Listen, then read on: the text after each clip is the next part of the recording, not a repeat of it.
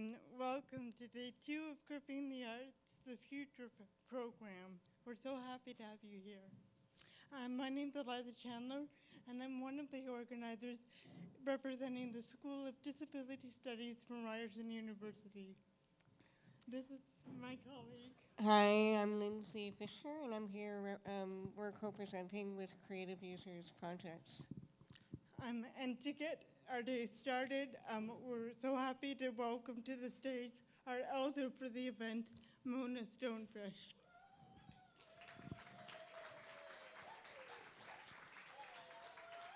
Is this okay? Yes. Do you want to- okay. Oh, this is fine. Okay, thank you. Ha bonjour, shalom, ni hao ma, salam alaikum. Ha bonjour, Indigenous. Good morning to everyone that's here today. And I want to inform you that we're on the traditional lands of the Three Fires Confederacy, the Anishinaabe people, Adawa, Potawatomi, and Ojibwe people. And later on, what has happened is they call it one dish, one spoon, which happened in Niagara Falls. So, and they also call it Haudenosaunee. But then I've also heard about Adirondack people, and people need to get on there and say that thing, there's no such thing. But I'm wearing today, first of all, my braids are 2 feet long. I'm a Anishinaabe. I wear only designer clothes made by Anishinaabe people. And I'm wearing a skirt that complements the area that I'm from, the woodland area, and it has all the lovely flowers, including the trillium, which is the flower for the province of Ontario. And I'm wearing a black top, and I wear a turquoise scarf to cover the number 11 that's on my neck, and but to honor the water. That was supposed to be humorous, the number 11. After you get 75, 80, you'll know what that is. Everything turns to 11. Gravity gets a hold of you, even if you're out and about. But so then the shawl that I'm wearing is wool, and it's green, which represents the beautiful greenery across Canada. And the red is for my people, and the white is for the purity of the snow that we have that takes away all sicknesses in the wintertime, so we can be healthy people. And it has a touch of yellow to remind us of the daisies and the buttercups. My dad used to say, well, look at those, I'll be pushing up the daisies soon. So, and so we used to draw pictures of daisies for him. And I wear glasses. I'm deaf in my right ear. And I have these beautiful John Lennon glasses on, Yoko Ono glasses. And I bought them in a secondhand store because I didn't want to pay the price that is in the store. So that's who I am, and now I'll do the opening. And I'll do the opening in the language that's indigenous to this area. And that's Anishinaabemowin, one of the languages. Hawosho minwa mashum sinanik, minwa nuk misnanik, gahwani dajnakaz, kuh dudam. Medewan du objectun, wawana wish gozion. Opskuna wish endam gibiayang mampinungwa. We're like a beautiful bouquet of flowers. Look at us, all shapes, all sizes, all colors. You name it, we're here. And we're the trailblazers. And we're here because we're supposed to be here. And every one of us is beautiful. And every one of us has something to offer society and the world. And I thank you. Miigwetsham narugi minyang sa kinagonagegwat tem gakmampi.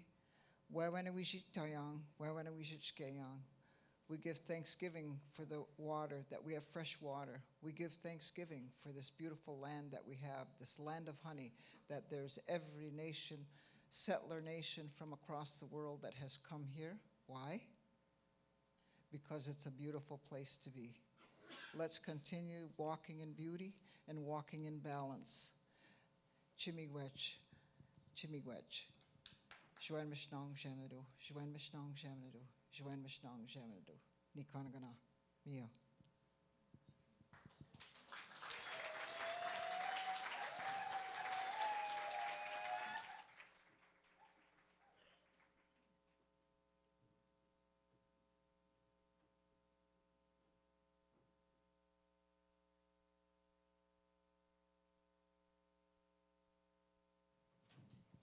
Thank you, Mona. Thank you very, very much. I'm just going to introduce Michelle now from the Harbourfront Center, who's going to give a bit of a note about access today. Amazing. Thank you so much, Lindsay. So good morning, everyone. My name's Michelle Wolfrey, and I'm the Accessibility Guest Services Representative here at Harbourfront Center. I'm really excited to be a part of the team that's welcoming you all into this space for what has been, and I'm sure is going to continue to be, an educational and illuminating few days. I identify as disabled, mad, and female. My pronouns are she, her, and hers. And today I'm wearing dark wash blue jeans, a light blue t-shirt, and a green jacket. I have been asked to give you all a little debrief about some of the quirks and features of the Harbourfront Center for the purposes of this event. We have 4 personal support workers on staff that can assist with your personal needs, as well as an access team that can assist with any barriers you might come across in accessing the programming this weekend. The access team is wearing black t-shirts that have white writing on them that reads, "The future is accessible." To get started, we are in the northern part of the building in the Brigantine Room. If you exit this room and head up the ramp or the stairs, you'll be facing south, and we have 2 hallways, an eastern hallway and a western hallway. The washrooms, as well as 2 single-stall accessible washrooms, are located in both the east and west halls of the building. Both sets of washrooms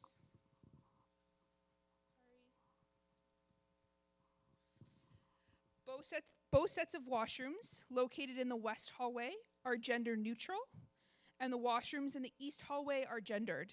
There's a female and a male washroom. Located in the west hallway, further south from the washrooms, is a water fountain, as well as the first aid room, which can be locked and has an adult-sized change table in it. There's also a sharps container if you need it. If you require private space or access to the change table, please see one of the members of the access team or one of our personal support workers, and they'll be able to unlock the door for you. There's a service animal watering station located just outside the Brigantine Room, and that's also where lunch will be served. If you're looking for a relief space for your service animal, there's AstroTurf services on the west side of the campus, or real grass and flower boxes on the east side of the campus, located in Ontario Square. If you need some quiet, relaxed time, we have a low sensory quiet room located in the north end of the building on the 2nd floor in the main loft. To get to the main loft, cross the hallway from the security desk, and there's a staircase as well as an elevator that can take you upstairs. Harbourfront Center doesn't have public guest Wi-Fi, and so if you're in need of access to the internet, please see one of the access team members and we'll be able to assist. The ramp getting to and from the Brigantine Room is quite steep and very narrow, particularly at the bottom. We have a volunteer located at both the top and the bottom to assist when navigating if you need assistance. When it comes to entering and leaving the space during programming changes, please be patient with us as we assist folks in accessing the ramp. We have several volunteers on our site, and they are wearing light blue vests. If you should need assistance or wayfinding support, please feel free to reach out to them. They'd be happy to help. When it comes to lunchtime, If for access reasons you need to eat first or are unable to stand in line for a long period of time, please let us know and we can move you up the line. For others in line, we ask that you make space for this to happen. We have audio equipment available for the purposes of described video if anyone should need it. You can see the attendant at the table to the left of the door as you enter the brigantine room. In the event of an emergency and a need to evacuate, please stay calm and allow Harborfront Center staff to direct you to safety. If we need to evacuate the building, we're asking folks to exit the main doors at the northeast end of the building and walk across the laneway to Ontario Square. That's going to be our meeting spot. If you require assistance in exiting, there will be a number of staff and volunteers who will be able to assist you in getting to safety. Again, welcome to Cripping the Arts 2019, and please let us know if there's anything we can do to ensure your participation in the events.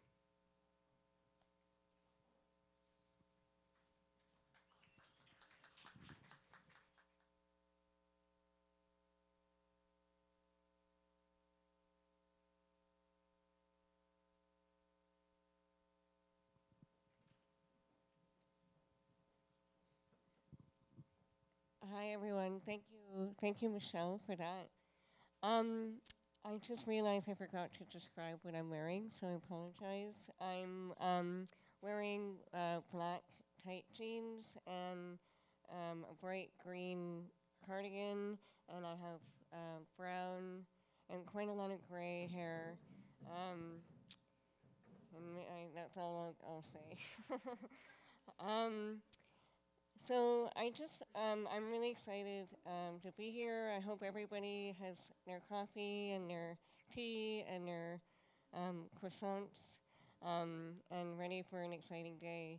To begin, I just want to welcome to the stage Rita Davies, who is the chair of the board of the Ontario Arts Council, and who, I just want to say, the Ontario Arts Council has been a critical partner in making today's program happen. So I'm really excited to welcome Rita.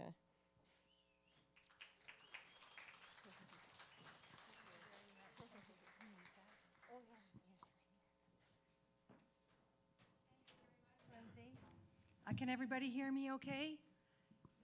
Today I am wearing a black wool dress with long sleeves and a very flared skirt, and I am wearing gray suede boots that are quite long and come up actually even under the dress.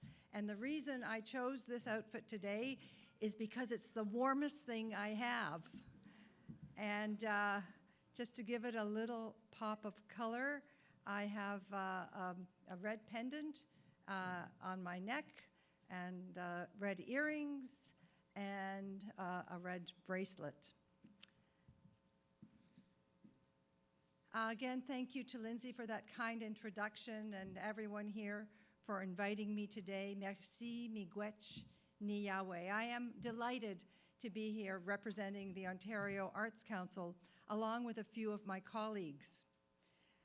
First, a shout out to our Deaf and Disability Arts Officer, Bushra Junaid. Bushra, would you? Yeah.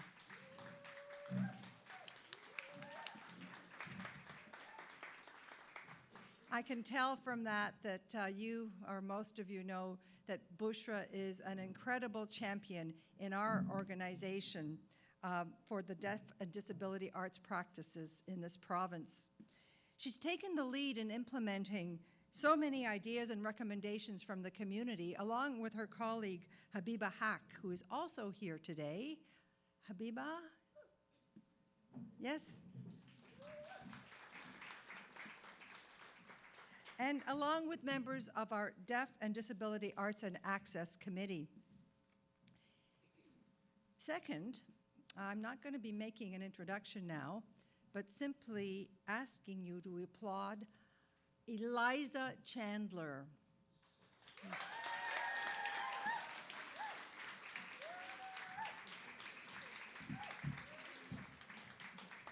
You may know her as one of the forces behind this symposium, or as a professor at Ryerson University, or as the co-founder of so many innovative arts projects.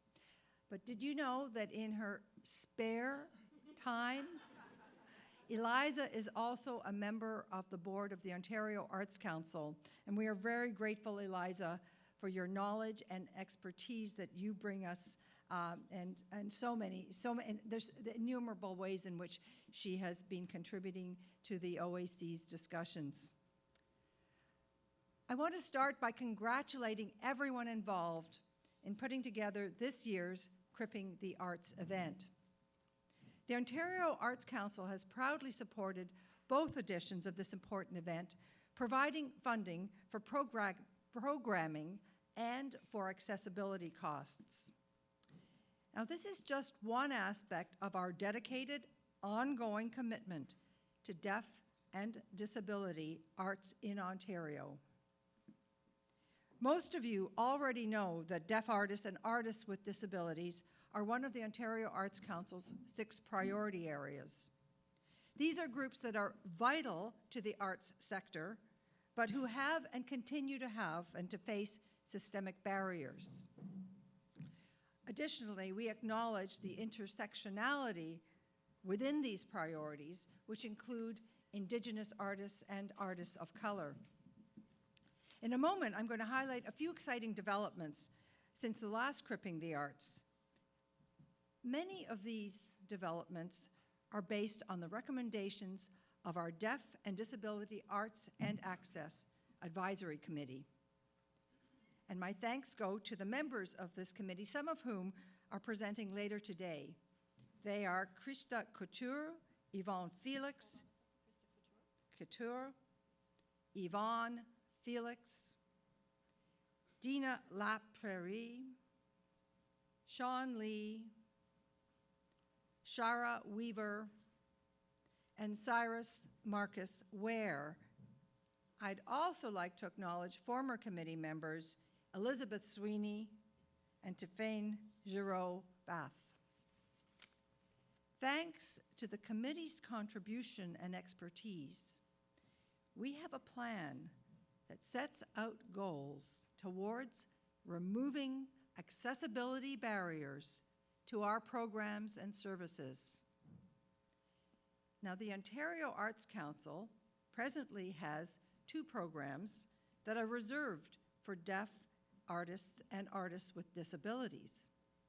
And of course, deaf and disability identified artists can apply to any of our programs that fits your practice. To that end, we have introduced inclusive alternative services and processes for making applications and implementing projects. We've added usability surveys to ensure our granting processes and technologies are truly accessible. And of course, your ideas on how our policies and programs can be improved are always welcome, and I anticipate many such good ideas coming out of this symposium. Finally, I would be remiss if I did not mention the outstanding work undertaken by Ontario's deaf and disability identified artists. It's exciting to be in the company of so many accomplished creators and boundary breakers. Love that word, boundary breakers. Many of whom have received support through our programs. Truly, this is a testament to the vitality of deaf and disability arts practice in Ontario. Let's hear it.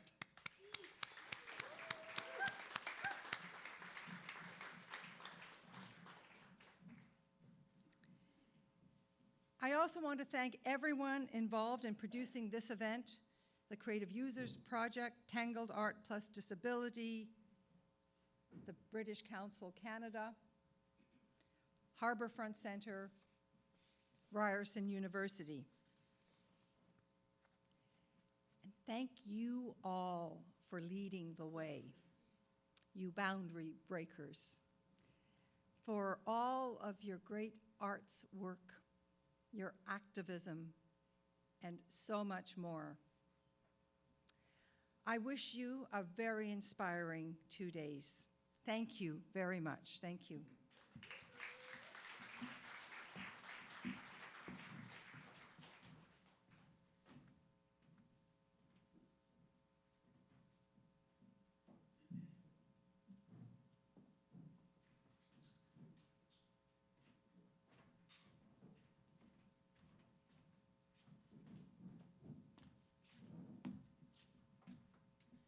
Thank you, Rita. Your support of our sector is so impactful and felt.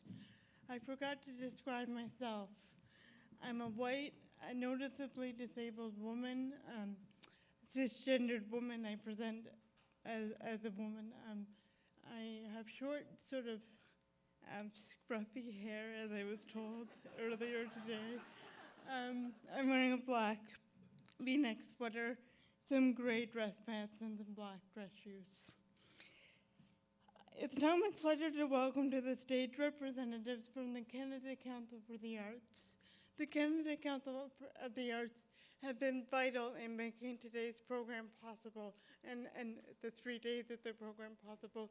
In particular, their support helped us create the access guide, which we're so proud of. So we really do thank the council. My friends and colleagues for a long time are going to come up and welcome us. Alan Shane, Disability Arts Officer, and Elizabeth Sweeney, Program Officer in the Explore and Create program.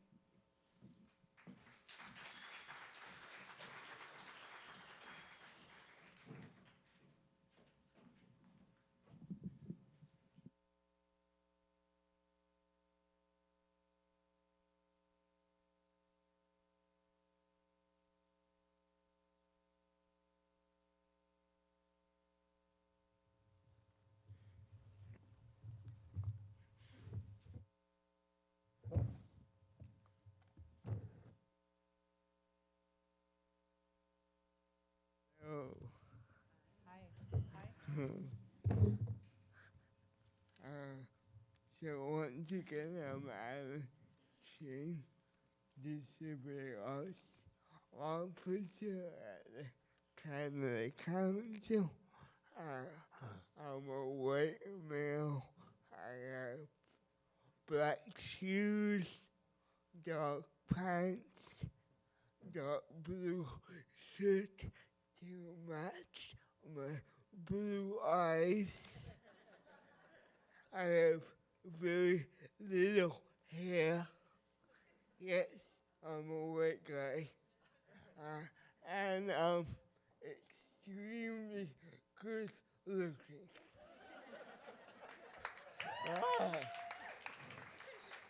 Thank you for your support in that. Thank you. I have Myron to my left as my support person. He's here holding my notes.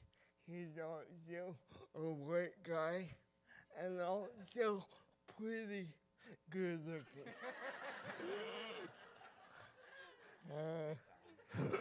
You're welcome. I've been at the Canada Council since 2013. I work on policy as well as processes and procedures to make the council as open and supportive to deaf, disability, and man-identified artists as possible. I want to say I've also been a performing artist for almost 30 years. So, yes, I am old. Hi, my name is Elizabeth Sweeney. I'm currently wearing some practical black lace-up shoes that have little red tips on the laces, some flowery socks, some black jeans, a longish shirt that goes down to my knees, buttoned all the way up to my neck. It's like a muted, mossy green color, quarter-length sleeves, a little leather necklace halo, I guess. Very short hair that's a little bit wavy or scruffy. Probably by the end of the day, it'll be standing up. And I have square blue plastic glasses that remind me of a pair my grandfather owned in the 70s. And I'm also extremely good looking. But I'm not nearly as old as Alan.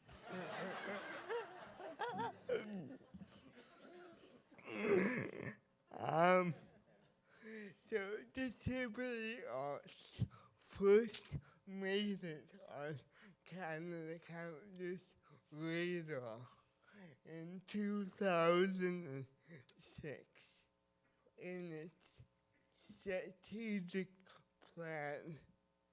Disability arts was named as an area of exploration.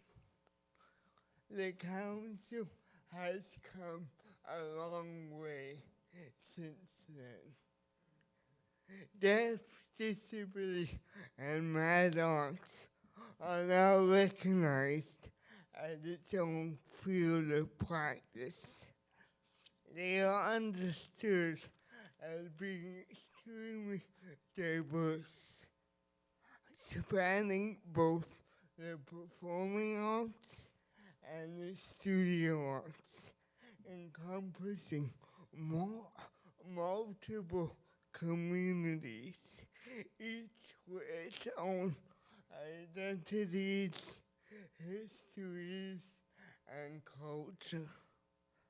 Deaf, disability, and mad artists. Our Canada Council wants to be an ally to supporting deaf, disability, and mad artists and claiming their rightful place as an essential part of Canada's art and culture, and what makes our arts and culture diverse, innovative, and relevant. Claiming space has always been a political act for us disabled, deaf, and mad people. This transformation at the council in our approach only occurred because of the power of our own collective voices demanding to be seen and heard on our own terms. For much of the council's 60-year history, disability artist David Harvey says that the goal of deaf and disability arts is to bring the world to us, not we to it. I think this is what we're accomplishing with events like Cripping the Arts.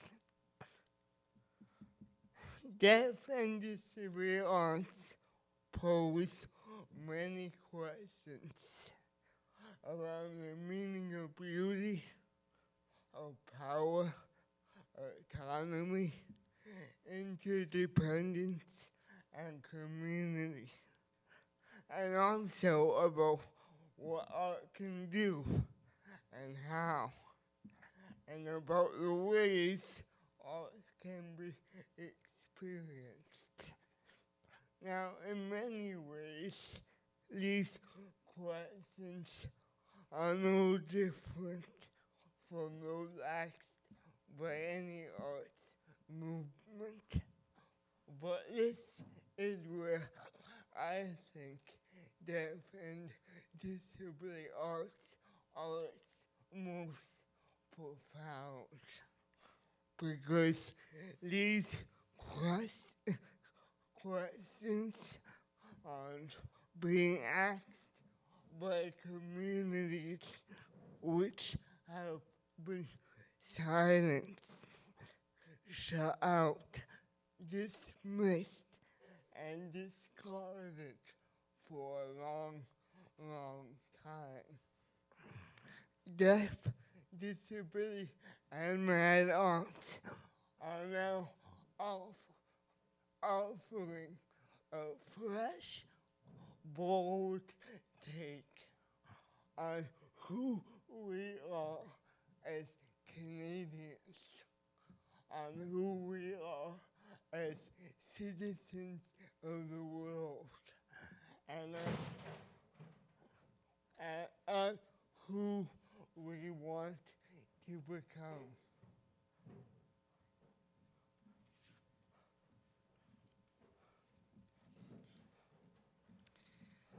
Crip art is political, and it is rooted in a commitment to collective and interdependent justice and freedom. As we look back on our Crip art histories and we consider our futures, it's critical that we seek out the important stories, histories, and legacies of Black, Indigenous, and POC Crip elders, whose work and activism are so often forgotten or ignored, and who were and still are disproportionately the target of numerous institutional systems who see their bodies and ideas as deserving of less equity. As such, now more than ever, we must support artists whose work calls attention to the disproportionately high numbers of Indigenous, Black, and brown people who are imprisoned and murdered by police and who are also disabled, deaf, neurodivergent, and mad. As a community of artists and activists, we are also responsible to remember that these lives are fiercely precious and are under persistent threat.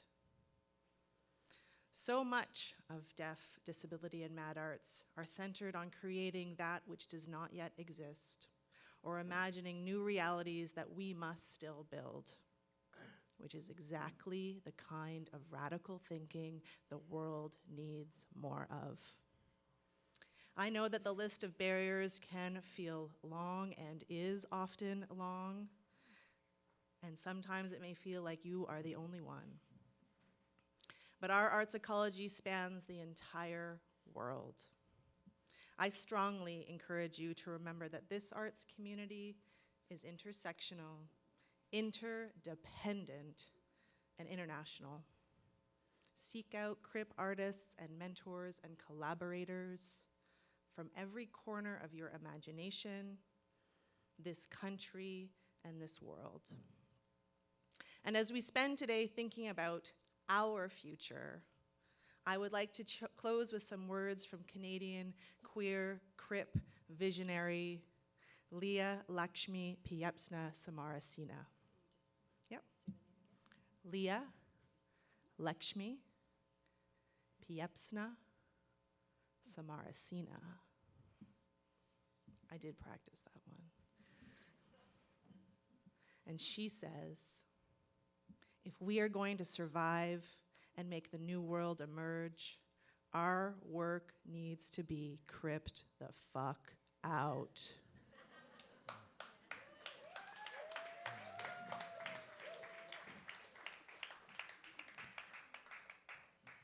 Our work needs to center disability justice and the activists at the heart of it who have reclaimed Crip as a positive identity, where being sick, disabled, mad, neurodivergent, autistic, and or deaf is at the heart of our radicalism. She goes on to say, I am dreaming the biggest disabled dream of my life. Dreaming not just of a revolutionary moment in which we are not abandoned, but of a movement in which we lead the way.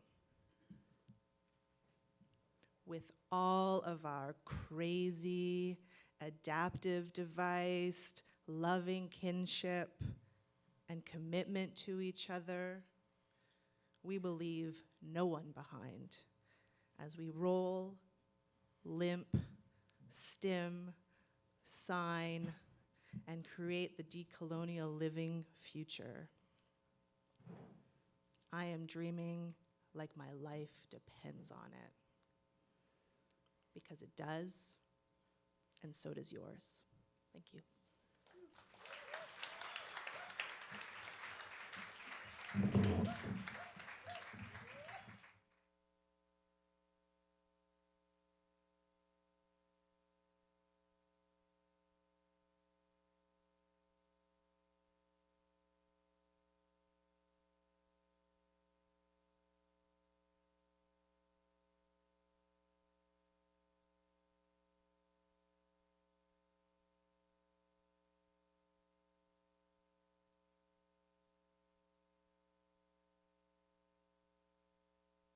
Now, my pleasure to introduce a friend and a colleague, Dr. Jennifer Martin, to the stage. Jennifer Martin is a professor in the Child and Youth Care Program at Ryerson University. She's also the Associate Dean in our Faculty of Community Services, and she's the person who supports all faculty in what we call SRC, Scholarly Research and Creative Development.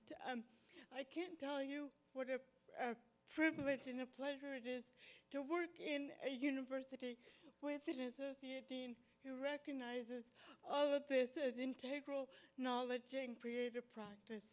So thank you, Jennifer.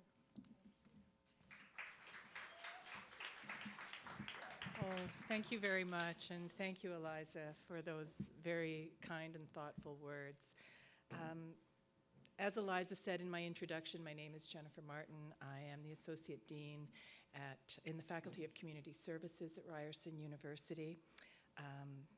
As I stand in front of you, I'm white, I'm a non-disabled woman. I have short brown hair, I wear glasses. I'm about 5'8", 150 pounds, wearing a teal-colored sweater, black pants, black boots. And I'm smiling as I look around this room because it is my great pleasure to be here with you today. Cripping the Arts is an exciting and important 3 days of programming made up of panel discussions, co-creative workshops, exhibitions, and performances about how arts and culture are created and experienced. This is an important moment in which to explore, debate, and share emerging ideas and practices that relate to themes of representation and new models of leadership, to explore disability culture in an increasingly digital world, working in solidarity between disability rights, racial rights, decoloniality, and Indigenous sovereignty.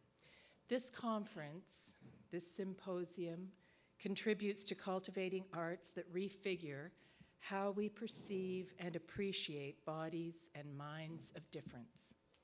It is part of a creative and intellectual wave of leading-edge artistic creation research, technological innovation, and critical inquiry. You are transforming the arts community, by challenging the way art is typically created and experienced, by including people previously marginalized by mainstream arts, by ensuring more people have access to creating, experiencing, and being represented in art, thereby ensuring more people live vital, fulfilled lives. Arts and culture can lead to practical change for people, and you are indeed transforming the arts community. I'm here today to bring greetings from the Faculty of Community Services at Ryerson University. Our faculty is made up of 9 schools, and I'm going to take just a moment to name them all because I'm so deeply proud of each and every one of them. nursing, midwifery, early childhood studies, child and youth care, social work, occupational and public health, nutrition, urban and regional planning, and disability studies. Foundational to our faculty of schools, at the very heart of what we do, is social change and social justice. Through our students, through our faculty, through our teaching, through our research, and with community, we are shaking the world in ways that we have never done before. However, this kind of an event, Cripping the Arts, excuse me again, makes me realize that we have to pick up our game. We have to learn how to better invite people in through meaning accessibility practices and make sure that we are all included. Your work is opening up for us places where we are not as active as we should be. We have to enhance, change, alter our capacity of understanding what is going on when we think about bodies of difference as a way of getting inside our own prejudices and biases to rethink and reshape our politics. Through Cripping the Arts, we are grasping this visually, auditorially, sensorily. Our consciousness will be expanded by this event, and I think that's a way of saying you're going to blow our minds. It is celebratory, and at the same time, it raises and poses important questions for us. Questions about culture, practice, intersectionality, indigeneity, questions about research and scholarship, and how we understand and produce knowledge, and questions about how to be an ally, and especially as a non-disabled ally. Cripping the Arts helps build our commitment through ideas, and it is an interruption in our conventionality in how we approach these ideas. The Faculty of Community Services is not fully there yet, but we are willing and we are committed to being affected, challenged, disturbed, and moved by this community of disability at work. And this work is important. We've never seen anything like it. Cripping the Arts and events like it are troubling the waters, and we are very excited about that troubling. Thank you.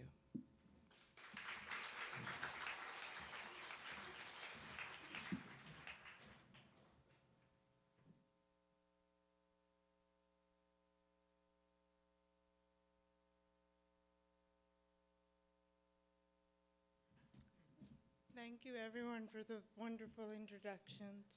Lizzie and I will just say a few words of thanks. Yeah, I just want to start by saying we're really thankful to the Canada Council for the Arts that we mentioned. We want to mention it again.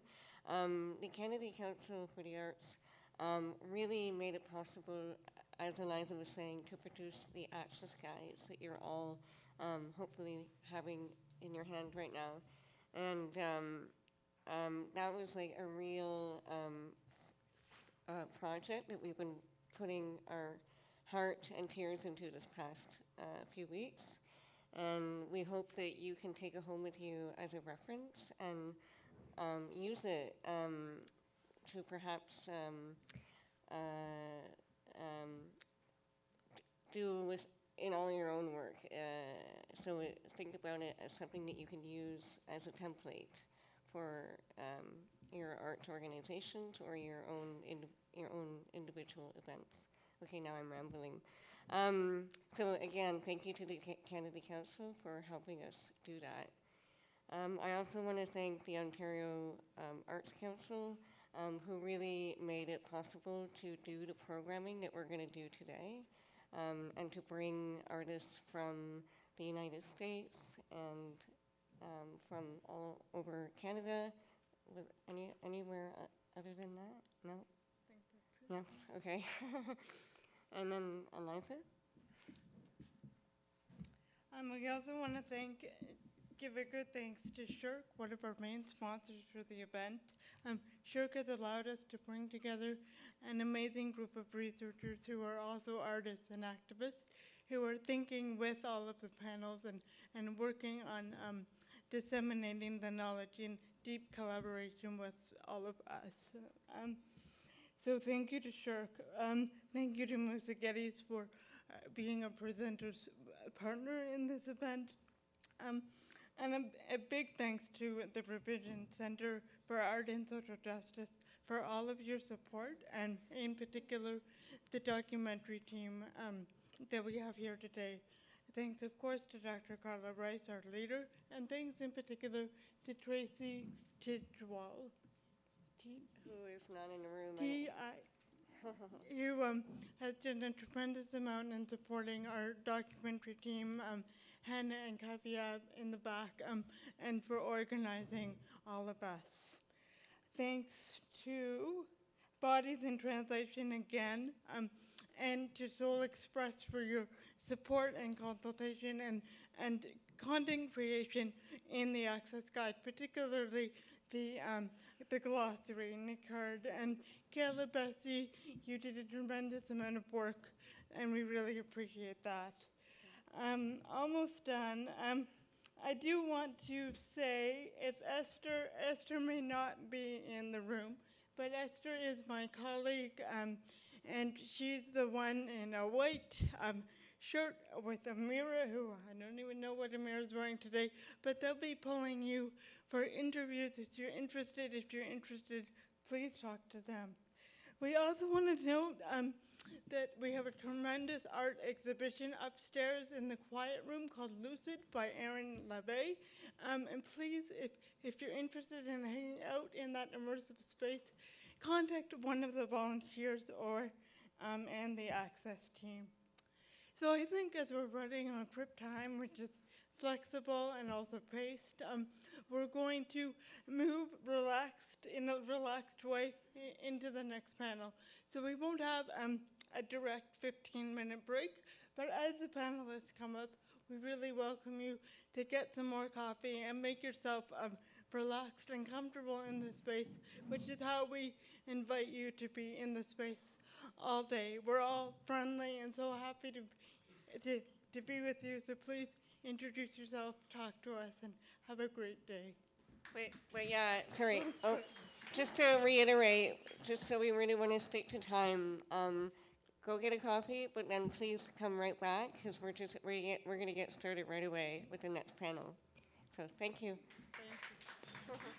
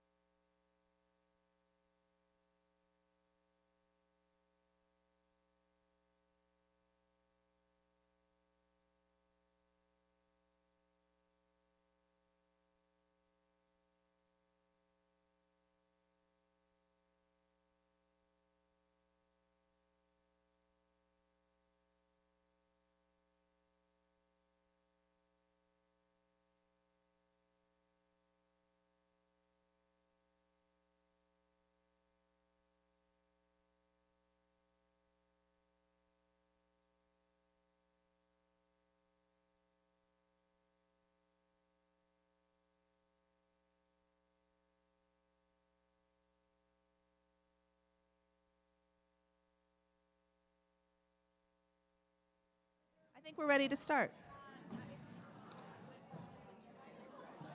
There we go. Yeah. Hi, y'all. Hi, everyone. Test, test. Thank you. Thank you. Thank you. I really appreciate your attention. It's me again. Hi. This is a really awesome crowd. I'm really happy to be here. Thank you, everyone. I'm a little bit turned. So, hi. So today we're going to talk about our future. It's a fun topic. We're really going to be exploring the ways that deafhood, madness, and disability, we're going to be thinking about them within like frameworks of like cultural futurisms and digital technologies and transformations and disability arts culture and all the yummy, delicious, good stuff.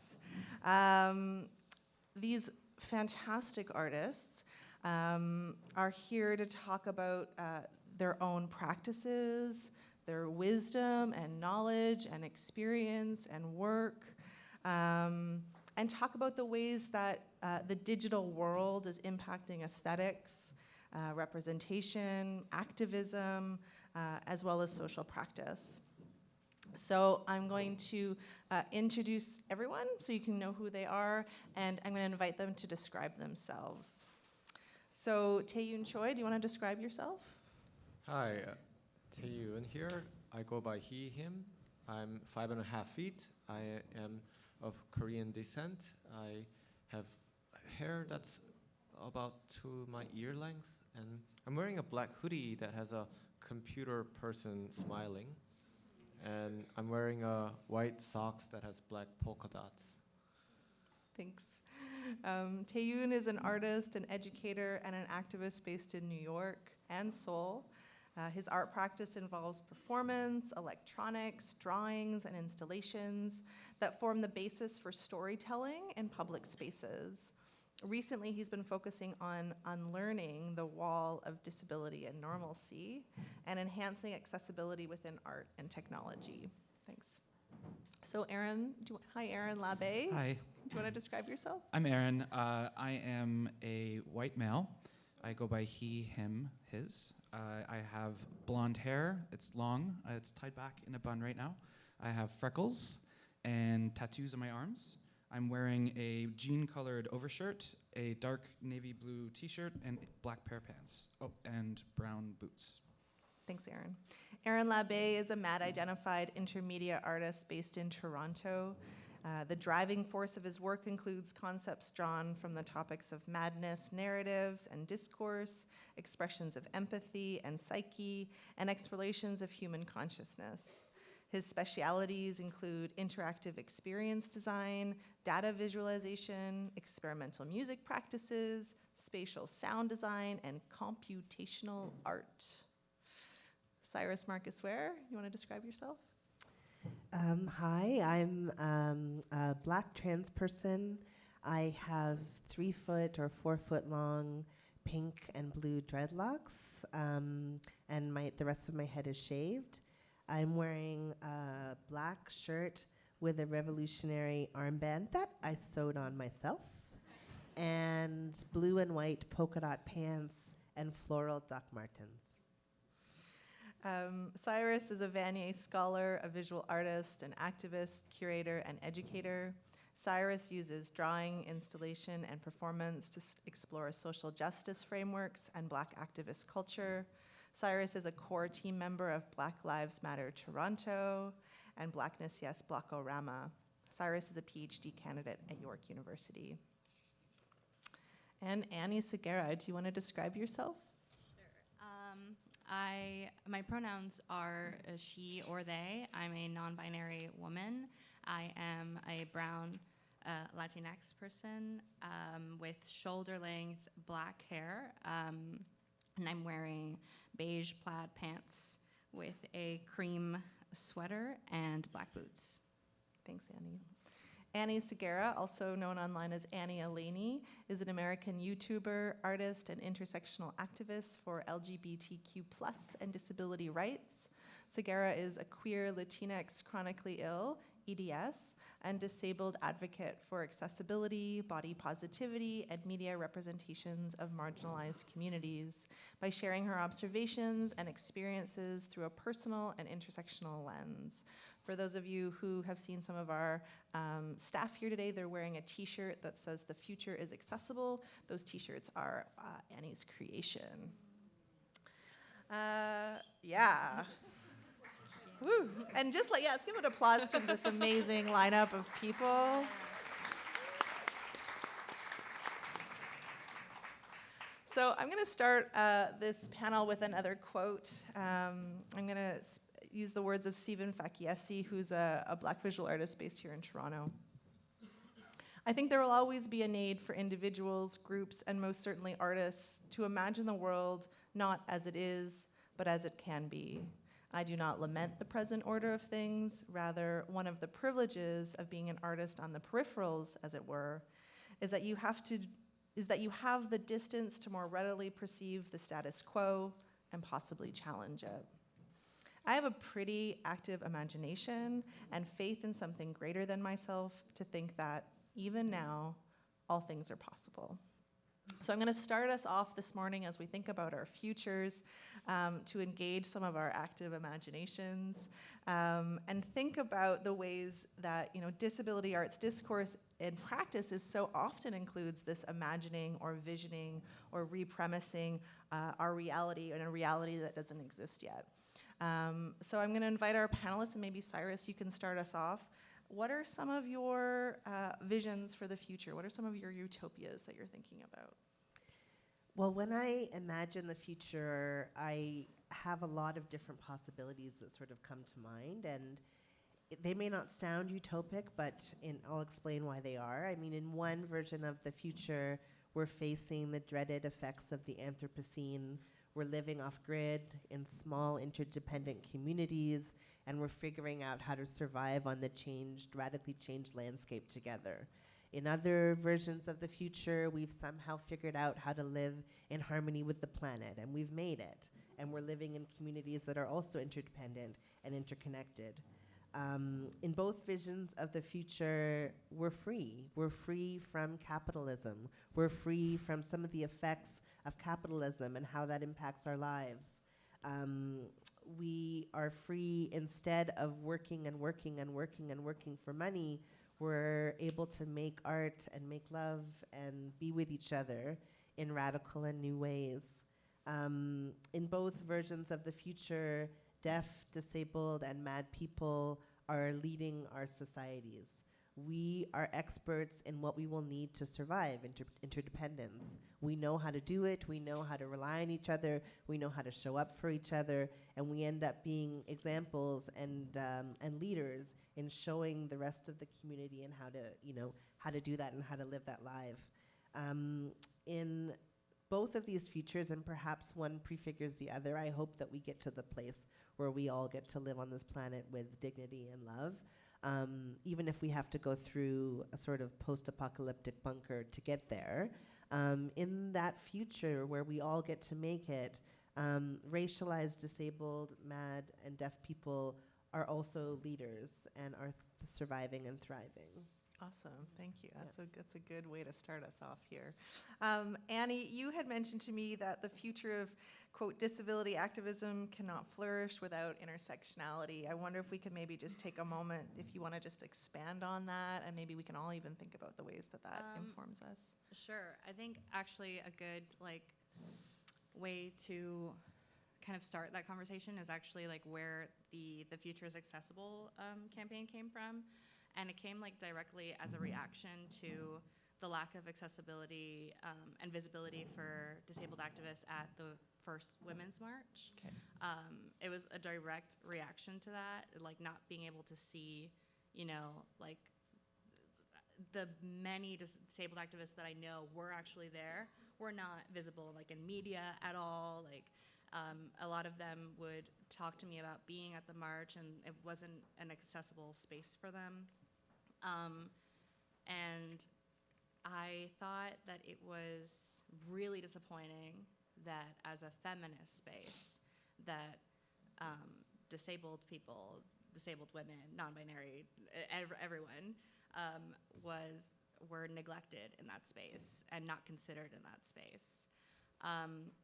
So that is actually why I kind of made my own internet protest sign with like "the future is accessible" on it, and then that sparked the T-shirts.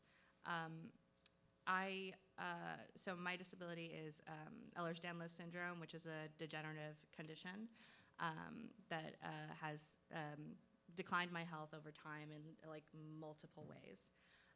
So I have the perspective of like living kind of with abled privilege for most of my young life, and then learning through experience about the lack of privilege that disabled people have. So I kind of also had that disappointment in myself, like, because I was also a feminist and an activist all the way up until my health decline. And I was one of those. I was a person who didn't consider like accessibility needs or anything like that. So everything that I'm working towards now is using what I've learned, not just from my personal experience, but by also using my experience to open a door to everyone else and listen to everyone else that's in my community.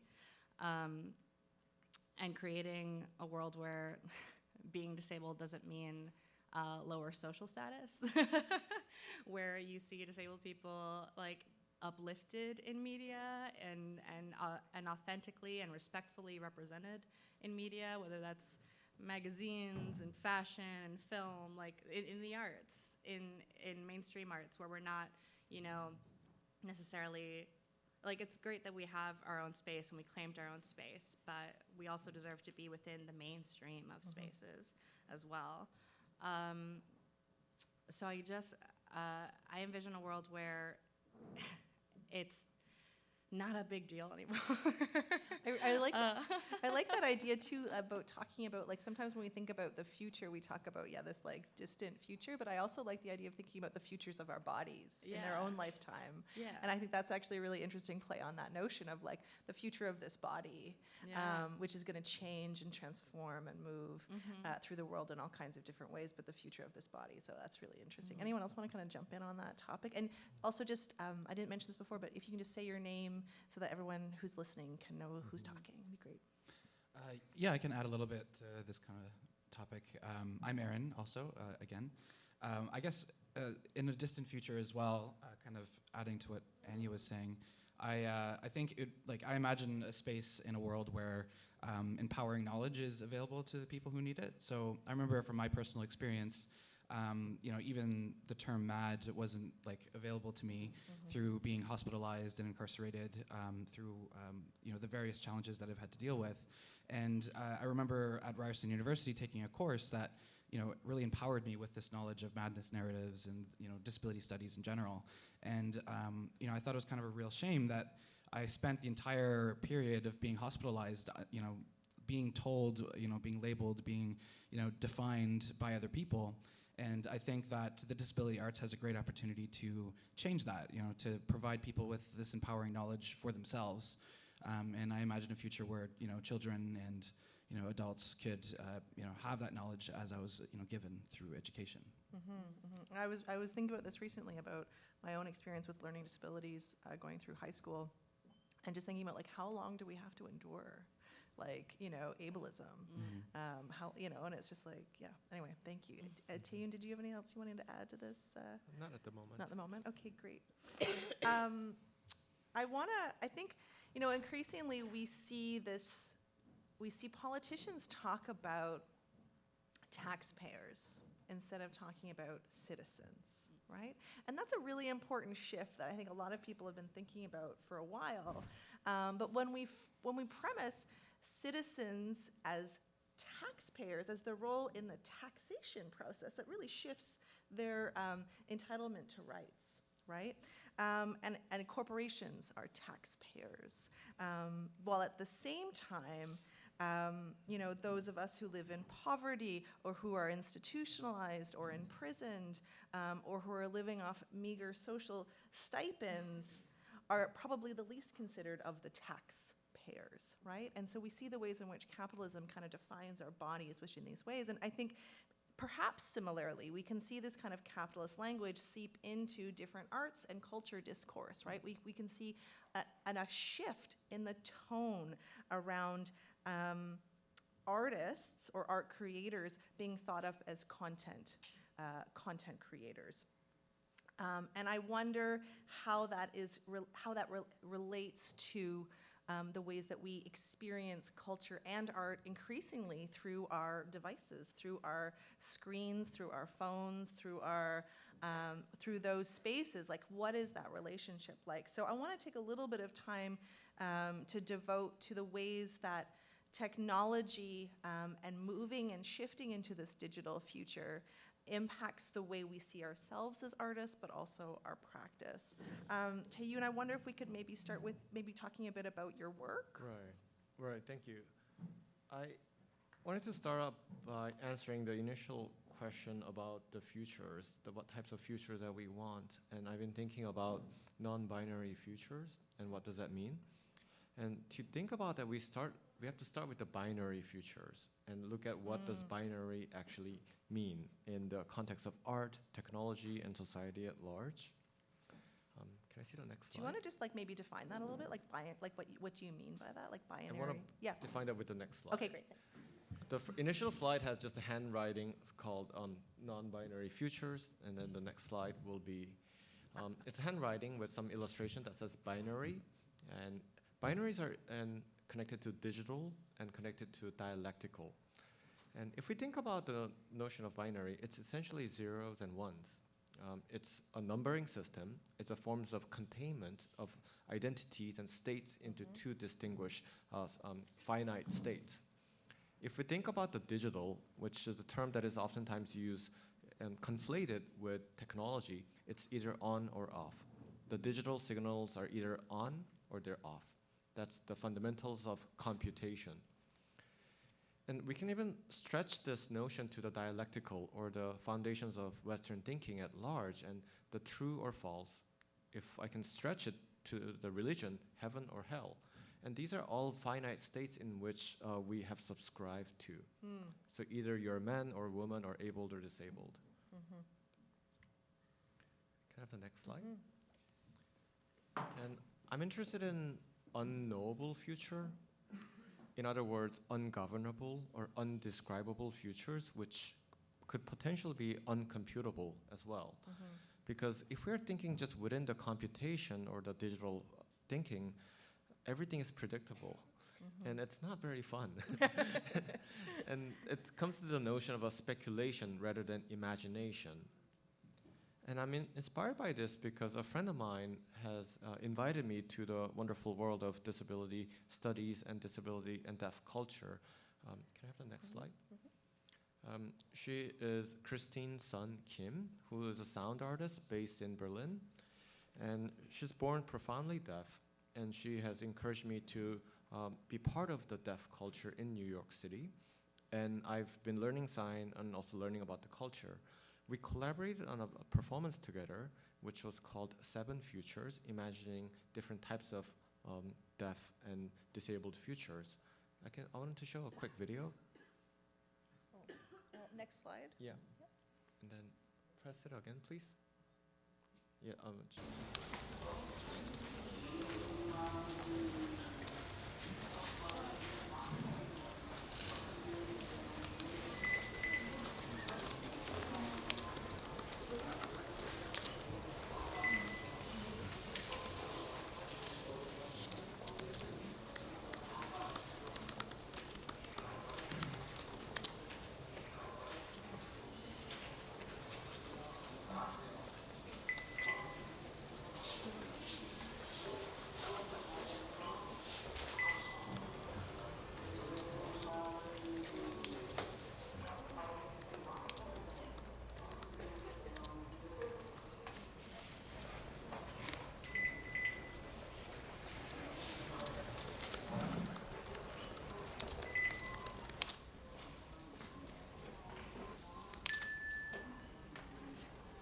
In this video, the title says, "Future is Deafhood."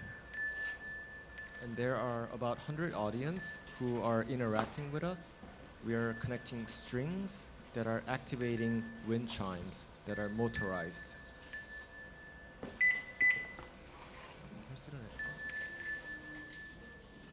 In this performance, there were about 4 different languages coexisting: American Sign Language, Korean Sign Language, English, Korean, as well as computer code. So these pluralities of the languages, one thing we think about as the future.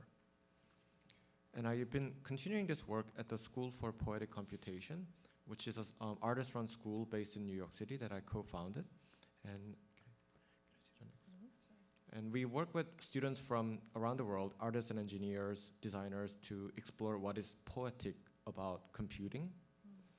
Some of the student projects are like this, where Ishak Bertrand, a designer from Barcelona, wanted to slow down the time. And he created a game that operates 1 clock cycle per day. To describe the video, it's a small cube that has screens in it. It's like Tetris that you play by rotating its orientation, and you have to wait 1 full day for the game to proceed. Can I have the next slide? Another project, collaboration between Zach Lieberman and then the students. The image description is that there are 2 very large screens, room-side screens. One side has code that are animated. The other side has execution, that is animation of the code.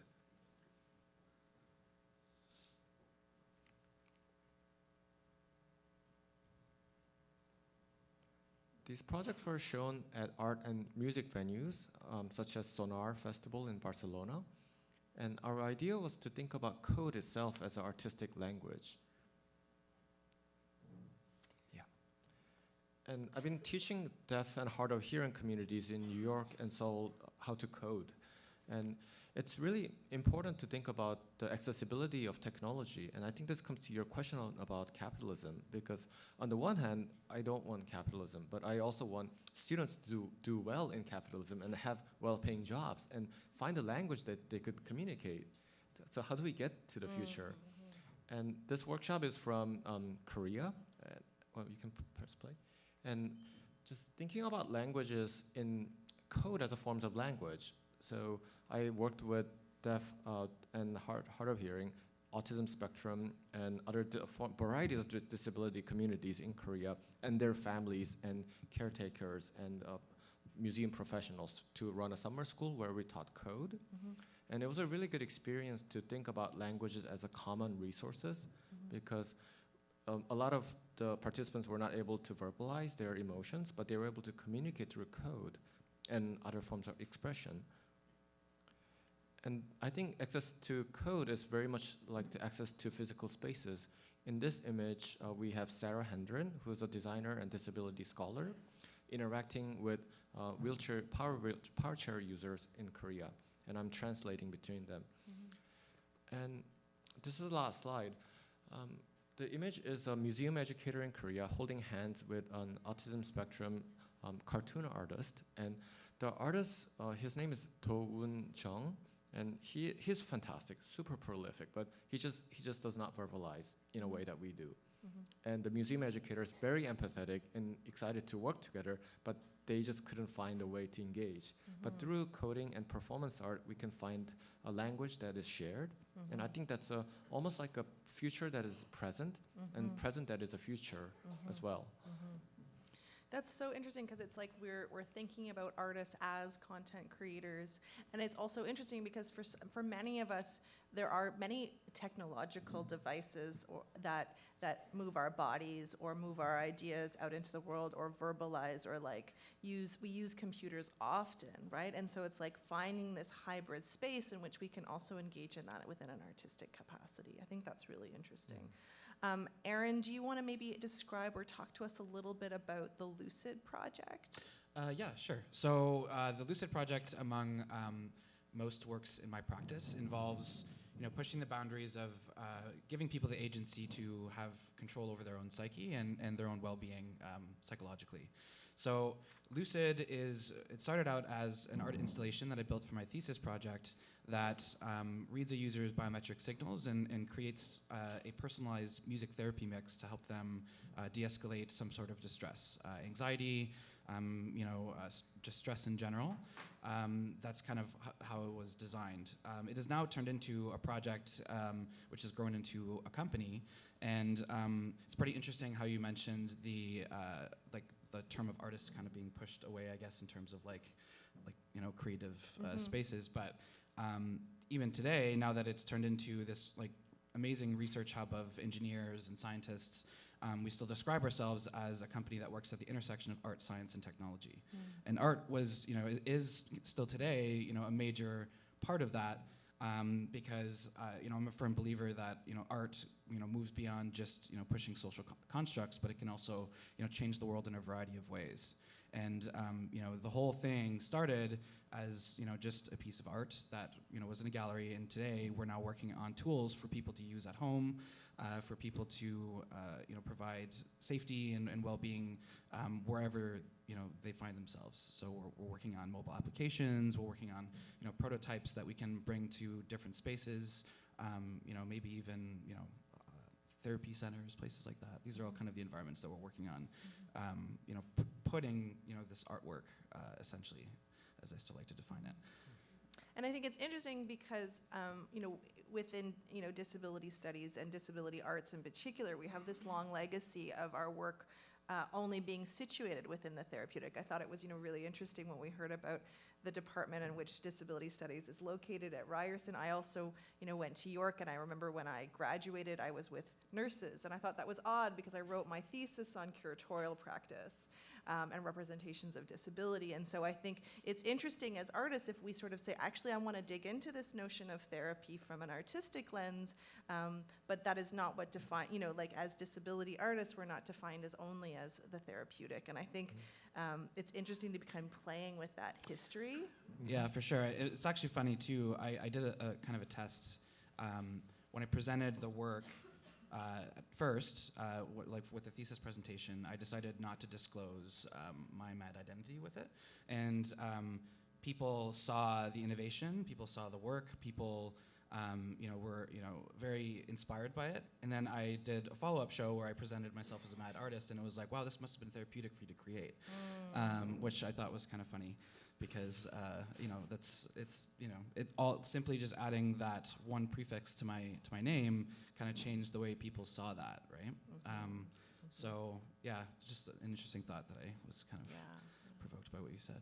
Anyone else want to keep going on that? Sure. I wanted to mention how I'm filled with gratitude about the internet every single day of my life. Without the internet, I wouldn't have found my diagnosis and been continued to be gaslit by my doctors telling me that nothing was wrong because they didn't know that my disease exists. And it was through the internet and through community, by Spoonie community, chronically ill community, talking about symptoms and exchanging that information through people on the internet. Eventually finding out the name of the thing that I have, which again is Ehlers-Danlos syndrome, and being able to take that name and then advocate for myself in medical spaces, to just get that name on a piece of paper. Like honestly, they do a lot to help me in medical spaces, but just having that and not having doctors tell me there's nothing wrong with you and you're a hypochondriac probably and your mobility aids are not necessary, or they have this medical ableism of do you really want to be using that wheelchair, things like that. Just kind of trying to, I don't know what they wanted me to do, just pretend that I was able-bodied. Endure. Yeah, I don't know. It wouldn't have worked. I just would have disappeared to the world because without mobility aids, I'm stuck in my bed. So that's essentially what they were asking of me, is to just disappear because we don't know what to do with you.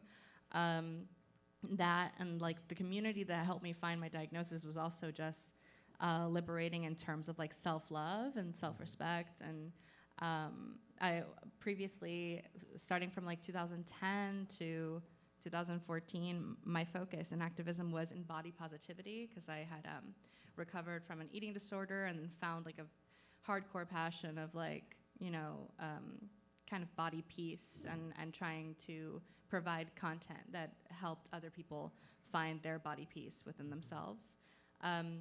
But because my inspiration for that work was from an eating disorder, it was very weight focused.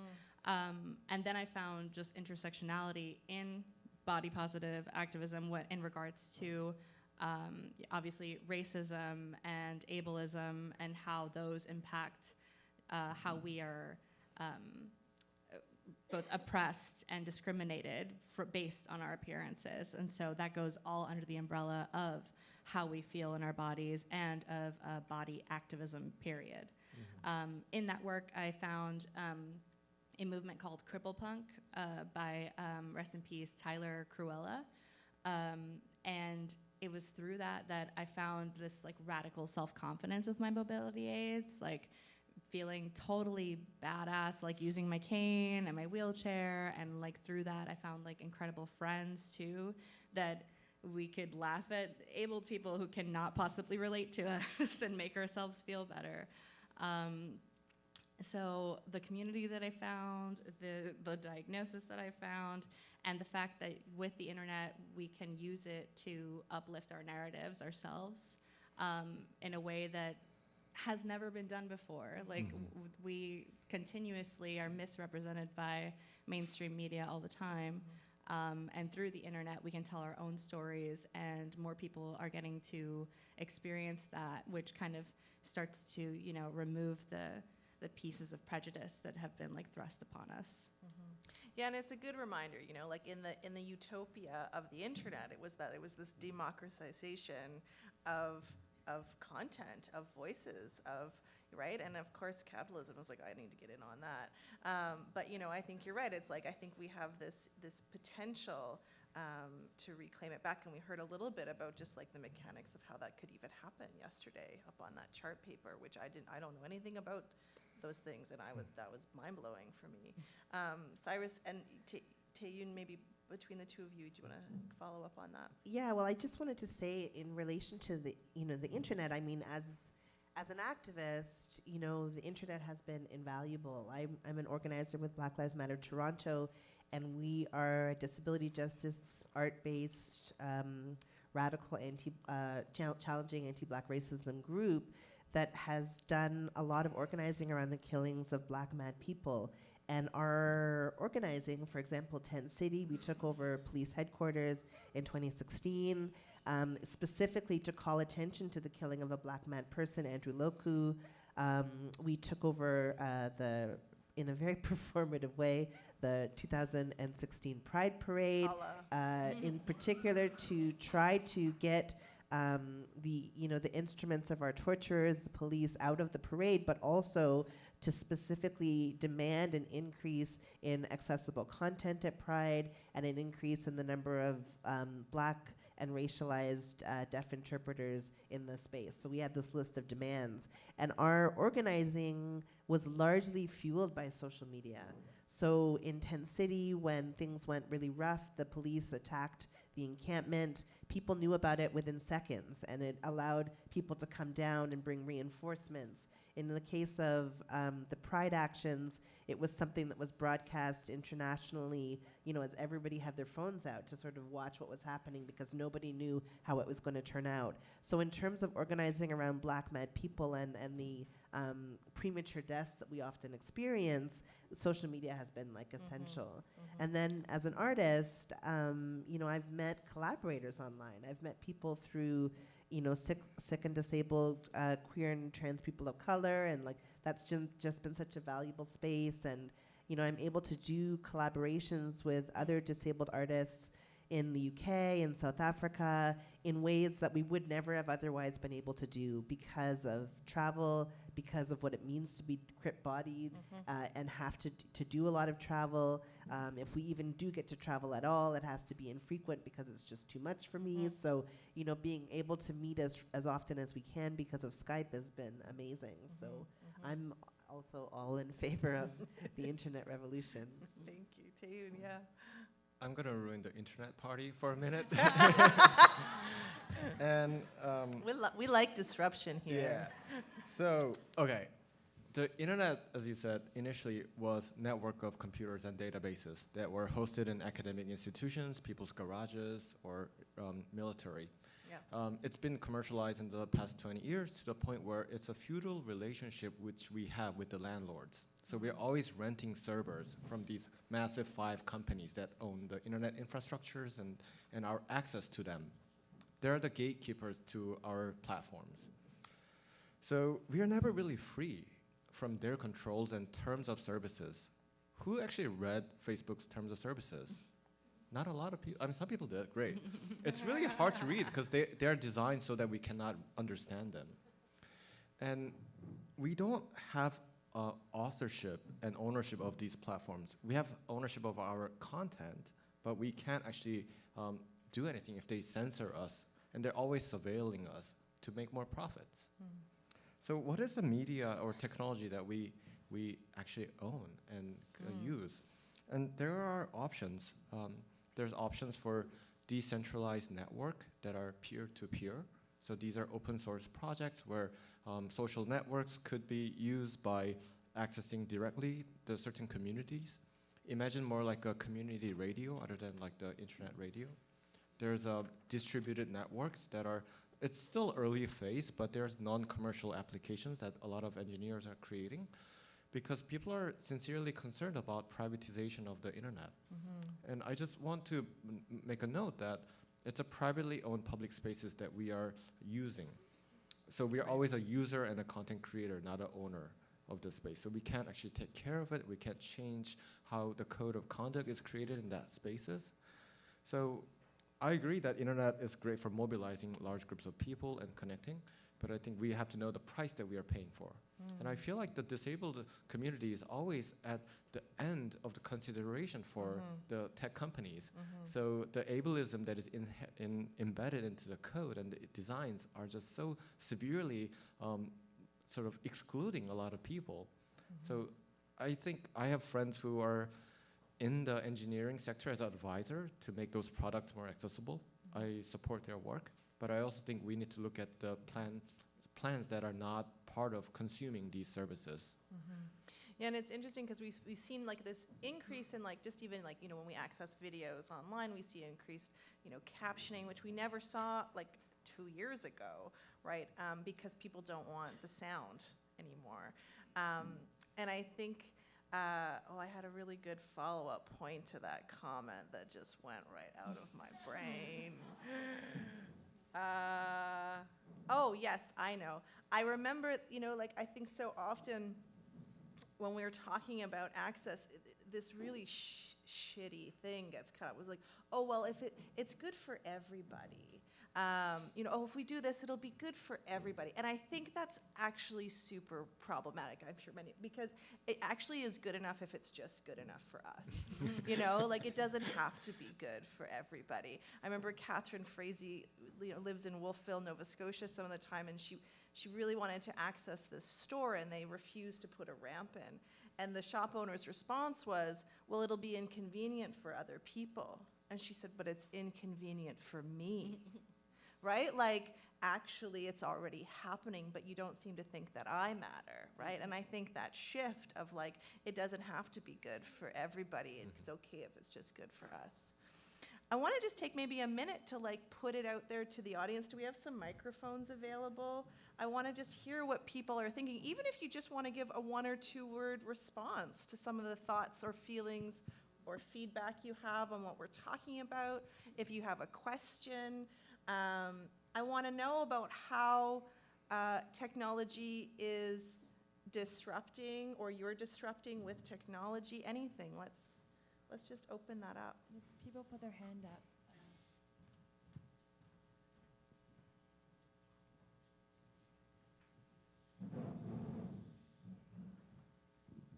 Hello, my name is Alan Cullen. I'm a visual artist. On the subject of disability and accessibility.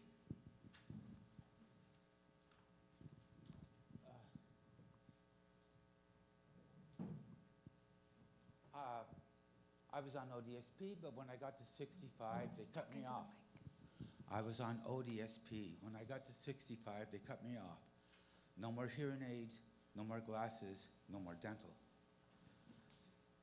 Trying to get a $5,000 pair of hearing aids sure beats trying to get a computer. I use digital to represent the people on the streets. They have no access. Maybe they get access at the library. These were produced at your local library. You've been quite fortunate. You well off. You have access to computers. You got home care. But these people, this guy just died a few months ago. And this is not part of the digital world. This is the real world. Now, as artists, you have a responsibility to talk about the real world. I want to thank you. I just wanted to remind you that there's a real world out there. And I have a couple of videos, but Thanks, Alan. I think it's actually really great that you mentioned the public library. I think that, you know, the public library is a space that is still public, that is about sharing ideas, is about sharing stories. It's also about access to internet, and a lot, you know, it is free. And it's one of those few sacred spaces that also I think a lot of us find ourselves in when we don't have resources or access. And I thank you for that reminder. Tayun, yeah. I also want to say thanks to Ellen for acknowledging the realities. Because Yeah. when we talk about technology, we often have this idea of a utopia where everything will be perfect, and there's a active forms of erasure in imagining such future. So taking it back to the realities and what is the technology that exists for people today, and how can they become more aware and attentive to the needs of the people who use it. Thank you. People like yourself have to be aware of how to be a person with disability. People like yourself, well-educated, comfortable, you know. The people on the streets, myself, you know, like coming hearing impaired, getting access to hearing aids, dental, glasses, just to function. ODSP saved my life, but then when I get cut off, I'm going to have to replace these hearing aids, $5,000. I haven't been able to go to the dentist in the last 2 years. I scrape by on money. I photograph these people. These are my neighbors. Thank you. They're people who are physically challenged, and the laws say that we don't have to feed them anymore. We don't have to take care of them anymore. You're talking about some abstract, emotional, digital world. The real world is, for a person with physical disabilities, is he needs the crutches, he needs the glasses, he needs to be able to live. He doesn't think about the artistic world. You have to know that you get cut off of ODSP,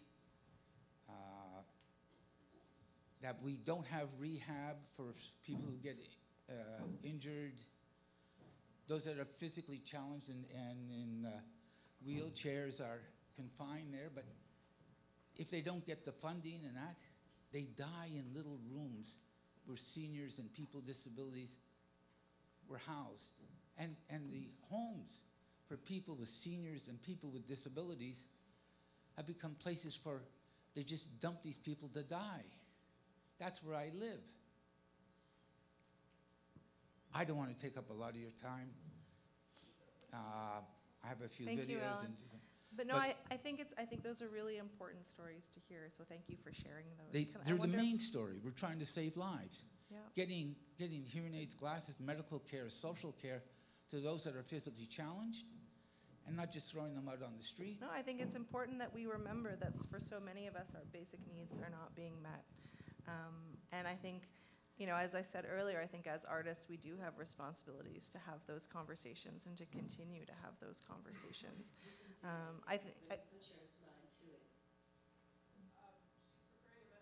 Okay. Okay. Are you ready? Do you want to? Yeah. Can we bring the mic over? Can we bring the mic over?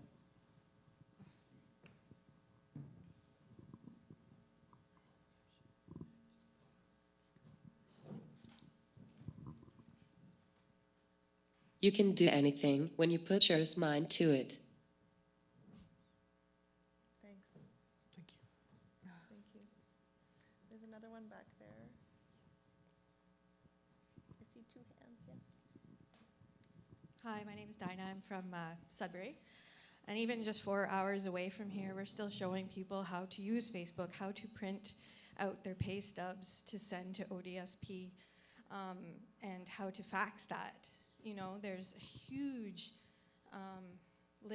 technological literacy problem in our community. I'm representing people's lived experience of mental illness. And I think it's building on what Alan was saying, you know, like those of us who can participate in these discussions about digital transformation and communities are coming from a place of privilege, and every day I have to show somebody how to turn the computer on. So I just wanted to say thank you to Alan, because there's a huge gap in people's knowledge and abilities, and we're just 4 hours north, and we're trying to, you know, show people where the library is so they can get there, and can they even take the bus there from the community they're living in, because it's 45 minutes away. So yeah, it's a different reality in different spaces. So I just wanted to bring that forward. Thanks for bringing that into this space. Thank you. So there's one more here, and then we'll go over here. So over here. Hi, my name is Salima. I came from Montreal today. So in response to Alan, I was thinking about this kind of feeling forgotten, or, you know, people that live with different limitations might get forgotten. But, you know, since Aaron's here, I thought I'd take advantage of asking this question of, you know, what role do you think tech could play in building empathy and connections for people that might be feeling forgotten in society? That's a great question, yeah. Well, I mean, when we did our organizing around the killing of Andrew Loku, he was somebody who was living in exactly one of these apartment buildings. He was living in an apartment building that was designated for people who experience psychiatric disability, and you know, that's the environment that he was living in. That's the environment that Amlisset Haile, who was also killed by the police, another black mad person, you know, was living in. And so we've really tried to draw connections between access and you know, the sort of the ways that those environments are targeting particularly racialized bodies. You know, with our organizing around Andrew's case, a big part of the organizing was trying to situate who Andrew was and in what conditions he was living. So he was working as a handyman in his building, and it's particularly because of that he had a hammer in his hand. And it was particularly because he had a hammer in his hand that the police came and within 12 seconds made a decision that as a black person he was too threatening, and they killed him instantly, right? So we've tried to use the internet and technology to try to draw attention to these cases of these people, these particular people, racialized mad people who are, yes, put into situations to be forgotten, and then often in the case with black mad people, you know, there's the very injurious things that happen as a result of that, murderous things. Thank you, Cyrus. Anyone else want to keep going on that? I also wanted to touch on, and I can't believe that I didn't mention it when I spoke, like the possibility of fundraising using the internet in order to do so, because that was also part of my experience as well. My mobility aids, like finding a diagnosis eventually. I spent like all my savings on doctors that wouldn't listen to me until I finally got that diagnosis. Getting that diagnosis, bam, I had empty pockets. So needing a wheelchair, needing any mobility aid, I had nothing left, and I had to use the internet to you know, fundraise for these things. And I know that it's not the easiest thing for everyone to do, especially if you don't know how to turn a computer on, like as was mentioned. But trying to use it to uplift these narratives and to hopefully create some kind of programs to just focus on fundraising for disabled needs, such as mobility aids or hearing aids. That's something that should be more on the table and part of the discussion, I think. Yeah, and I think, it's going back to the notion that we are an interdependent community. And, Taeyoon, I appreciate that you shared, and I think a lot of us here identify as educators and spend part of that practice through formats that include education and engaging with community. Aaron, you wanted to say something, and then maybe... Yeah, I was just going to kind of add to what Salima had asked a little bit. It's true there's a lot of people who are forgotten even in the digital age, especially I think in the digital age. And I think that the one nice thing about it is we can use it as a tool to remind people of those who have been forgotten, or to put them in situations where they will feel empathy. Through my work with immersive experience design, it's a great opportunity to have people feel things beyond, it's one thing to read something, it's one thing to see a video, but making people actually experience something beyond what they've had to experience before. So I think that gives us as artists the opportunity to evoke empathy and perhaps remind people of those who are forgotten, and the people who have the ability to help those who are forgotten might eventually be reached that way as well. So, Taeyoon? I think access to information is a human right, and internet is a great vehicle to do that. In that context, I think we should demand the tech companies to listen to us and then follow up and change their terms of services that are inclusive of disabled people and marginalized communities. I think that will lead to empathy in using and making of the tech. Thank you. I think there were some questions over at the side of the table. I don't know if you still want to ask them or comments. I think I just wanted to, again, thank Alan for, whether he named it explicitly, breathing classism into the room. And I really liked what you said. I forget your first name, Elizabeth. Sweeney. Sweeney works. About how we can lead with our models of interconnected and caring communities. But we have to stop being uncomfortable around poverty and people who have experienced generational poverty and I just want to really thank you, Alan, because I've been in so many spaces where that claim to operate from an intersectional approach, and when the person in the room who maybe doesn't have the same kind of education that everybody else in the room has and comes from poverty, they are, even in that progressive space, shut out. And so thanks, Alan. And we can do this. Yeah. Thank you.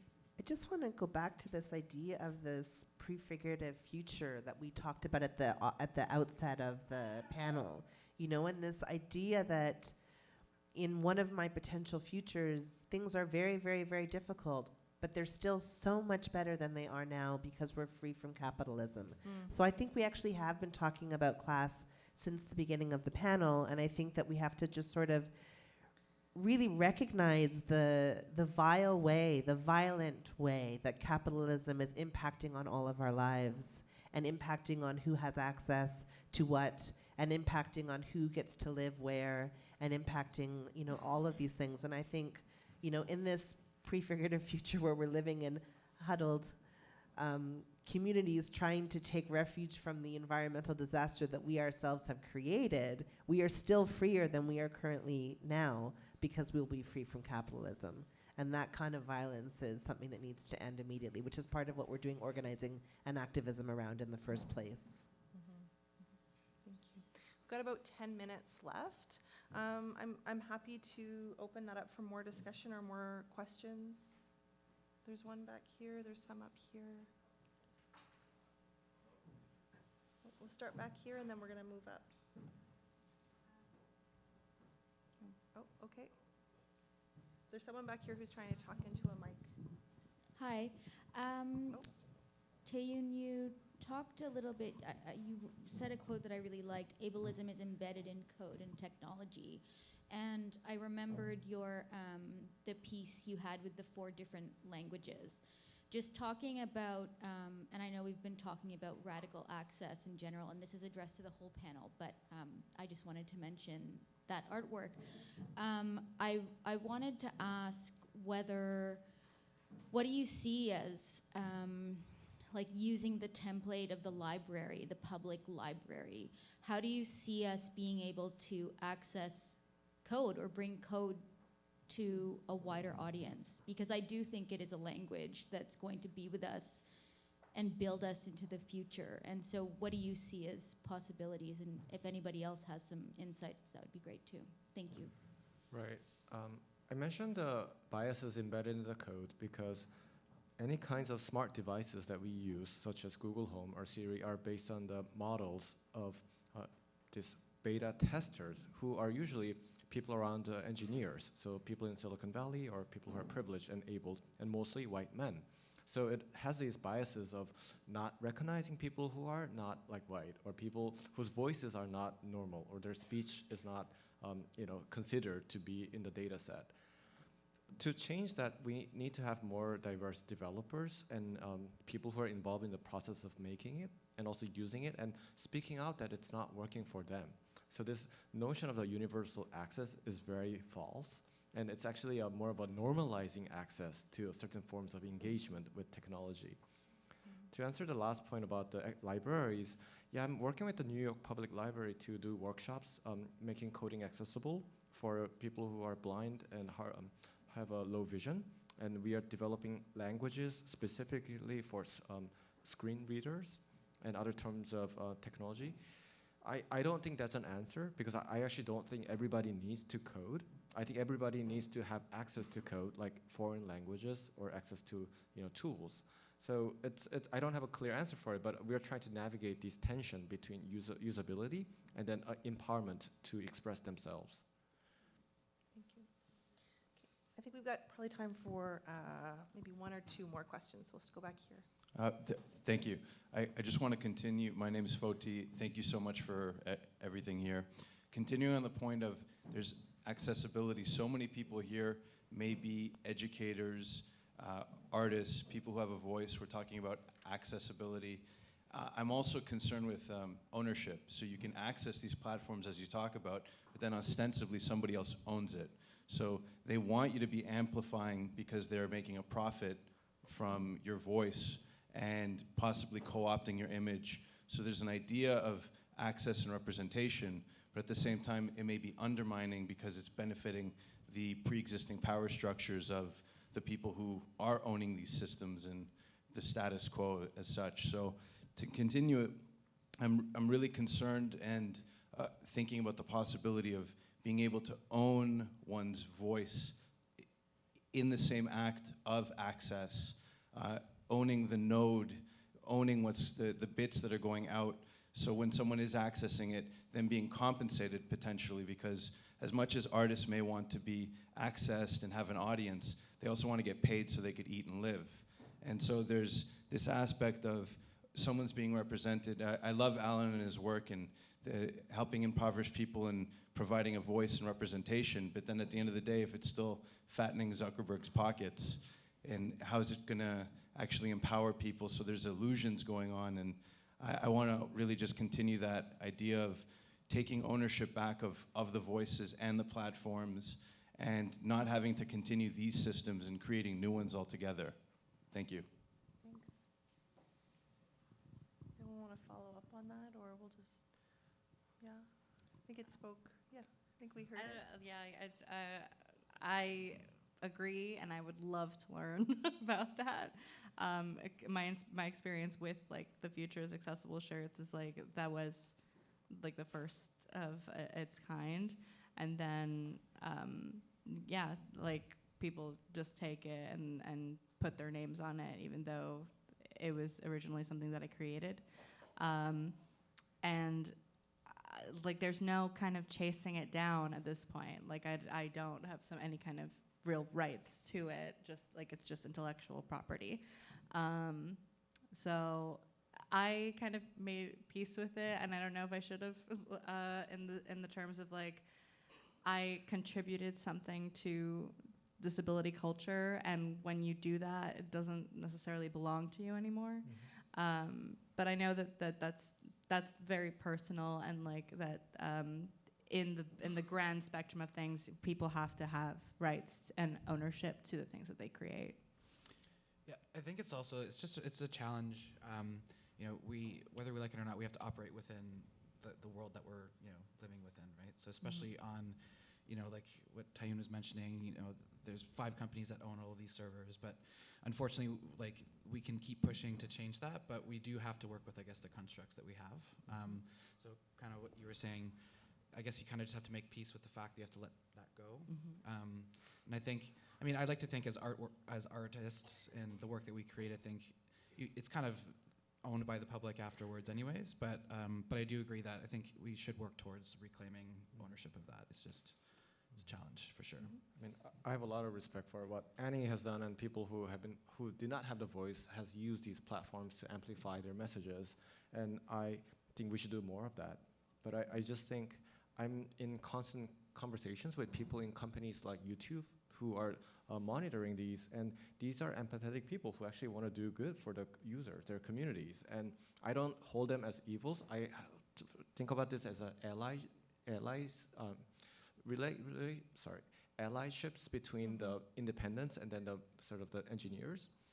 I think this it's not always confrontational. I think we should develop something together in collaboration with the people inside of the technology companies and outside, because you could use the peer-to-peer open source software that I use, and maybe 100 people will read it. But if you used YouTube, you might have like 100,000 people read it. So I think that's the reality of the scale in which we operate right now. I think I'm sort of living and hoping and working towards a revolutionary event that would actually change things radically, where we wouldn't have to just sort of deal with the conditions that we've been fed or that we've been given. And in this revolutionary moment, which we've been taught is not a one-time event, there will be radical changes that will happen that will eradicate some of the things that I think we're talking about and some of the challenges. I believe that revolution is possible. I believe what Asada told us, that we will win. And I think that, sort of in imagining a future, I hope that we can imagine a future that is much, much bigger and much, much better than we have right now. So rather than talking about reform or talking about whether or not we should reform YouTube or whether we should, have our QT BIPOC sick and disabled queer group on Facebook or not, I would love for us to talk about a future where we're burning it all to the ground and starting something different, where we get to be free, where we get to set the terms from the very beginning, for the people, by the people, nothing without us, all of that, no one left behind. Yeah. I just don't want us to just accept things as they are. I think that there's a way that we get, because of the way that the processes of capitalism are designed to make you so fucking tired at the end of your day that the most that you can do is continue with things as they are. And I hope that we can take these moments, maybe now, maybe in conferences like this, where we can pause and say, what would happen if I lit the fucking match today?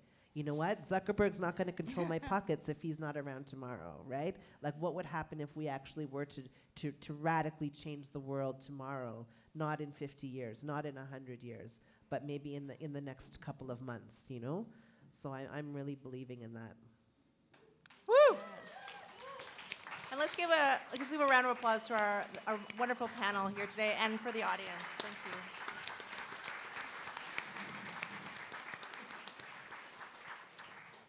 Thank you all. I really do want to thank the artists, and I do want to, and for the work that you're doing, not just taking the time today to talk, but for that work and your bodies and your lives that go into this work. Thank you, and I also want to thank all those who took time to share your questions and your comments today, and all those who have them percolating in your mind, and those might come out later.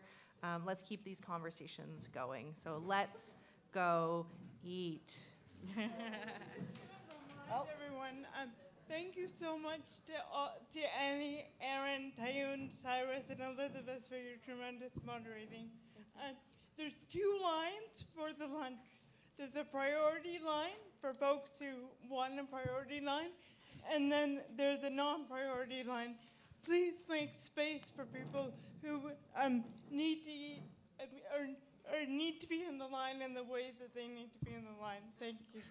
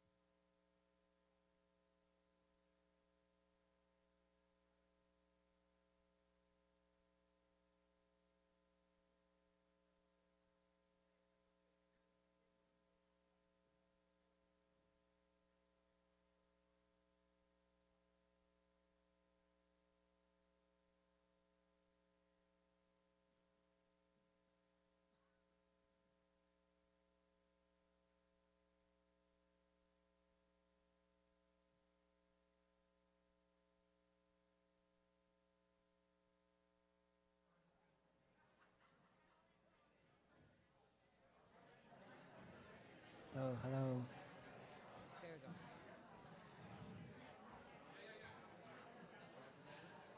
Hello. Oh, there we go. Hello, everybody. Hi. Woo! Welcome back from lunch. I hope that everybody enjoyed the amazing spread that we had out there. Yay for food and nourishment. So my name is Becky Gold. I'm a PhD student in theater and performance studies at York. I'm also a creative arts facilitator and an artist support worker. And today I have the pleasure to be the moderator of this roundtable discussion on leadership and disability arts. I'm so thrilled to be part of this panel alongside 5 amazing artists that all have their own unique relationship to this topic. So alongside me, starting to my left, we have Nick Hurd, Sage Lovell, Sean Lee, Michael Nimbley, and Catherine Bourgeois. Sorry, too fast. Sean, we have Michael Nimbley and Catherine Bourgeois.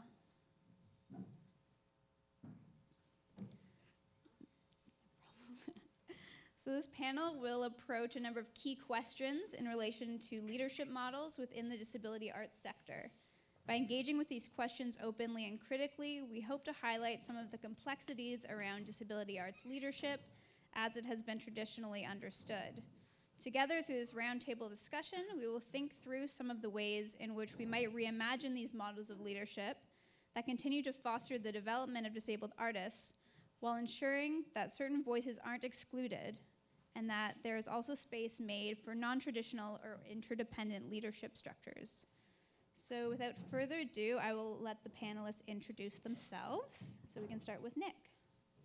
My name is Nicholas Hurd. I'm wearing light gray shoes, black pants, black socks, black pants, and a black done-up shirt. I'm a TV host and a Soul Express performer as well, and a TV host with a disability channel as well, and I'm looking forward to this panel.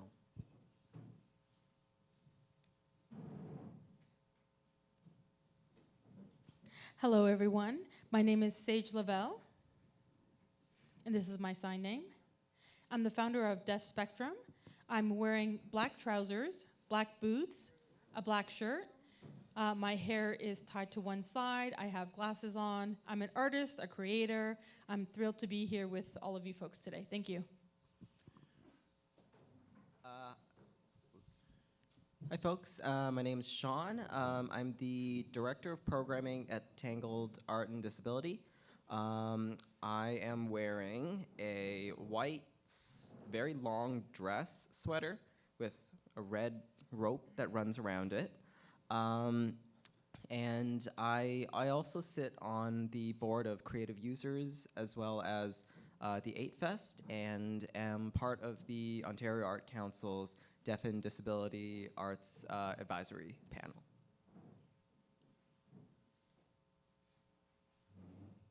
My name is Michael Nimbley.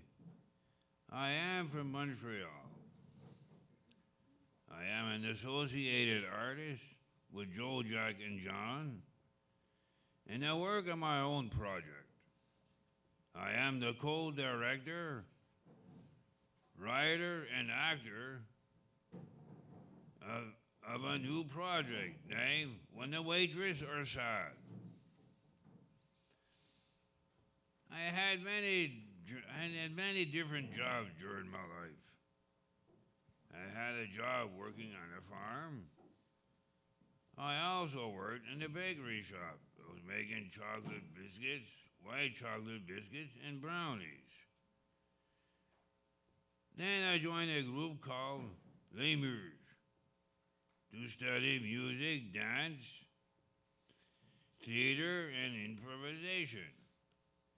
At 50, I got my first job as a professional actor. Now I'm 62 years old, and being an artist is my last career.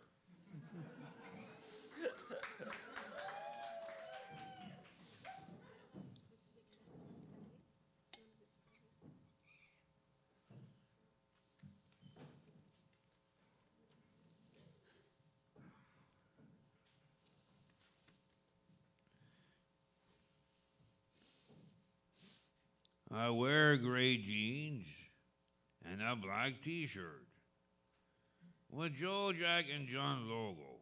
I have gray hair and glasses. Hi, my name is Catherine, and I'm the artistic director and co-founder of a company called Joe, Jack, and John, based in Montreal. This company is 15 years old, and we have a mandate of inclusive mandate of co-creation and collaboration on creating device pieces of art, performing arts, theater, and yeah, I think that's it. Great, Oh, and I wear shiny shoes and green pants, and I have long brown hair. Thank you so much. So our roundtable discussion is going to kind of be in a Q&A format. I'm going to ask the panelists questions, and we're just going to kind of have an open discussion. So for our first question, why is it important that disability arts are led by disabled individuals?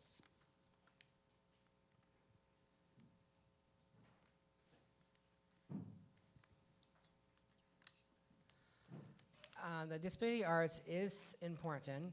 It's important to us to express ourselves, to create stories together, images as well.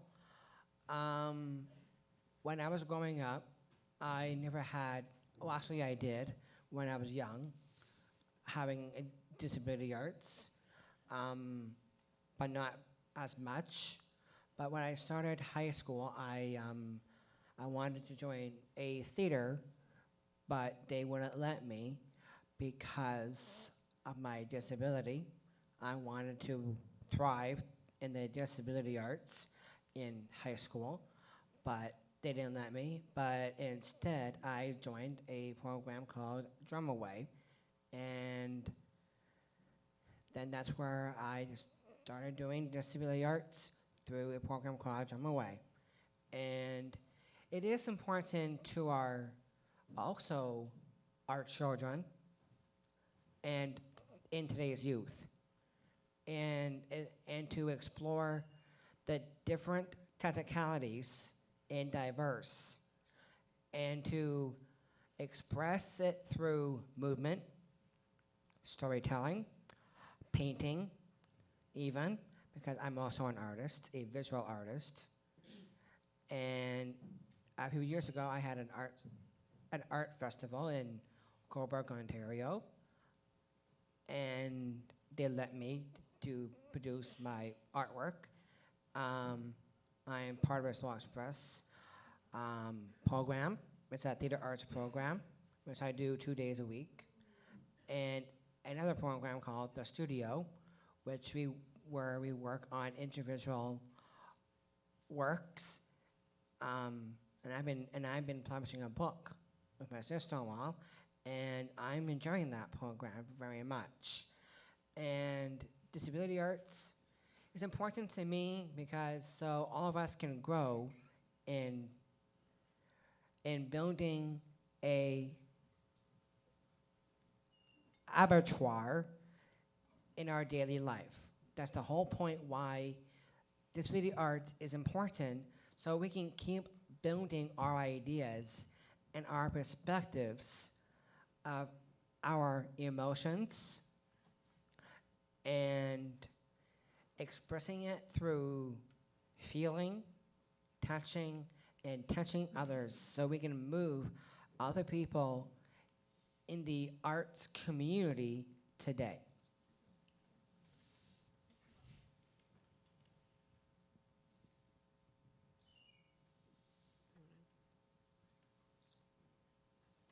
Michael, did you want to make a comment?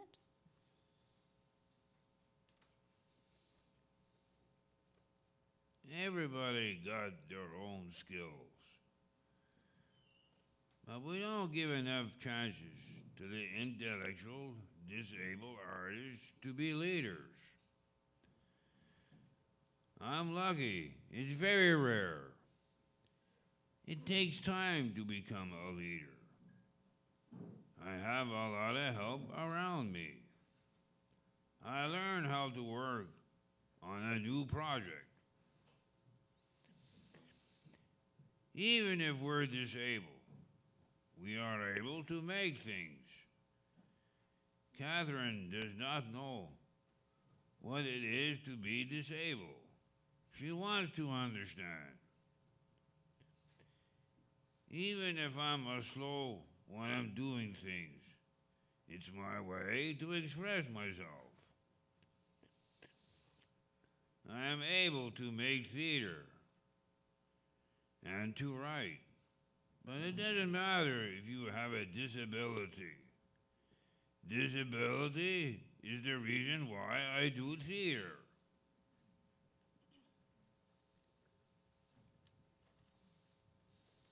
Maybe I can just pick up from there. Michael is talking about this project where he's developing within the company. And it's the first time that one of our projects is going to be disability-led. It took us quite a while to grow in our community, in our professional theater community, and be accepted. So when we got there and secured funding and became resident company in a venue, to me it became obvious that the leadership of a project should be passed on to a member of the company with whom we had been collaborating for a long time, which Michael, we've been collaborating for 10 years.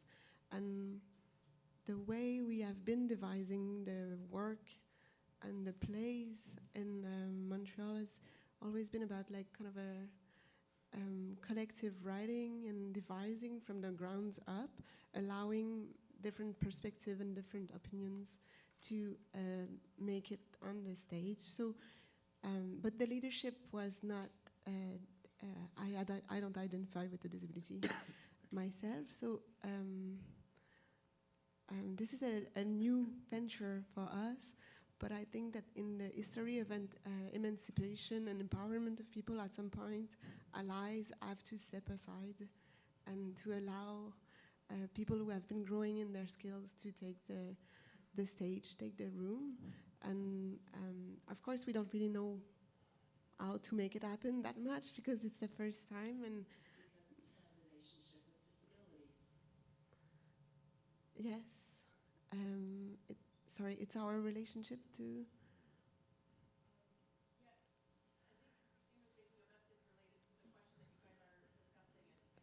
Cool. Yes, yes, and this is why it's important for us to kind of make that route, or make that route, that way, and try it, even though we don't know how the answers are going to come out.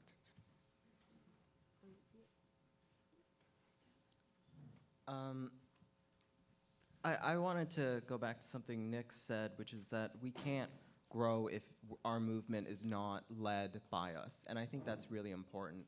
I think when disability arts leadership is championed by the outside, then it sort of starts from the beginning all the time. There isn't an intergenerational movement that can happen. There isn't an intersectional lens that can be applied.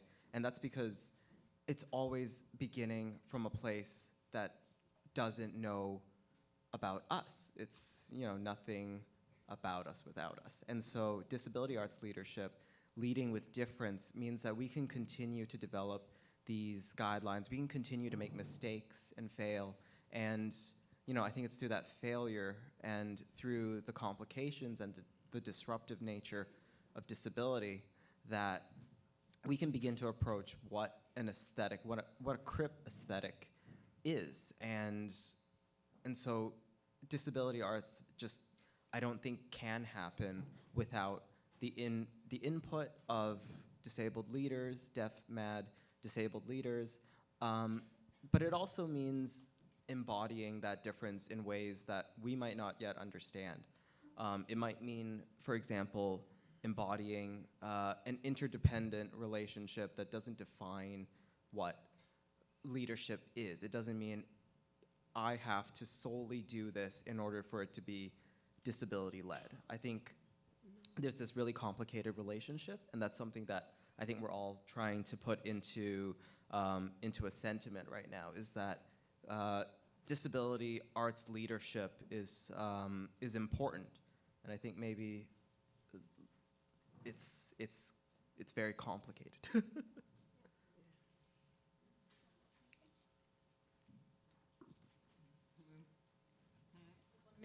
Make sure that the interpreter is prepared to interpret for my sentiments. Yeah, I definitely think it's important to disability arts be deaf-led. As a person who is deaf and knows ASL, uses ASL.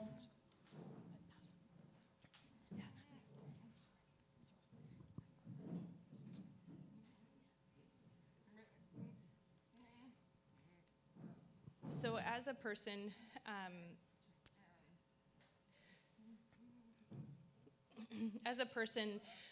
who has a disability, I feel like it needs to be disabled-led.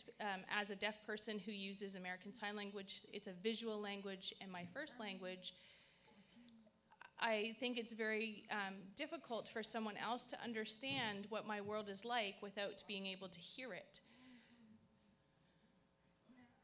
Right? So, you know, I wouldn't be able to, I'm a sighted person, so I wouldn't be able to become a blind leader. I don't know what the steps are for how to guide myself or to tell someone else how to guide me through the world as a blind individual. So the same goes for me as a deaf person. I know how to navigate my world. Hearing people do not know how to navigate my world as freely as I do. American Sign Language is my language, and it's inclusive of my culture as well. So I think that that's a good representation of why our art should be deaf-led. Great, thank you. I'm interested in kind of complicating this idea a little bit more, talking about disability leadership and considering the ways, you know, if we're understanding disability arts as that which is curated and led by disabled folks, how this might exclude some members of the disability arts community that do work in interdependent structures and work specifically perhaps with non-disabled allies. So I'd love to hear your thoughts on that.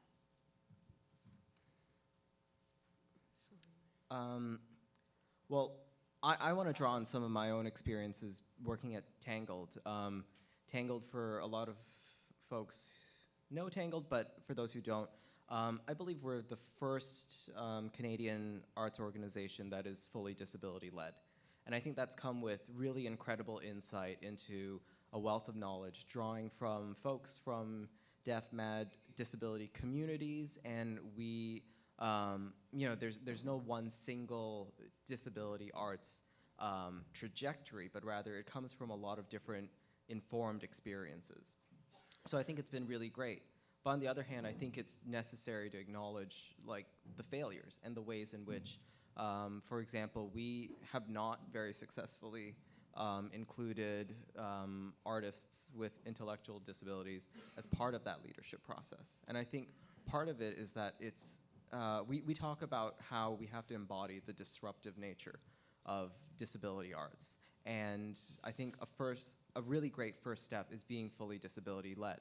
But I think it means continuing to complicate and continuing to develop what it means, because we're finding that to be disability-led might mean having to take up more time or having to do things differently, that when we are participating in a framework that is challenged by ableism and racism and just all sorts of different ways that we have to pretend we're not being oppressed in that way so that we can rise to the top and provide these sort of merit-driven results, then how can we still be, how can we be disruptive to ourselves and to the community at the same time? It sort of takes multiple perspectives, right, in order to disrupt both our own notions of what it means to be disability-led,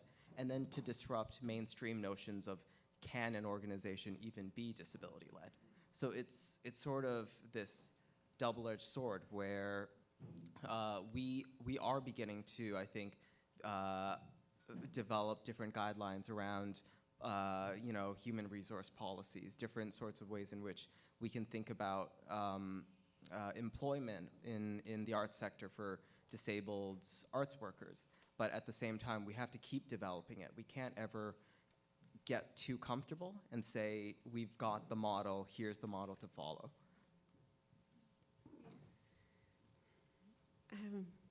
I'm just gonna like pick up a bit on this kind of exclusion that happens as well because of our mandate. Joe, Jack, and John, we are collaborating and co-creating with the artists with intellectual disabilities, and in a few festivals and events that I went to in the last couple of years, I was kind of surprised to see that there artists with intellectual disability were not there, were not on stage, were not part of the disability crowd and milieu, and so although I'm walking on eggshells a bit, but although there's a great sense of inclusion and very important, I feel there's a bit of exclusion as well being generated by a disability-led idea. Because as artists, often we are supposed to in theater, we have to kind of like start up companies, do accounting, promotion, navigate all kind of stuff. So just to get your voice out and be heard. So this makes it kind of like inaccessible for artists with intellectual disability, and that's where like interdependence, which is a new word for me, relationship and co-creation and collaboration become super important for those voices to emerge and be part of what is presented and what is programmed in festivals and other events. So yes and no. Yes.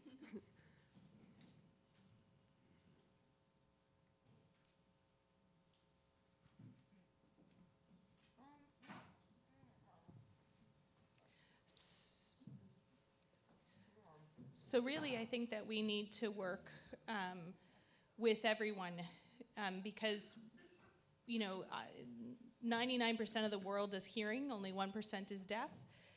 So I think that we need to look at people and just work together. And if we continue this divide of disabled and deaf, then that, continues us in our own kind of silos versus working together. And we can also, within the deaf community, we also have a further divide of people who are deaf-blind as well. So we can come together and work together collaboratively, because the goal ultimately for every single one of us is a better future. So without that collaboration and without each other, I, the interpreter, without that collaboration and that working together, we're not going to be able to meet our future.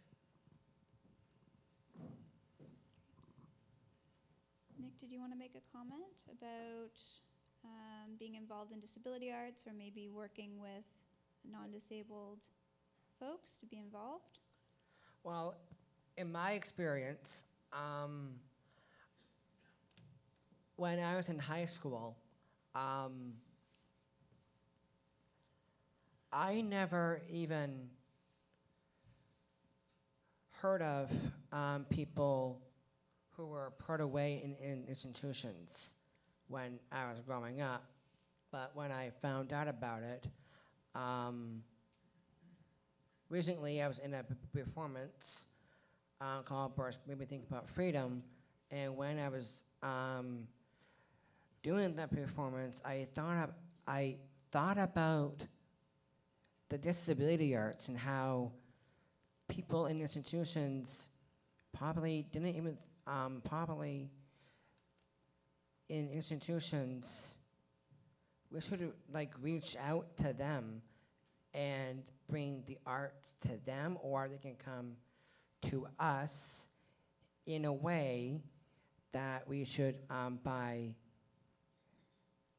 listening from them and turning and express that through our ways of showing how all of us can contribute to our community and theirs, and also express it through theater and other arts too, including disability arts, and to express it through theater and by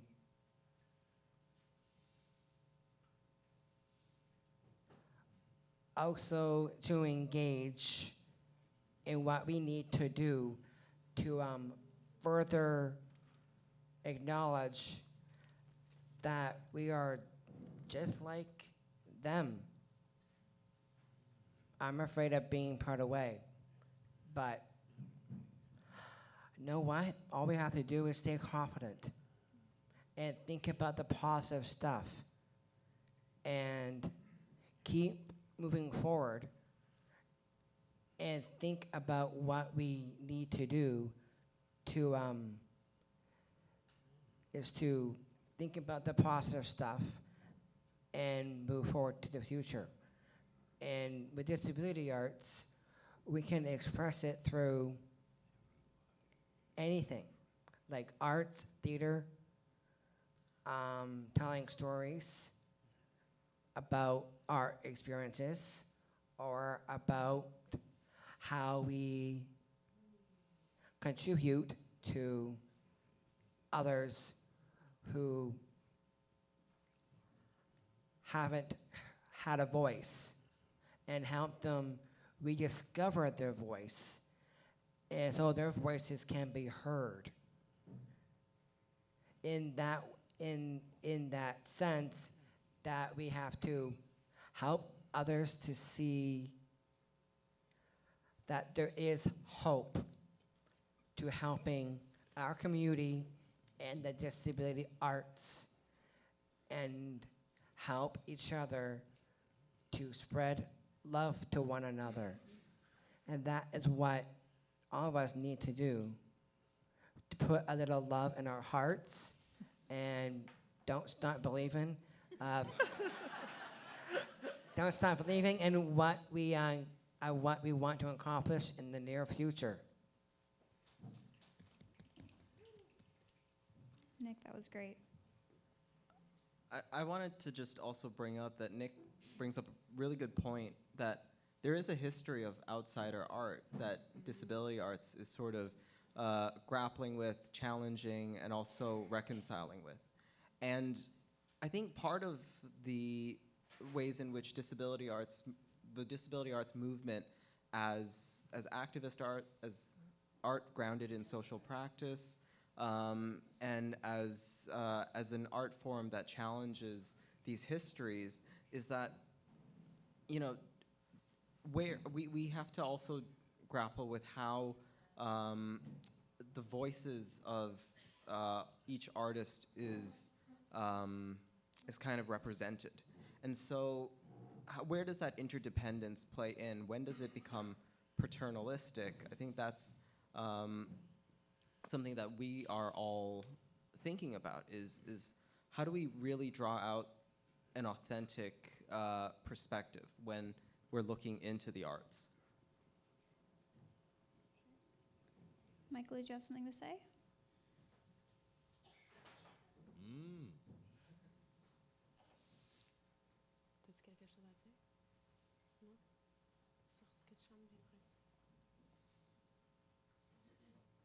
Okay, even if you have a handicap, some people have handicap, and even me too. I have a handicap. I have arthritis, and I do arthrose in the knee between.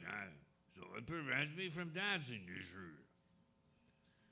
But it doesn't matter if you have a doesn't matter if I got a handicap or not. It doesn't matter to me at all. See. So I do other things. I take courses. I take courses in wood carving. So it's incredible the art you could discover. And some people do like paintings, and other people do. Other people do wood carving, and some people do sculptures. See, so it's incredible what you can discover in art. You should be good, So it doesn't matter if you have disability or things. You do things your own way. That's what counts. Just an editorial note. In French, we say handicap as our term for disability. So I know it might be shocking for you to hear the word, but this is a translation thing. Thank you. So coming off of this idea of the language that we use and how we label our art, how do we feel about labeling our art either by, on our own or labeled by others as disability art, deaf art, art inclusif? How does that impact the art that we make or how we want others to perceive it? Oh, there's going to be another translation gap here because I think there's things that we don't really have such a term as disability art in French. And it's not only about translation, I think it's about culture as well. It's a cultural gap, maybe. So we usually talk more about art inclusif, inclusive practices or inclusive art. But this is very inspiring actually for us to be here and to hear about like the disability art movement and advocacy work and all of that, and because there's a bit of there's a true cultural difference, and we're really not at the same place, not only behind or aside but just like a different place really.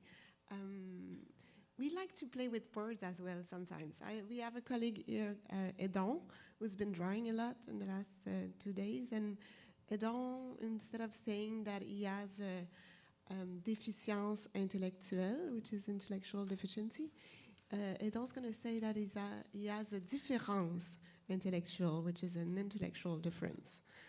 So we'd like to sometimes just like play around with some words and mess up some way of introducing ourselves. So it becomes a bit poetic and a bit challenging for other people to understand who we are or what we do.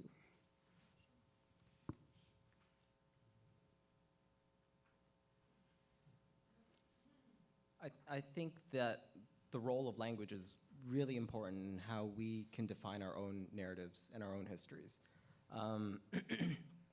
One thing that at Tangled we've played with is looking at mad, deaf, and disability arts and capitalizing the D in disability. It's not something that in a lot of, I think, academic texts would be capitalized, but I think if we are grounding this movement as an activist movement, then perhaps that should be something that is looked into is do we want to capitalize disability as an identity? The way that queer folks have reclaimed that word, do disabled folks who identify politically with that identity perhaps want to capitalize the D in disability? And I think, it's nuances in language like that that show how people are welcomed into a space and how that leadership is sort of trying to create new and inclusive ways of thinking about our identities.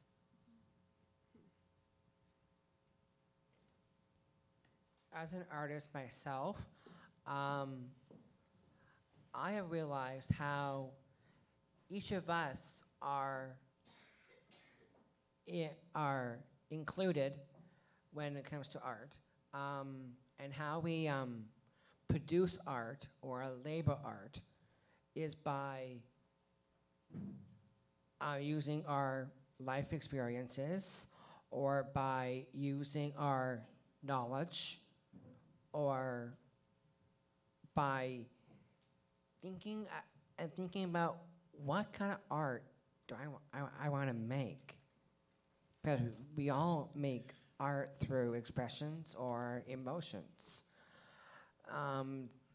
When I was doing Soul Express Creative Arts program through Lars Toronto, when I started to do art there,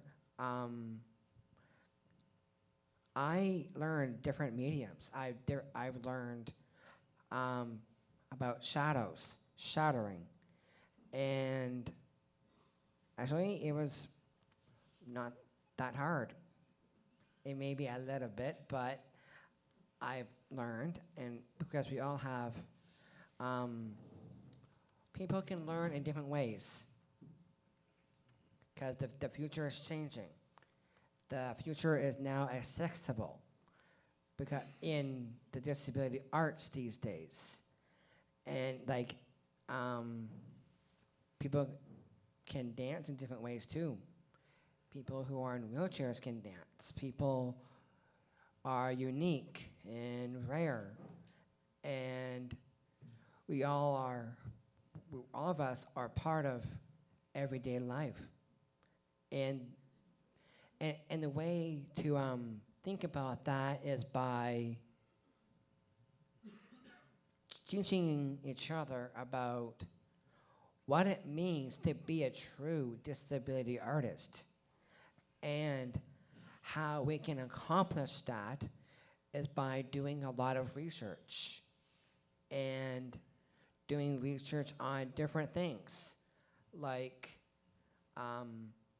looking up Van Gogh, Shakespeare. If you want to find quotes on Shakespeare, search for Shakespeare quotes, and learn from different artists. And it was kind of easy for me to do that. And all of us need to learn in different, all of us have different learnings. And we have teachers to help us learn, which it is part of our education. I didn't have very much education when I was in junior high, because I was pulled out of it. That was in health class, and I never learned about anything there. But in a way, I've learned more about that when I got more involved with the disability arts area. Excuse me? That's what I'm trying to say. Anybody can do anything. Anything could happen to anyone. And you know what? Let's keep spreading the love and education to others out there, and even for ourselves.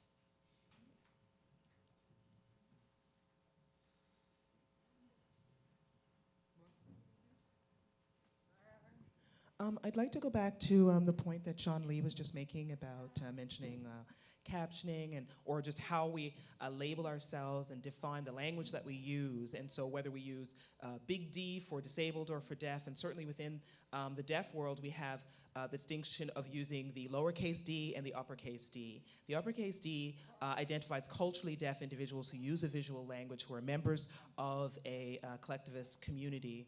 The lower D would refer to any deaf person who, medically would be considered to be deaf, but they may not be culturally deaf. And so that's the real distinction. So I think that language is really important, and it's not about making anybody else feel badly or making everybody else be the same, but language can be damaging. For example, there was a long time where people in the broader society called us hard of hearing, and that language can be really damaging. So it's really important for people to develop a common understanding and be able to think about how we speak about ourselves and others in a way that's enriching and empowering. Absolutely. So thinking more about this idea of leading with difference and moving forward, for you personally, who do you create your art for? Is it for members of the disability community? Is it for members of the outside community as a teaching method? Is it all of the above? Well, for me, I do all the above. I sell art, I produce art, and I showcase art. I've done it through Soul Express, and I've done it through, personally, excuse me? She has to tell you something later. Oh. It's okay. Okay, sorry. And I've done it in Coburg, Ontario, which I mentioned before. Yes, art is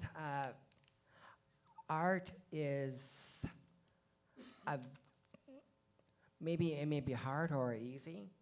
It depends on how we use it and how we can achieve it and how we can keep moving forward and thinking about the future and the present and how we can move from that to teach other people, like teachers or doctors or nurses.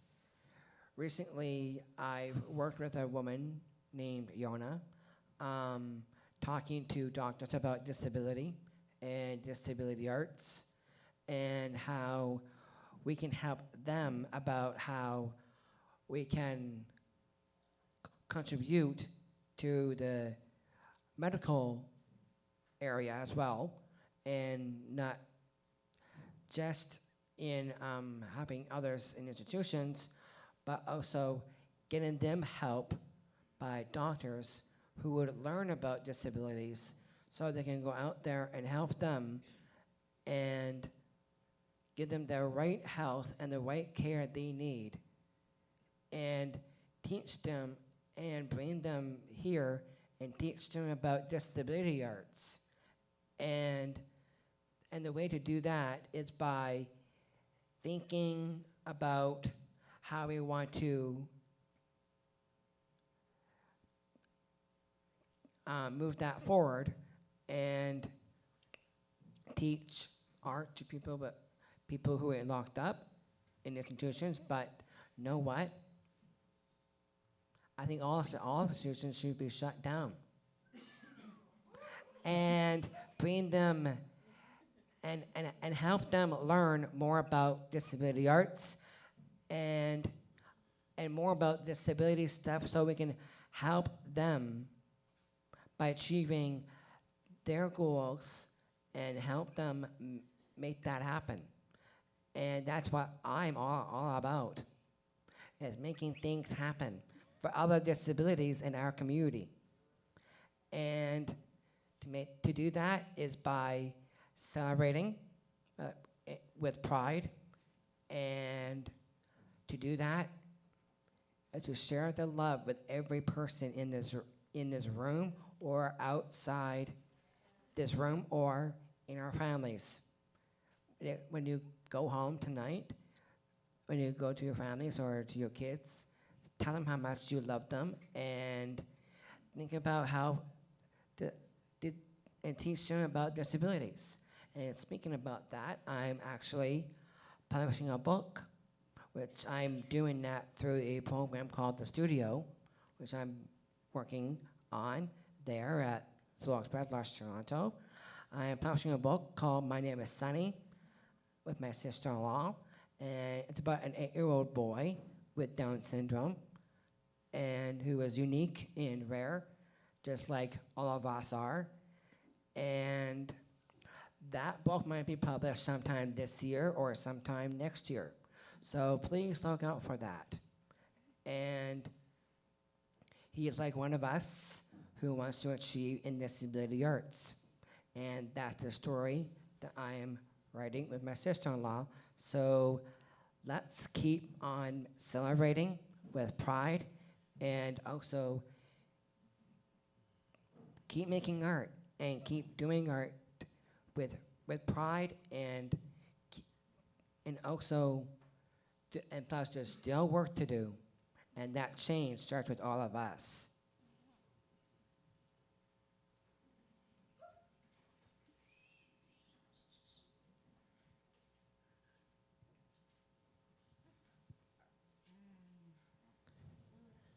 I create art for three primary reasons. The main reason that I create art is for myself. I love and I enjoy, and it gives me the passion, and it's why I breathe. That's who I am. That's why I make art.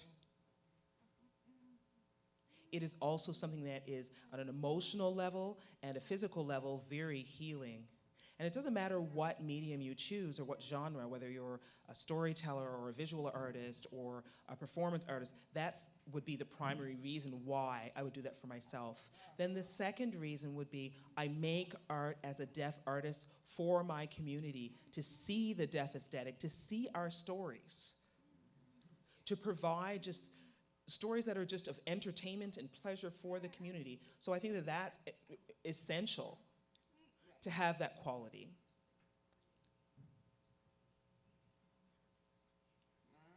Yeah, okay. No. So without community, we don't exist. And so that's why I want to make work of quality. And then for the third reason that I make art is for the broader community, to have shared understanding and to have empathy and to be able to see each other and work together collaboratively, not to have these separations and being in our silos, to really sort of bring us together as one community. Sage, I think you captured it so perfectly. I used to make performance art. I used to get really naked on the camera, and that was all for me because I thought it was disruptive and powerful and empowering. But I curate disability arts for my community, but also because I think art is a public good, especially here in Canada. That's something that is recognized, is that art is inherently a human right because of all the good stuff that comes with it. But importantly, it's a civic catalyst. And so not having access to art, not having access to representation is not having access to a fundamental human right. And so I think having leadership in the arts means that we are bringing our movement to the forefront in ways that being not disability-led just can't ever touch on. It doesn't have the political potential that could be activated through arts workers who go through a multitude of different identities that are embodied in the community. And I think it means that we continue to strive towards all the good things that Nick was talking about education, about using our positions as curators and as artists to show how the disability arts movement is exciting, it's avant-garde. You know, so long the history was art is good for disability, in that art was therapeutic in terms of outsider art. People, it wasn't until a curator really recognized, you know, from the mainstream a disabled artist that value was then placed on the artwork. I think disability arts is changing that and saying that actually disability is good for art in the ways that it injects newness and excitement and disruptiveness in ways that I think the arts has stagnated otherwise. And yeah, that's why we make art.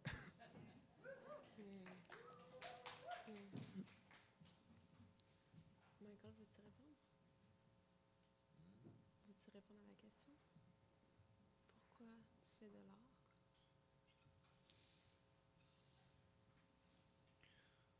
Pourquoi on fait de l'art? On va répondre en anglais.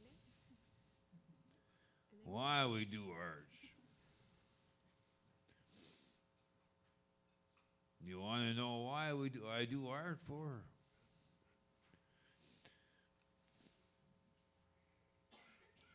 Okay, I take courses in wood carving, huh? And I made myself a nice cornet, like a bird thing, a cornet, huh? A raven. a bird thing, and Kondai made of wood, huh? On a branch and everything to shoot, huh? On a branch, and now I made myself a nice boat. You see, a sailboat like this, huh? So I'm working on this nice sailboat this year. And I'm going to put a nice flag on it, between, huh? With nice birds on the side and everything.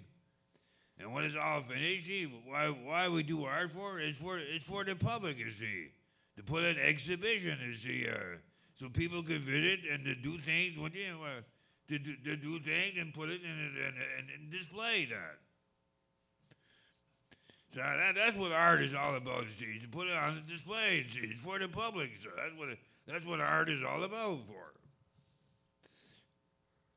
And it's truly a joy to be able to accompany Michael to display himself or to display his art.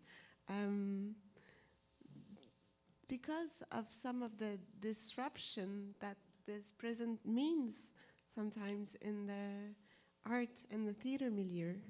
And this is like, sometimes it feels like swimming against a mainstream flow and disrupting that flow. And for me,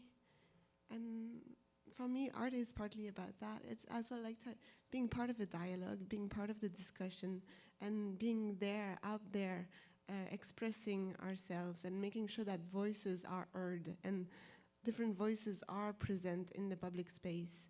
And this is art. That's great. Michael, I thought it was really interesting what you were saying about how you hope that people will receive your art. I'm interested to hear more about when you're performing, what do you hope that people will feel or learn from seeing you perform on stage? Can you say that again? Sorry. When you're performing on stage, Michael, what do you hope your audience will feel or learn from seeing you perform? Est-ce que tu as compris la question? Oui. No, when I perform on stage, well, it depends. Sometimes I ask people if they like the show or not. Some people like it when I did the show, just fake it sometime, huh? Well, it depends the audience sometime. Some people like it, and some people, well, they disagree what you do sometime, huh? So not everybody likes what you do sometime. Sometimes young people could applaud, huh? You come back sometimes they applaud, huh? They're loud and all that, you see, and they want a second applause this year. But it depends the audience between, huh? Some people are quiet too sometimes, you see. Depends, huh? Sometimes they come and watch a show like this, huh? Sometimes they could come and watch a show, huh? And out there they discuss and all that, see, and some people see, it depends the audience sometimes, huh? Some people right after the show, they can leave. They're not interested and just leave like that. They're not even interested in talking about what you do and everything. So it depends the audience sometimes, you see. Some audience, they like when you perform and all that, huh? And then they ask you questions. How you like the show? What's your main character you're doing in the show and everything, huh? So it depends. Some people like it, and some people are not even interested. They just leave like that, and that's it. Great. How are we doing for time? I know we started a little bit late. Amazing. If it's okay with the panel, do we maybe want to open it up to the audience for questions? I'm totally up for that. Great. We have a mic, maybe?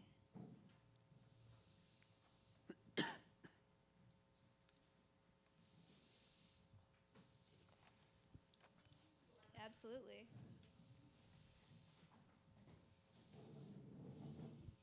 Please say your name before speaking. Lots of questions.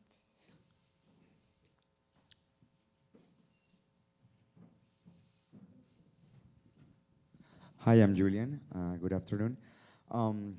My question is, how can arts organizations being perceived as more welcoming for people with disabilities?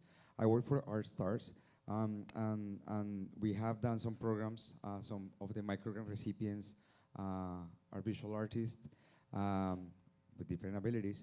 But it's not like the organization itself is like, hey, you know, like we also work with people with different abilities. So I'm from Colombia, and actually when I moved here 13 years ago, when I was a newcomer, something that shocked me a lot was the fact that here you can totally see people with different abilities everywhere. Back home, there are invisible voices. They don't exist, right? So coming here was shocking, and in Canada, in Toronto, 6 out of 10 people were born elsewhere. So first of all, it's about like learning, working with people with different abilities, and because somebody needs to teach us as well. So how can organizations like ours can learn from you, and how can we actually make the connection and ensure that people perceive us as organizations that are open for the public in general? And I have a question for the panel. Would it make sense to take 2 questions at once for the interest of time, or just go with the one? That's good. No, Doesn't matter to me. no, that's good. Maybe I'll take one more just for the heck of it.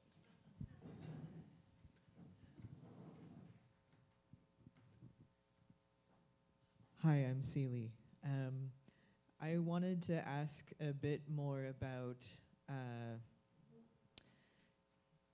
the disability-led aspect, but creating work in collaboration with often abled support. I have seen some different approaches toward crediting like support workers. So for example, some people who I've encountered who work in interpretation have taken an attitude of that their job is to be in a role, and is as much as kind of they can not have the attention on them. That's kind of the point of how they're functioning. And then I have also encountered a story just in the last couple years of a sign interpreter expressing that being acknowledged publicly as part of the sign work that they're doing alongside the artist that they're interpreting for, that it was like a first for them to be acknowledged in the public context of the art presentation, and that felt meaningful. And so I'm just wondering about choices around kind of how transparent people want to be, and where they see the value in doing that around authorship, like who is an author of a work, but also like attributing credits for support as well. Sorry, it's open, but I'm curious about choices there. Thank you, and we have probably 2 to 3 minutes left. I can't quite see, but yeah, thanks.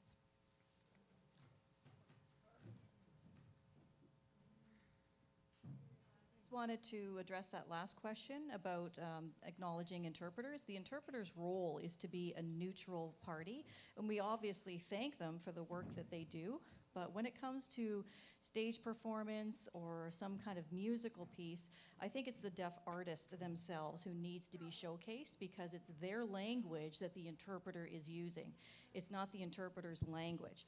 And we don't want the interpreter be taking center stage and taking the attention away from the artist, because the skill and all of the development came from that artist. So I think that we need to acknowledge that and make sure that the artist is the one who is at the center of it all, because it's their language. Interpreters, who take that kind of attention and focus away, I disagree with. I think that's a completely wrong approach.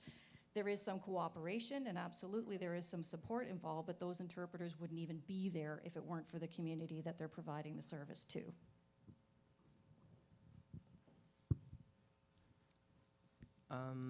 I'd like to just address the first question. I think part of including more mad, deaf, disabled artists is that we have to be open about what the process might be. I feel like there are a lot of arts organizations for which disability is something new that they want to take up, but that they might be unprepared for, that they might not understand the politics of programming mad, deaf, and disabled artists, and they might, not be fully caught up with just all the things that might involve bringing in an inclusive lens into programming this kind of art. So I think it's important to do different kinds of preparation, different kinds of collaboration first. Work with leaders who already exist and leverage the knowledge. I think it's also important to acknowledge the already generated leadership in disability arts, and to acknowledge it, whether by doing some sort of collaboration that involves, a mutual exchange of resources, or bringing in just kind of being open to the disruption, because I think it's easy to say that we're disruptive, but I think it's harder to live that. It's harder to suddenly think about, oh my God, like I have to budget half of my, one line item is access, and it's like a third of my overall operating budget. And that's disruptive, because you will notice that. But I think it's also necessary, and I think, artists who are creating and expanding their practice so that their works are accessible, it means that they're opening their audiences and who can resonate with that art.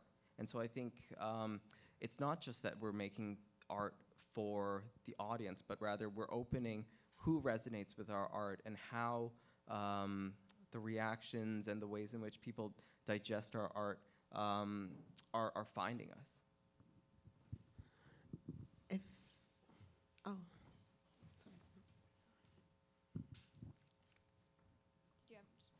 Just quickly as well, in terms of being in dialogue and negotiating with the bigger institution. We were recently at the National Art Center in Ottawa, and although we were really happy and proud to be presented there, at some point I got a bit nervous in terms of communication, vocabularies, budget for interpreters and sign language and all. I mean, that kind of was not easy, or that wasn't a practice that they were used to, and on our side it was, but you wanted us, so, and then the power was, obviously the powers are on the institution side, so you want to be there, but at the same time you don't want to be there for not being you, or kind of compromising your integrity. So it's a real kind of a dancing and waltzing situation, where you in between integrity and power, and letting go and explaining who you are and why,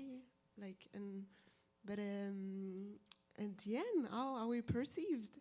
We're cool, we're so cool, and people are so happy to have welcomed us and so we're really well perceived. And we are at time, so thank you so much to all of our panelists. Please join me in giving them another round of applause. Thanks so much.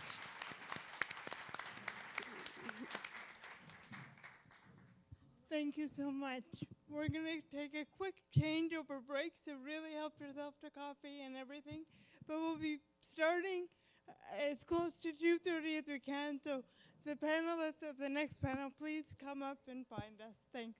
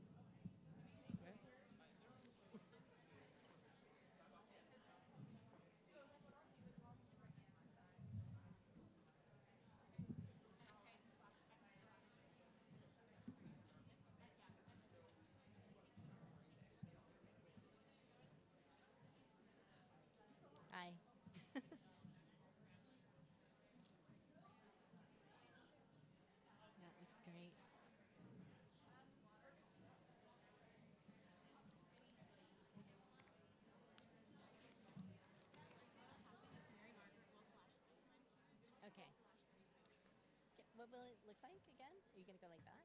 Or 2? 1, 2. Yeah, 2 minutes.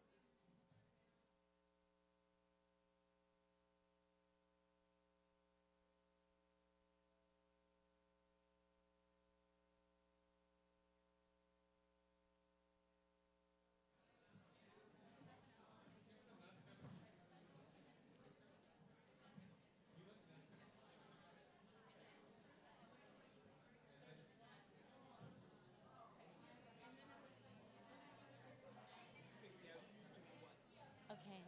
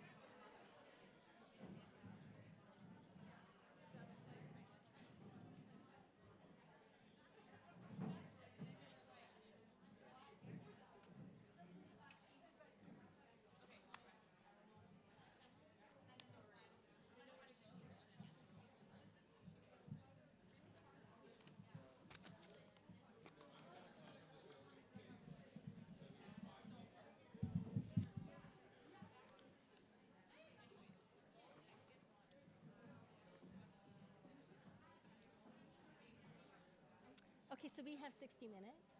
Okay. Okay, hello everyone. I know that the break is ongoing, and we'll just move into our panel titled Representation. So representation has arrived, and we're going to start. So thank you for being here. We have 60 minutes. I just want to let everyone know that. My name is Nadine Changfoot, and I'm co-moderator of the panel with Chelsea Temple-Jones.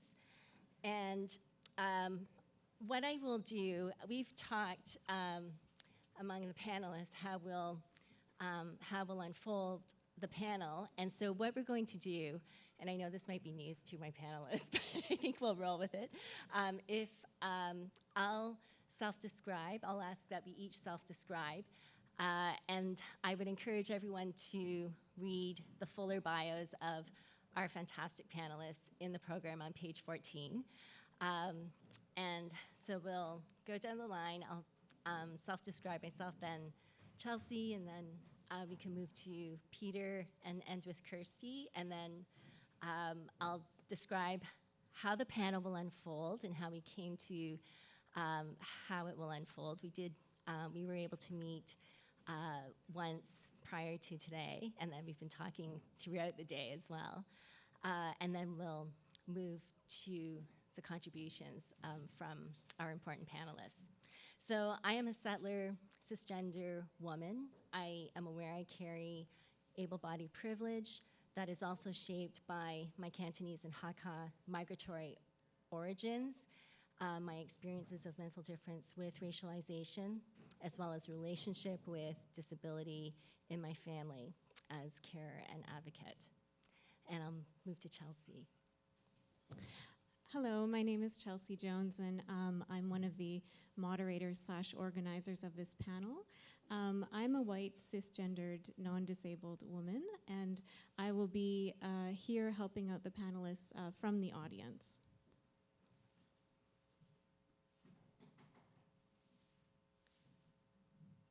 Peter, would you like to self-describe, please?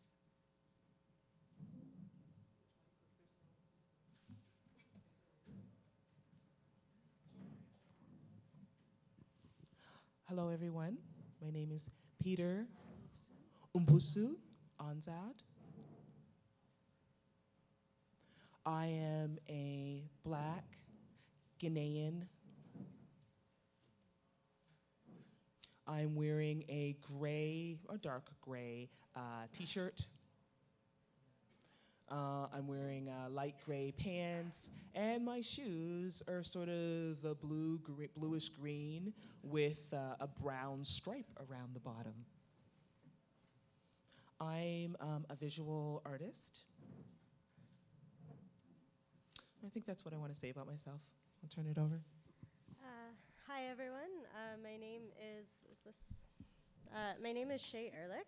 I am a white, queer, genderqueer, multiply disabled person. I am a wheelchair user. My wheelchair has lots of colors on it. It's got purple highlights, green spokes, and yellow wheels. Currently, I'm wearing gray socks. Skip the shoes because they were bothering me. Black pants with black polka dots, a blazer that is beige with like red plaid on it, and a bright green shirt that says my other disability is a bad attitude. I am a wheelchair dancer, performance art critic, and arts accessibility consultant. And so today I'll mostly be speaking from my experiences as a disability arts critic, but yeah, lots of hats. Hi. Hi. I'm Leah Sandals. I am a white settler, cisgendered woman, and I have gray and brown hair. I'm wearing black pants, black cardigan, black shirt with white polka dots, because that's so whimsical of me, and and black boots and glasses. Michael Orsini. I'm a white cisgendered male, able-bodied male. I'm wearing a purplish sweater, gray pinstripe pants, and new shoes that were on sale. My name is Sarah Jama. I am Somali Canadian, black. I'm a woman, cisgender. I have cerebral palsy, which means I use my walker sometimes, but today I'm in my electric chair. I'm from Hamilton, Ontario, which is territory of the Haudenosaunee Anishinaabe peoples, governed by the District One Spoon Wampum Agreement. My hair is in braids. I'm wearing a dress with a really ugly, like red and white pattern that I wasn't a fan of, but I'm running out of options. I have boots on. And then if I miss anything, I'll come back to it. I'm sorry. My name is Kirsty Johnston. I'm a white, cisgendered, able-bodied woman. I have red hair and freckles and increasingly gray hair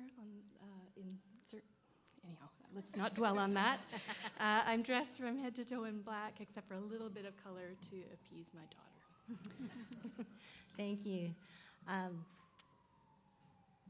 I realized I forgot to also self-describe that I'm 5'5". I have more, I call it silver hair. I think that my hair salon is encouraging me to adopt that color as well.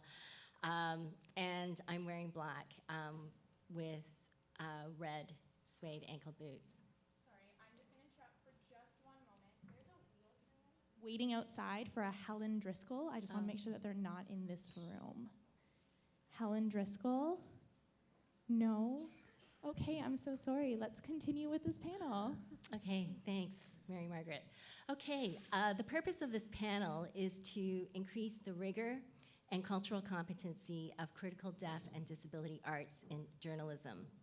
We know that journalism plays an important role in educating audiences of the diversity, the range, and the rich complexities of deaf and disability arts, and the creative energies of deaf and disability artists, the effects of which include aesthetic exploration, accessibility, presentation, and growth of the deaf and disability arts and cultural sector. I'd like to take a minute to let you know how the panel will unfold and how it came to be this way. The panel met virtually late last November to discuss the format, and we landed on 2 questions that are on the screen behind me. And it was thought that these 2 questions would work best for the panelists to share their thoughts, insights, and recommendations. So the 2 questions, first, the first question, given your practice, what word, image, feeling, sound, or object, also could be color, comes to mind when you are faced with the word journalism? And the second question is, share your responses to journalist reviews of either your or others' work. What would you like to see done differently in journalistic coverage of deaf and disability arts to grow all the dimensions of deaf and disability arts that artists want to grow, as well as the culture? So the panelists have introduced themselves again. Please read the bios of our amazing panelists in the program. And each panelist will have about 8 or so minutes, and some may take more, some may take less time. And as moderator, it is I'm optimistic that all will work out time-wise with some time for questions and answers afterward. I'm really excited for what our panelists will share, because individually and collectively, they are, through their sharing, providing resources for each of us here to influence the raising of the quality in journalistic coverage of deaf and disability arts. So I'm going to turn to Peter first and ask Peter, given your practice, what word, image, feeling, sound, or object comes to mind when you are faced with the word journalism?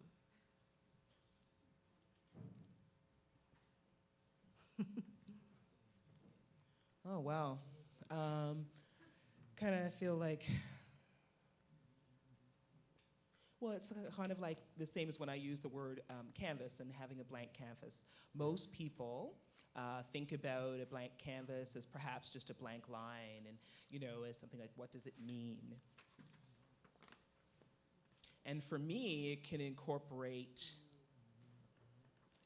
can either be something that I take within myself that I see on that canvas, or it's something that I express from myself based on what I see on that canvas that's in front of me.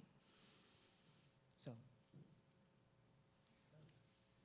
that's that would be my response to the first question. Really, that's what's important for me. Do you want me to answer the second question, or will we have the panel? Yeah, I'll ask the second question. Please feel. So I've thought about that in terms of the second question, and when I think about the line on a canvas, there was a recent article that I felt, first I met the author of the article, and they seemed pretty excited to meet me, and I was excited to sit down with them as well.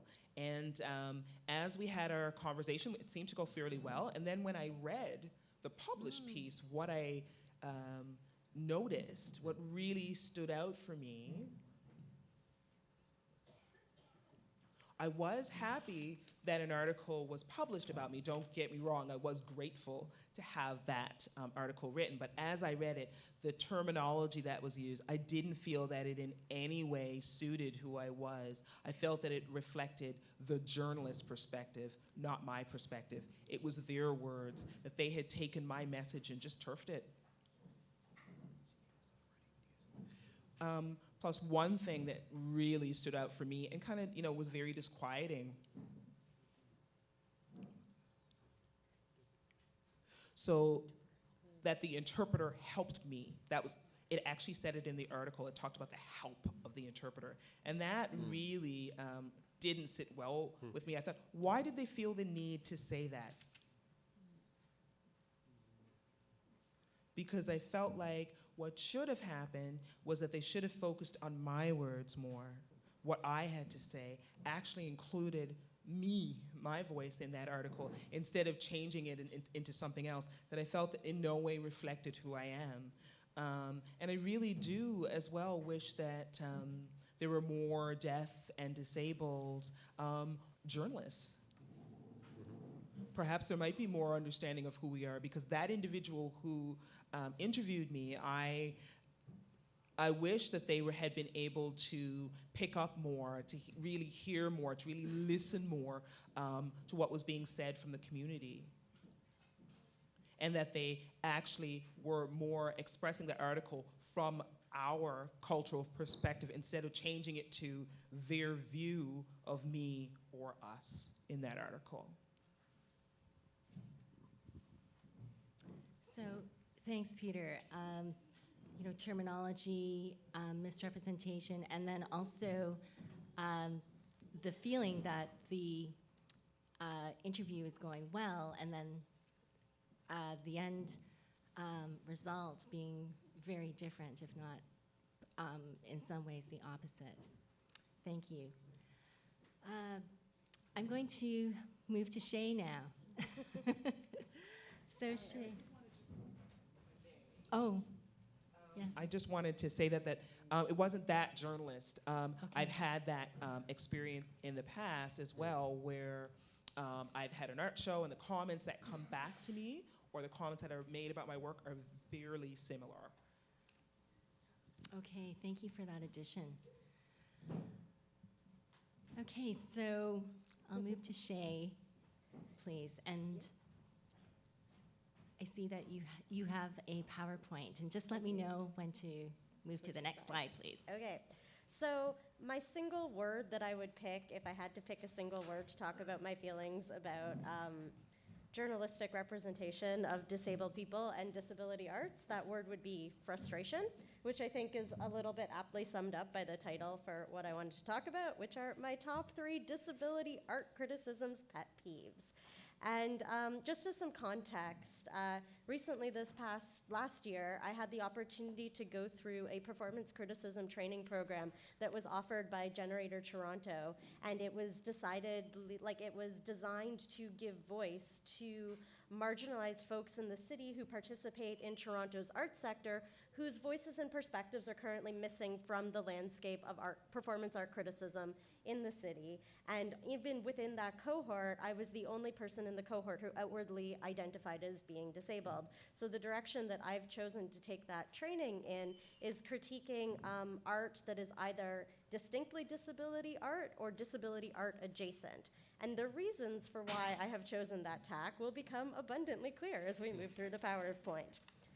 Which is to say that there are some challenges and difficulties that currently exist within Toronto's performance art criticism sector when it comes to disability art. So, moving on to pet peeve number 1. Pet peeve number 1 is the ignorance of disability language and culture. And so I've pulled a few illustrative examples of what that can look like. And these are all from shows that have happened in Toronto in 2008 that were either disability art shows or shows that related to the theme of disability in some way, whether or not they were from a disabled creator. So the first quote is, "The now LA-based comic with a hearing disability returned to town for a triumphant sex ed friendly show." Sorry, sorry, Tala. The now LA-based comic with a hearing disability returned to town for a triumphant sex ed friendly show, which was written by Glenn Sumi. It was a review of Just for Laughs 42, DJ Demers' show. And I wanted to point out that many members of the deaf community prefer the terminology of either deaf or hard of hearing, and that's a piece of insider knowledge that we hold as a community that people who are not part of that community might think that that identification of hearing disability is a minor change in someone's language, but for us, that can mean an entirely different, nuanced cultural position of how that person identifies. And it's really crucial that we get people's own understandings and representations of their identity in their exact words to be what appears in print. There needs to be absolute clarity that the terminology that people use to describe themselves is going to be the language that shows up in an article. And we see that particularly with deaf artists, hearing critics have a particularly hard time finding the words to actually describe their work and their identity. I also identify as hard of hearing, and I'm fluent in ASL and use interpreters in a number of contexts, which is why I'm speaking specifically from this perspective. The second example is very also indicative of this, but stage newcomer Lep is a natural and also has some of the wittiest lines, while Bullen and McKinnon are highly expressive exponents of American Sign Language. That is by Marrow. It's a 2018 review of After the Blackout. Morrow, sorry, not Marrow. And again, I think that we can come up with better language to talk about folks who are signing in American Sign Language when we write about them. Excuse me, Shay, I am wondering about which slide we need to be on. Sorry, we should be on slide 3 now. We're about to move, but these were the quotes. I'm sorry they weren't up on the screen. I'm getting ahead of myself. Yeah, I apologize as well. So I've got too much, so here? No, one back. One back. No, one more back. No? Oh no, I changed the order and I sent you the wrong order. I didn't send it to you. Oh no, I'm so sorry. Okay, we're No looking worries. for, it should say, where's the ones that say ignorance of disability language and culture? There we go. And there should be one that comes right after that. There we go, perfect. Okay. This is the right one. Okay. The third example and the final example under this pet peeve is for Ontario-born playwright and actor Alex Bulmer moving to... Do you need me to start again? Okay. For Ontario-born playwright and actor Alex Bulmer, moving to London, England in 2003 was the only way she could continue to make a living through theater, as she lost her eyesight due to a condition called retinitis pigmentosa, written by Carly Maga. It was actually a preview piece that was entitled Blind Actor Alex Bulmer Leads the Way into Theater's Future. The point that I wanted to make about this is this habit that journalisms have of diagnosis dropping. For many of us in the disability community, it's not particularly relevant how we came to be using the mobility devices we have or have the disabilities that we have. It's more important how they impact us in our day-to-day life, whereas for non-disabled people, they always want to know the why. And we as disabled artists need to be pushing back against this expectation that the why be included in our work and be forceful about saying that unless it is directly relevant to our work as artists, this has no place in this article.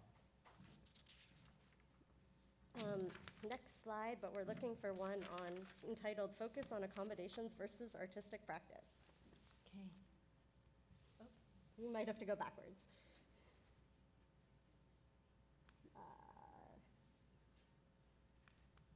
Yes. Okay. This is the same article from Glenn Sumi's review of DJ Demers' show. It is Demers, who has a hearing disability, again. He uses hearing aids, brought ASL interpreter Jennifer Lees to work alongside him. And for a hearing-abled audience member, at least one of the joys of watching his act is looking over to see how a certain phrase is signed. Judging from the laughs, most of the sold-out audience looked at Lees after Demers called himself a pacifist, which is a fancy word for huge pussy. And for me, this comment was particularly inappropriate because it spoke to nothing of the artistry or the comedy of this particular work. It spoke to how a non-disabled audience was interacting with the accommodations that in this case were being provided for other audience members. They weren't even necessary for the audience of that particular work to understand it. And we have to recognize that this particular almost fetishization of accommodations in reviews of our work is inappropriate. This is not the place for it. This is not what we want reviews of our work to be focusing on. And it's time for us to take a stand as the disability community that this is not an appropriate way to critique our work. We want critique that relies on our artistic merit of our work. We don't want critique that relies on what you think about our accommodations. And in fact, the next article, or the next example, shows yet again another reviewer's perspective on disability accommodations in the theater. Still, like deaf cast members Catherine Joel McKinnon and Tamika Bullen, whose gestural ASL duets in front of a starlit night scene were marred on opening night by some staccato, oddly placed captions on the screen behind them. They deserve better. This is a review of After the Blackout. And in this case, it could be that there was a technical malfunction, but it could also have been that this was an intended artistic impact of actually signifying to hearing members of the audience how difficult it can be to get your words and impressions across when you're an actor and performer using a different language to get your message heard. And once again, we need to be focusing on the artistry and the potential implications of why this might be, rather than the fact that it challenged your experience at the theater. What is disability art not for if to challenge able-bodied theater goers' expectations of how easily digestible a piece of artistic work is? Wouldn't it actually speak to our experiences of difficulties in interacting with their world if we deliberately made it a little bit challenging for them? Okay. And then the last point, which is probably back at the closer to it might be the next one, actually. Let's see, can we get it right? Yes, hooray, we got it right. The last point to me, my third sort of deadly sin, is that a lot of reviewers are willing to ignore disability mimicry, even when it's happening right on the stage in front of them. And nowhere was this more evident than in Luminato's production of Swan Lake. I'm going to give you some excerpts of 3 different reviews of that piece to show some differences in perspective. I might actually only read the last one on this page just for the sake of time, because I feel like I'm running a little long. So in this particular piece, there is a character who is a secondary character to the plot line. It's the main character's mother, who is a wheelchair user, who is, cast as old and arthritic. And in this particular production, it was played by a non-disabled, well-known dancer from Australia who sits in the wheelchair for parts of the performance, stands up out of the wheelchair at bizarre points in the performance that make no sense to anyone who's a mobility device user. She's so arthritic that she can hardly stand to support herself, yet she gets out of her chair to carry a lit chocolate birthday cake across the stage. And then, of course, the whole production ends in this glorious dance scene where the disabled person is magically freed from their chair and is dancing along with everyone else. Because, of course, using a wheelchair is the worst thing that could possibly happen to everyone. And getting up and standing and dancing is the goal of every single one of us. But so some of the, so the only mentions of the mother at all are sort of surface at best. From Shabbos, Shabbos writes, he lives with his disabled mother and ends up camping out on the roof of their home with his dead father's shotgun. And that's the only mention of the woman in the entire piece. Again, the first example really just talks about that, as his arthritic mother, Nancy, prepares to sell the family home in order to move into more modern council digs. Again, referenced as far as plot goes, but despite the obvious indication that she is not a wheelchair user, every single critic lets them off the hook. As opposed to the review that I wrote about the piece, which is on the next slide, there's a brief excerpt. The woman sits in a hospital-type wheelchair, heavy and difficult to maneuver. There are no footrests. Her legs hover awkwardly above the floor. The woman forgets and reminds herself of how her disabilities impact her perch in her chair, curling and uncurling her feet and hands in an unnatural way. Signs that using a chair is unnatural to her. I know in this moment that before the end of the show, the woman will stand from her chair and dance, seemingly justifying the use of an able-bodied woman cast in a disabled role once again. And then the last slide, it should be almost the last slide. It's called Rounding Out the Top 5. Okay. There we go. And then just briefly, my last 2 disability pet peeves in criticism is not seeing disability art as equal or even worthy of review. We certainly see more review of disability art now than we used to, but still it does not get nearly the same coverage. It's rare to see a disability art piece reviewed in multiple publications. You might see it mentioned in one, but certainly not in all the major publications. And the last one is being afraid to truly critique. Is being afraid to truly critique disabled artists. There seems to be a sense among the able-bodied critics that disability artists get a pass. We know that not every piece of art necessarily, it all has merit, but not all of it necessarily has merit for public consumption. And in order to work towards developing a disability arts aesthetic that we can be proud of, that we can stand firmly behind, this means we need critics who are empowered to make judgments about this work from an informed perspective of disability arts and disability studies. And to do that, that means that we need to make space for more disabled critics, because otherwise we can't collectively develop what a new disability aesthetic might look like. Okay, thanks very much, Shay. Thank you. Okay, I'm going to move next to Leah. And the first question is, given your practice, what word, image, or sound or object comes to mind when you are faced with the word journalism? Well, I think Peter and Shay have both raised really excellent points that I feel I'm still processing. I will say the word that popped into my head around disability arts and journalism, and in my self-description I didn't say that I'm non-disabled, or I do have some experiences of illness and also disability in my family.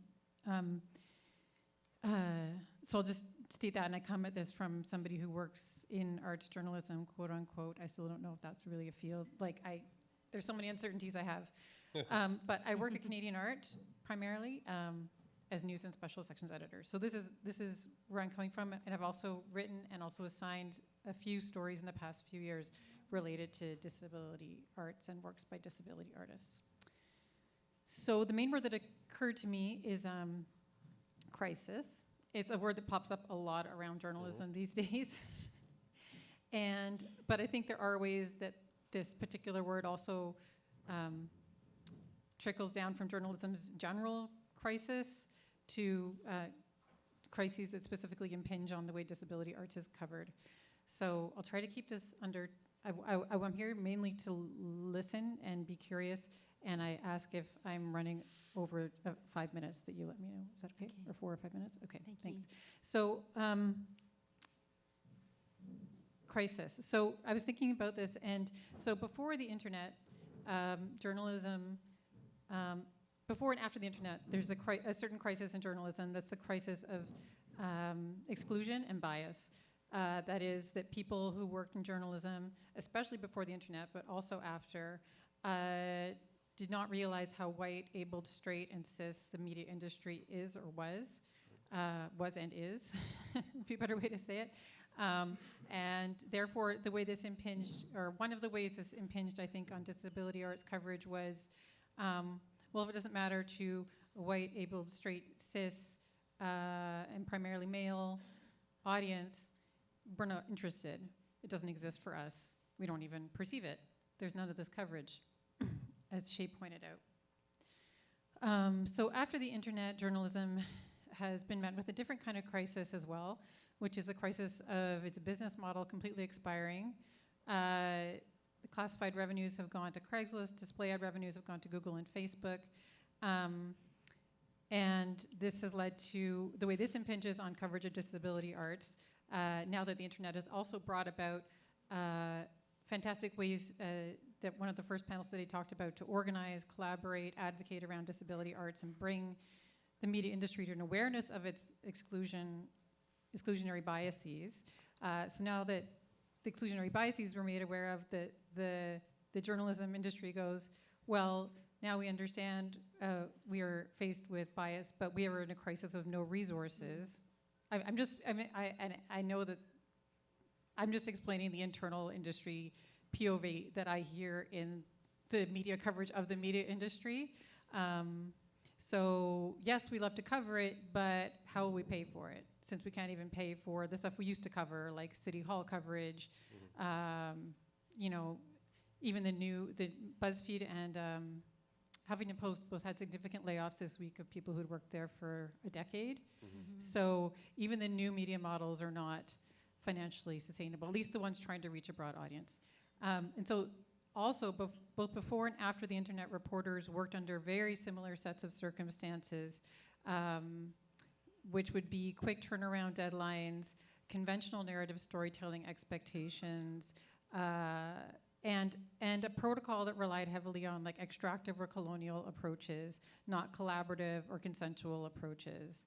And that was kind of in the name, or is in the name often, of objectivity, which is a quote unquote thing. It doesn't really exist, but so because this has continued to exist in a large way in journalism, the crisis, the way this impinges on disability arts, in my point of view right now, is even if we care about it, even if we can pay for it, how the coverage we do of disability arts can't be collaborative, consensual, slow, nuanced, take alternative approaches, unconventional narrative approaches, and it can't be entangled with the art itself, which so that's my dim and sad and upsetting view.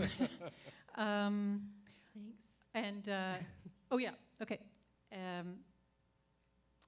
But there's way more to it, and I'm grateful to be here. Thank you. Thank you, Leah. Michael.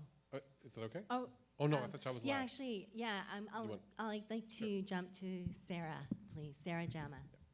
Hi, everyone. Can everyone hear me okay? Okay, cool. The words that I keep going back and forth between are white fragility and a mechanical monolith. So I'm going to break the rules, as I tend to do, and talk a little bit about both terms and break it down. I'm an organizer from Hamilton, Ontario. Hamilton has the largest population of people with disabilities in the province. According to the UN Rapporteur on Housing, we also have an eviction rate of 96%, which has gone up in 6 years. So that percentage has been for the last 6 years. Hamilton is also a working class steel city with a lot of people who are living in the downtown core, being pushed out of their homes, who are people of color and who are racialized.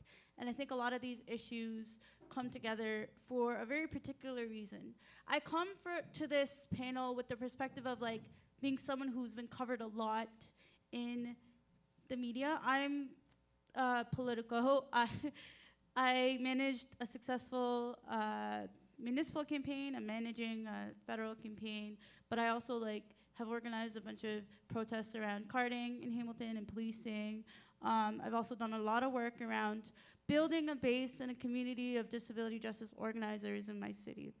And so I bring up the terminology white fragility because when we look at media coverage, when it comes to issues facing people with disabilities, a lot of the coverage tends to be from the voices of people who are of a certain class, of a certain wealth, of a certain race, and it tends to be white cis men or females who tend to be talking about the issues facing people with disabilities in our province. When I look at the coverage of the Basic Income Pilot Project rollback, when I look at the coverage of the rollback of ODSP and the attacks on social assistance, when I look at the attacks coming down the pipeline around healthcare, when I look at all of these issues around gentrification in my city and the housing crisis that we are going through, literally all the voices that have to do with disability and the impacts of people with disabilities tend to be from white people with disabilities who don't understand that we are not a mechanical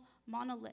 We are not one group of people who can organize together in a way that will push issues to the forefront if we don't acknowledge white supremacy in our movements, white fragility in our movements, and also talk about the ways in which people of color are always pushed out of movement building, are always the ones who are last to be given the mic when we're talking about issues that tend to affect us the most. And I acknowledge my privilege in the sense that I get asked to speak a lot at these sorts of events because of the ease to which I can communicate my concerns and my thoughts without a lot of work on the people organizing certain panels. Not this one per se, but other panels, right? People don't want to provide ASL interpreters. People don't want to provide PSW support. People don't want to budget for accessibility, and they'll tend to ask me to speak because it's easier for them to do. So I acknowledge that as well. But I think one of the main concerns that I have around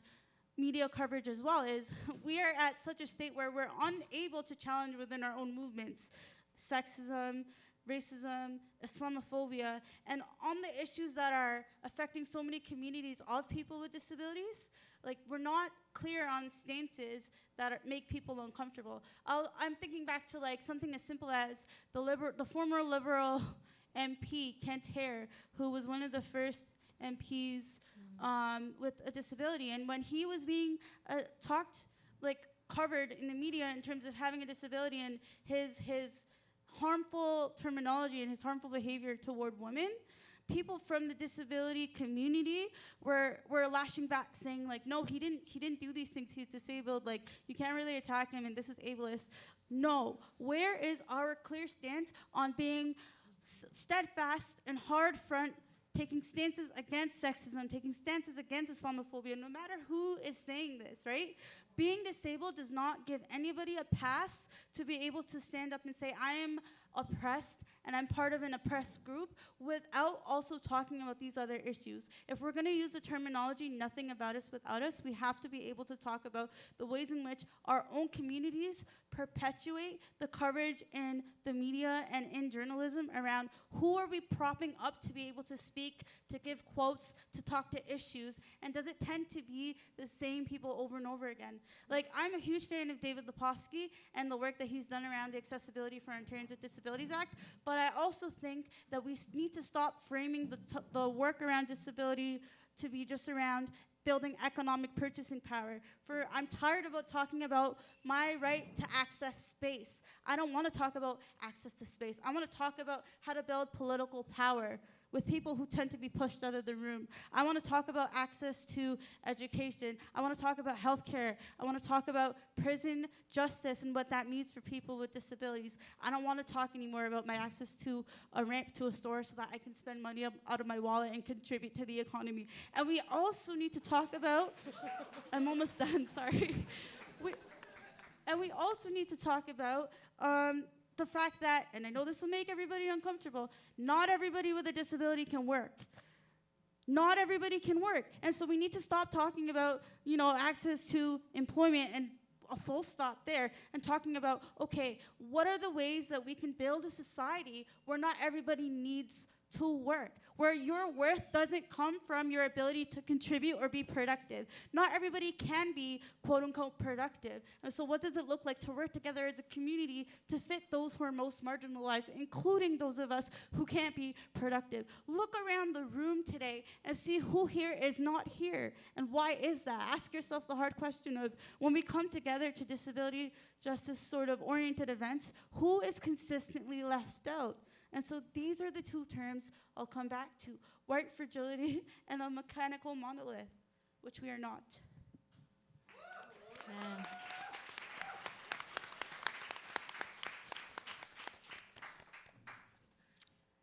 Thank you. Thank you, Sarah. I'm going to move to Kirsty Johnston. Oh, to me? I thought Yes. Michael. No? Apparently we'll go last. Oh, you're going last? Okay. Yeah. Well, that's easy to follow.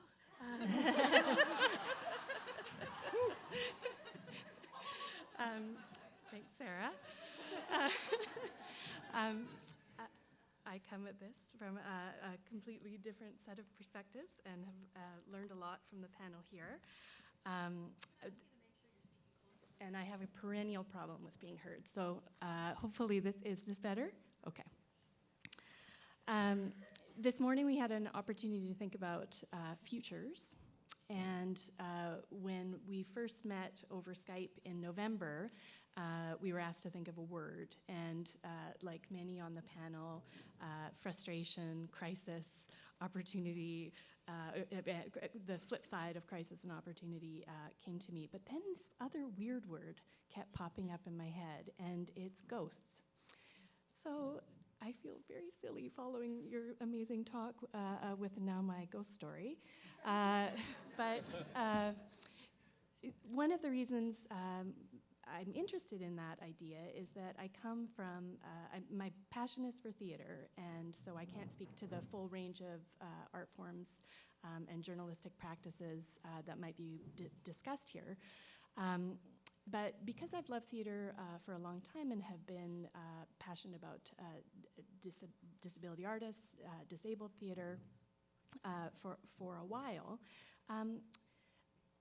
one of my struggles when I encounter criticism or journalistic coverage of disability theater is its lack of engagement with the ghosts.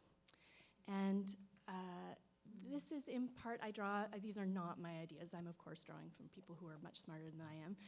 Victoria Ann Lewis, who studied the history of representation of disabled people in plays over time, argues that anyone who encounters a disabled figure in the theater has to recognize how the theaters has had this very negative role over time in promoting very disabling views of with the best example being yours, Shay, of as soon as I see that, I know she's going to stand up out of the wheelchair at the end. That's just one trope, but there are many like that. And so a critic who comes to witness disability theater needs to be aware of those, needs to have the familiarity with them. And so I thought one thing I might mention here is that when we think of ghosts, the other person who introduced this idea is a theater theorist named Marvin Carlson, who talks about theater being the art form that is most haunted, because we see time and again, we try and tell stories with new people stepping into those spaces. But the weird thing about theater is there's a materiality to it, because it might be the same prop, it might be the same coat, it might be the same actor. And for disability journalists, we ask, why is it that always that actor? Why is it always that particular wheelchair? Why is it always that story? Who, as you say, hasn't been in this space? And why are we not acknowledging the people who aren't there? So I wanted to, thinking of ghosts, I wanted to bring up a ghost of this particular room that we are in right now, here at the Brigantine. In 2003, the Workman Arts, then called the Workman Theatre Project, held the first Madness and Arts World Festival here in this space. And over 10 days, the Harbourfront Centre had partnered with CAMH and the Workman Theatre Project to bring over 187 artists from around the world, representing 8 different countries, all of whom were artists who identified as having had either consumer survivor, psychiatric survivorship, or mental illness experience. And this was in part because the groups had been working in silos, another word I heard this morning. Groups had not yet had the opportunity to connect. So it was a wonderful 10 days, also coinciding with the SARS epidemic, which was a little stressful. But people made it, even though everyone made it and participated.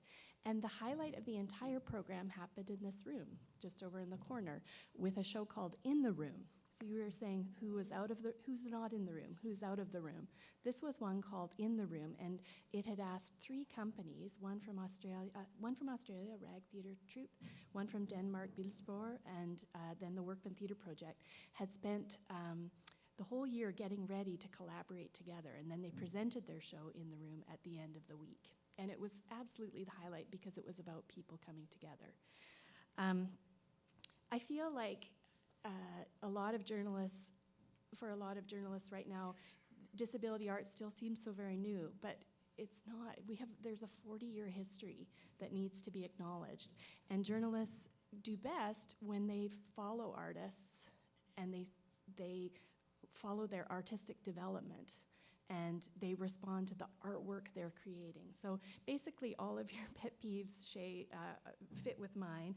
And the only other thing I wanted to say on this front is that recently I've been noticing a real disconnect there have been exciting new challenging pieces involving disability artists that have really divided communities. So in my hometown of Vancouver, we've recently had a production that the mainstream press just loved and described as pitch perfect, and it definitely involved disabled artists, but it also really upset some members of the community. And nowhere in the journalistic criticism did I have any sense of the ghosts that followed that particular production, or the disabled voices. And so I felt like all of the critics only imagined non-disabled readers. And so I really think it's important for critics to remember their readership as well as what's happening on the stage. Anyhow, thank you. Great. Great, thank you. Thank you, Kirsty. And now, What's left to say? Michael Orsini. Really? Okay. The first word that came to mind for me was story, narrative. I know that's really obvious. Obvious, I guess. But the things that I think about, I guess, because I'm not an artist, I'm an academic, I'm interested in disability, but I'm also interested in narrative. And I keep coming back to sort of what makes disability art narratable, what makes disability stories worth telling, and then some of the stories that don't get told in that context. And I think that's the most intriguing part for me about disability art and journalism, but it's also really the most troubling. The insistence on telling stories and crafting narratives, I think, can be deeply, deeply problematic in a world in which disability is the punchline, disability stands in for something, disability is the curse, it's to be avoided, or it's the uplifting inspiration. Hey, look at what that disabled person, or look what that disabled artist can do. And I think in this world, I mean, I don't know the world of journalism the way Leah and Shay sort of talk about it. I used to be a journalist, but it was like a long time ago. But obviously journalists like to tell stories, and there are a lot of stories to tell.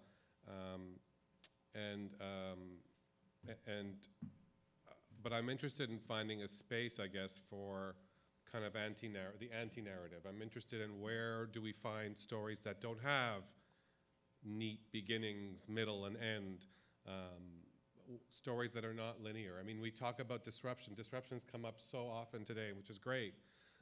But we do seem, I think, as consumers too, as consumers of media, we do find comfort in stories that are not disruptive. And so I say that internally as someone, I struggle with that as well, because when I write, I always feel like I have to start something with kind of, it was a dark and stormy night, you know, kind of and I sort of seem to impose that on my students. But I think that's where we need to think. I mean, Thomas King talks about stories are wondrous things, I think he says, and they are dangerous. Mm-hmm. And that part is the most interesting for me. Like where can the danger, where can the stories that do emerge in different forms of media, thank heavens for Canadian art and border crossings and great that are telling some of these stories, but we know they're not sufficient. So I think the challenge for journalists, and it's tough being a journalist, is to reflect this diversity of expression in the name of disability art by really disrupting what we take for granted as knowledge when it comes to disability. So we're talking about disability art, but there's a kind of there's a step that we're indeed missing around disability. And I've seen that a little bit when talking to folks kind of, I don't know what you call people who are contemporary art people, but contemporary art people. I'm not a contemporary art person. And they're really well versed in lots of things. They're interested in diversity, equity, and when you start talking about disability, you just want to sort of walk out of the room or put your head down, because it's kind of shocking to hear the things that are coming out of their mouths, such as like, but Michael, do you think you would hang that in a gallery? You know, or things that, you know, I don't expect to hear, but this is what we hear. It's kind of straight out of kind of ableism 101. And I wrote an op-ed before the holidays because there was nothing else to do before the holidays. And because the National Gallery of Canada is currently looking for a new CEO director after the departure of Mark Mayer, who'd been there a long time. And I just thought, again, I have no credibility as an art person, but I felt like saying something about the National Gallery of Canada, which I think has patted itself on the back consistently for a long time about being kind of a leading voice on the national scene. And I sort of just wrote what I thought was a fairly harmless 750-word thing saying, you know, I don't know, accessibility, it's a thing. Have you heard about it? Have you featured the work of Black, queer, disabled artists? Have you thought about expanding how you understand inclusion and diversity? And please stop taking credit for including Indigenous art in your collection and as a kind of sign that they have this radical potential. And sort of saying like buying a work by Kent Monkman doesn't make you, put you on the leading edge of contemporary art. And I got a lot of feedback from people who read it, and they were like, oh, I'm so glad you could write that. They didn't post it publicly, they just sort of wrote to me privately. And of course, nothing from the National Gallery, which was fine, but there was a sense in which kind of conversations are happening and questions around accessibility, inclusion, disability are so far from the conversation at this thing called the National Gallery.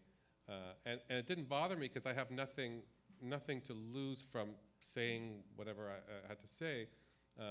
But it struck me that for all, and I don't want to say I'm hopeful or feel inspired, but I did see glimmers that, there, you know, and I think we have seen it, the Canada Council, the Ontario Arts Council, and then this sort of cultural institution that sort of stands in for, you know, representing the national capital is so, for me anyway, so absent from these conversations.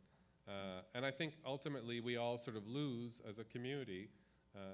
I think I'm struck that I don't think, and I think some folks have said it much more eloquently than me, this is not about getting able-bodied folks to appreciate disability art necessarily, and that it does need to be disability-led.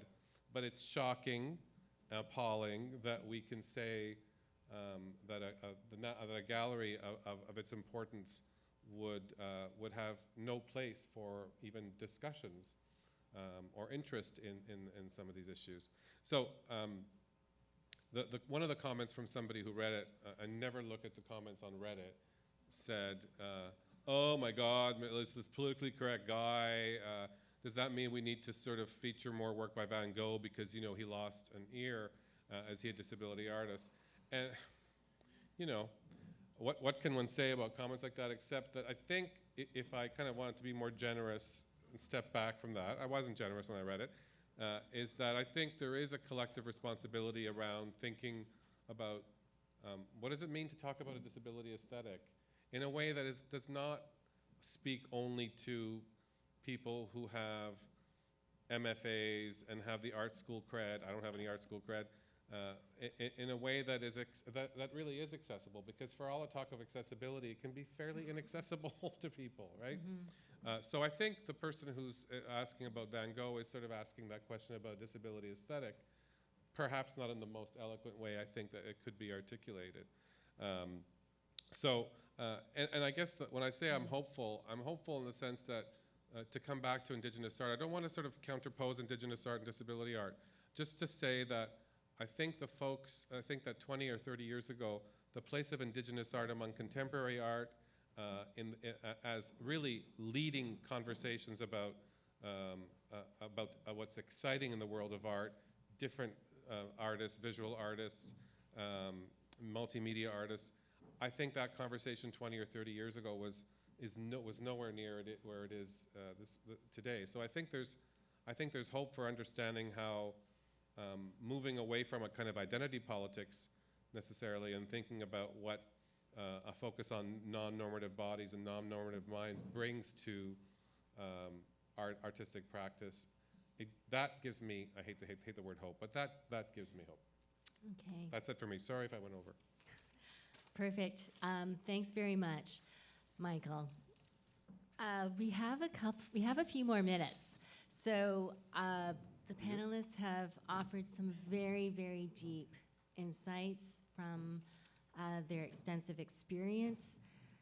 And what I would, at this point, suggest we do is, my hunch and my sense is that what panelists have presented resonate within the audience. And so I'm anticipating questions. So I will ask, we'll gather some questions, and it might be that we might have to end it there and then to invite connections during the break and throughout the event of Cripping the Arts. So is there someone with a microphone to ask to? Okay, so are there questions in the audience, from the audience?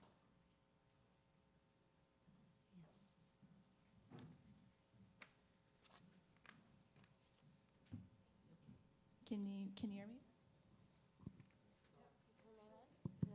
Okay, thank you. My name is Kanika, and I have a question on how, as artists, we can actually shift the narrative. I recognize it's important to have more diversity behind the people telling the stories, but I can tell you I have firsthand experience after multiple variations of arts coverage and even an invitation to write an opinion piece. They've been all so heavily edited and watered down that the narrative is no longer the narrative that I wish to share. But they seem to be the gatekeepers to sharing our stories.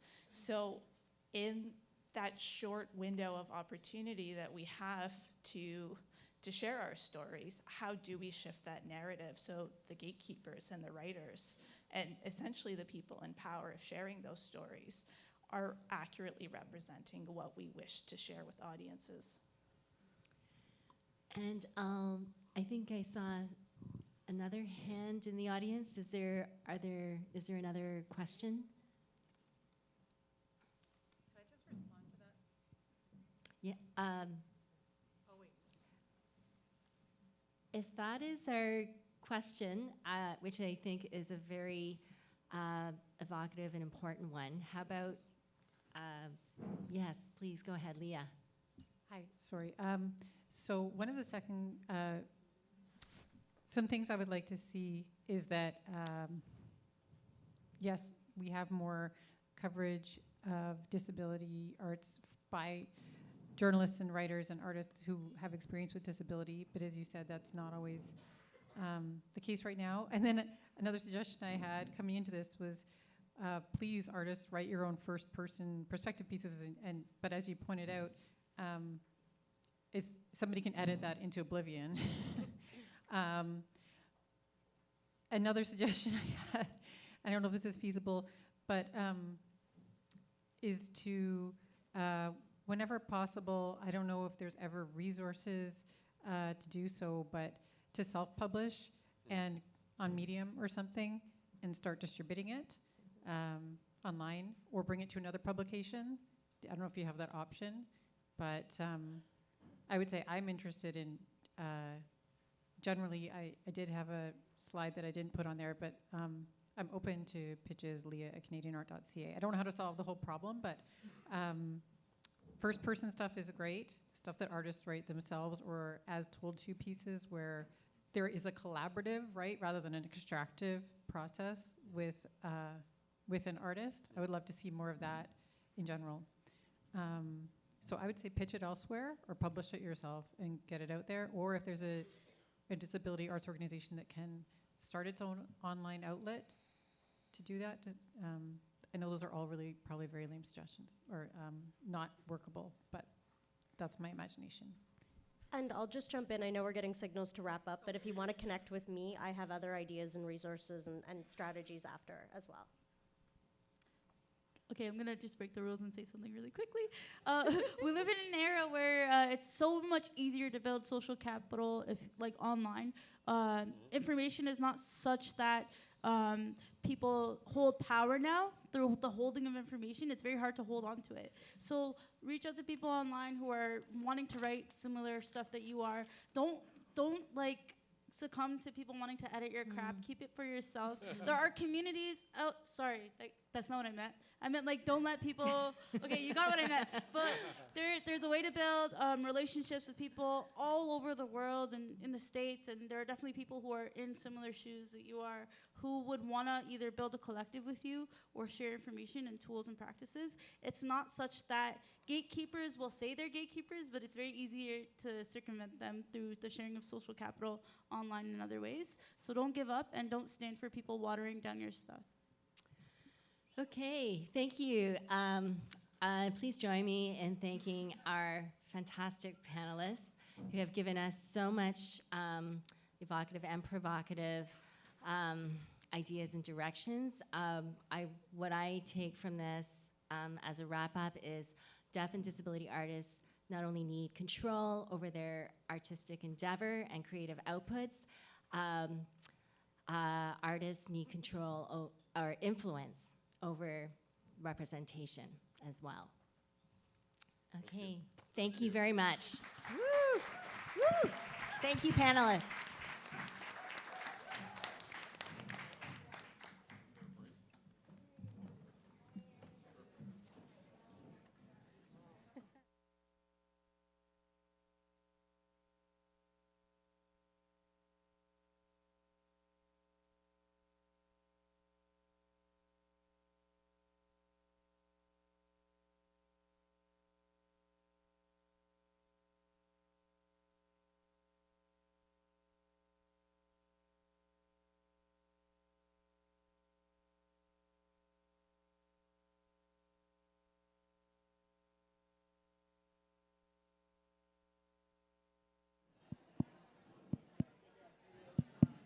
Hi everybody. So I just want to let everybody know that we're taking a break right now. So so let's have maybe coffee and a cookie, and then come right back so that we can get back staying on time.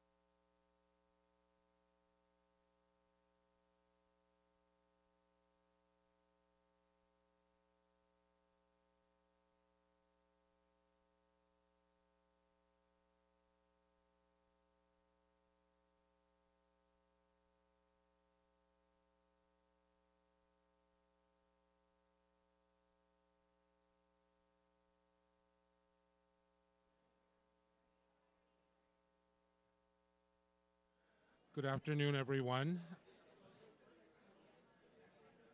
We'll be starting within the next minute or so.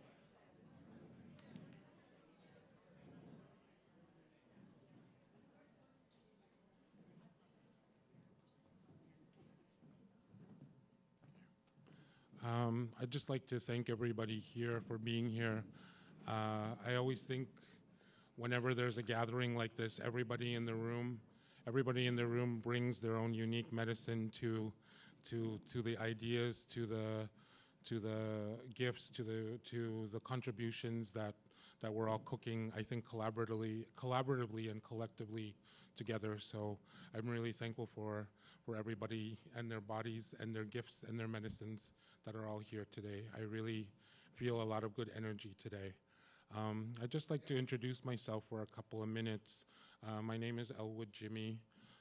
I'm originally from northern Saskatchewan, from a community called Thunderchild.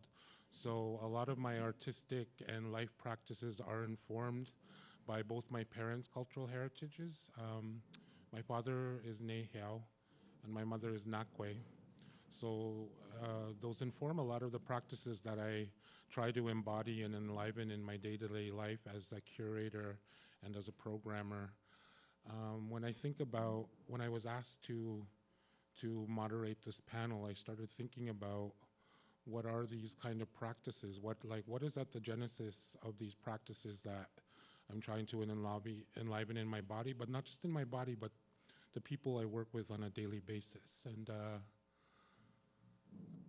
I think there's a framing of disability sometimes that, you know, particular bodies get perceived as a deficiency, but actually the bodies who perceive people as deficient, those are the deficiencies that we actually have to work on. I think the life practices and artistic practices I try to engage with are actually working towards developing an embodiment where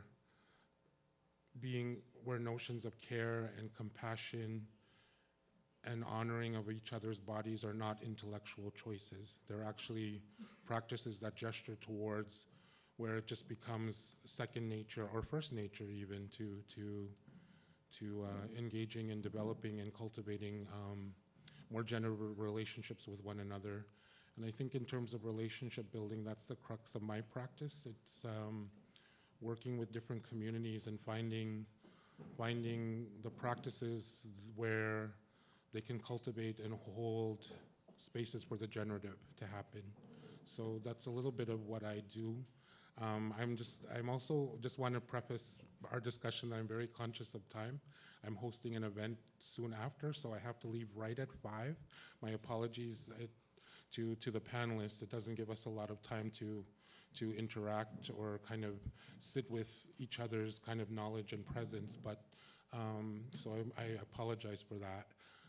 But what I'd like to do right now is maybe if people could kind of introduce themselves and maybe in that introduction talk about the kind of trajectory that got us to where we are today. Like what is the work that you kind of enliven and embody in your own life that you think has brought us here today to talk in collaboration? So maybe we could start with Mona, if you'd like to start.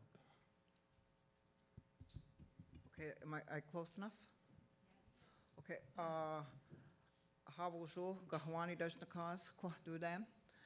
my English name is Mona Stonefish. I'm Bear Clan. I'm from the Three Fires Confederacy. I'm a Potawatomi, and I'm Mohawk. And what I wanted to share today was everything has changed since 1491. And when the people first came to Canada after the War of 1812, everybody had scurvy.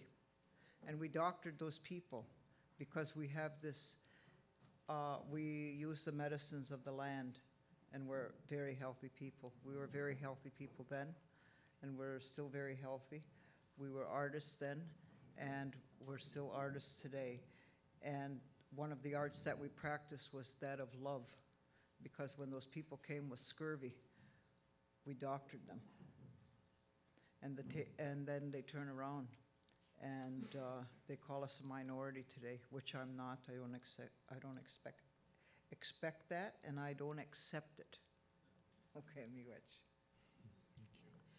And to the right of me is my granddaughter, Sky Stonefish, who's an artist. They told us that she had multiple disabilities, and they said that they wanted to we should put her in some kind of home. And that's out of the question for us, because we need family. And as a family, we need human family as well. And I don't feel that anybody should be excluded. And I do believe that we have the right, we have the voice, and we have the courage and the strength to make our own choices. And she'll remain at home with family. Thank you. Thank you for that. Lauren, would you like to go next? So my name is Lauren Delaney. Primarily, I'm an artist that works with healing arts. I have mad roots. I feel that the way that I've come to this platform is really trying to shift cosmologies. So that whole word of like madness, you know, I come from the idea that the society we live in is actually mad. And me showing up as myself oftentimes is threatening to that society. And so I identify healing arts as my primary art because I feel like I'm here to heal myself. And in doing that, I come across a lot of the different violences. I'm constantly unpacking them, encountering them, making sense of them, unpacking myself, taking myself apart. And I'm supported in community, you know, with all of you, all the elements. And I write, I create films, and in doing that, I'm always trying to shift what it is we are socialized to see, and maybe just bring forced presence. So when I say forced presence, just support stillness. Let's start there. Thank you. Koli, would you like to? Sure. Shio nagada koli dawado gialieli nagad ani awiya hi elo gialieli ani winda ayel gialieli ani harnashoni ayel gialieli ani misaga ayel gialieli ani anishinabe ayel. Hello everyone, my name is Koli, and I realized that this morning there was a land acknowledgement, but I also think it's my responsibility as someone who is not from this territory to say that I'm grateful to the indigenous people of this place, the Wyandot Nation, the Haudenosaunee Nation, the Mississauga of the Credit, the Anishinaabe peoples whose land we're on, and also to acknowledge that Toronto is covered by Treaty 13, signed with the Mississaugas of the Credit, and the Williams Treaty signed with multiple Mississaugas and Chippewa bands. And my ancestors are Cherokee, Lenape, Lumbee, Osage, Irish, and African, and my central indigenous identity is Cherokee. I also want to acknowledge that the land I live on is Multnomah land within the traditional territory of the Chinook Nation, and I teach on the traditional territory of the Marys River or Apanefu Band of Kalapuya, following the Willamette Valley Treaty of 1855, or the Kalapuya etc. Treaty. Kalapuya and Multnomah people were forcibly removed to reservations in Western Oregon, and today their living descendants are part of the Confederated Tribes of Grand Ronde and the Confederated Tribes of the Celeste Indians. And I feel like I need to say all of that first.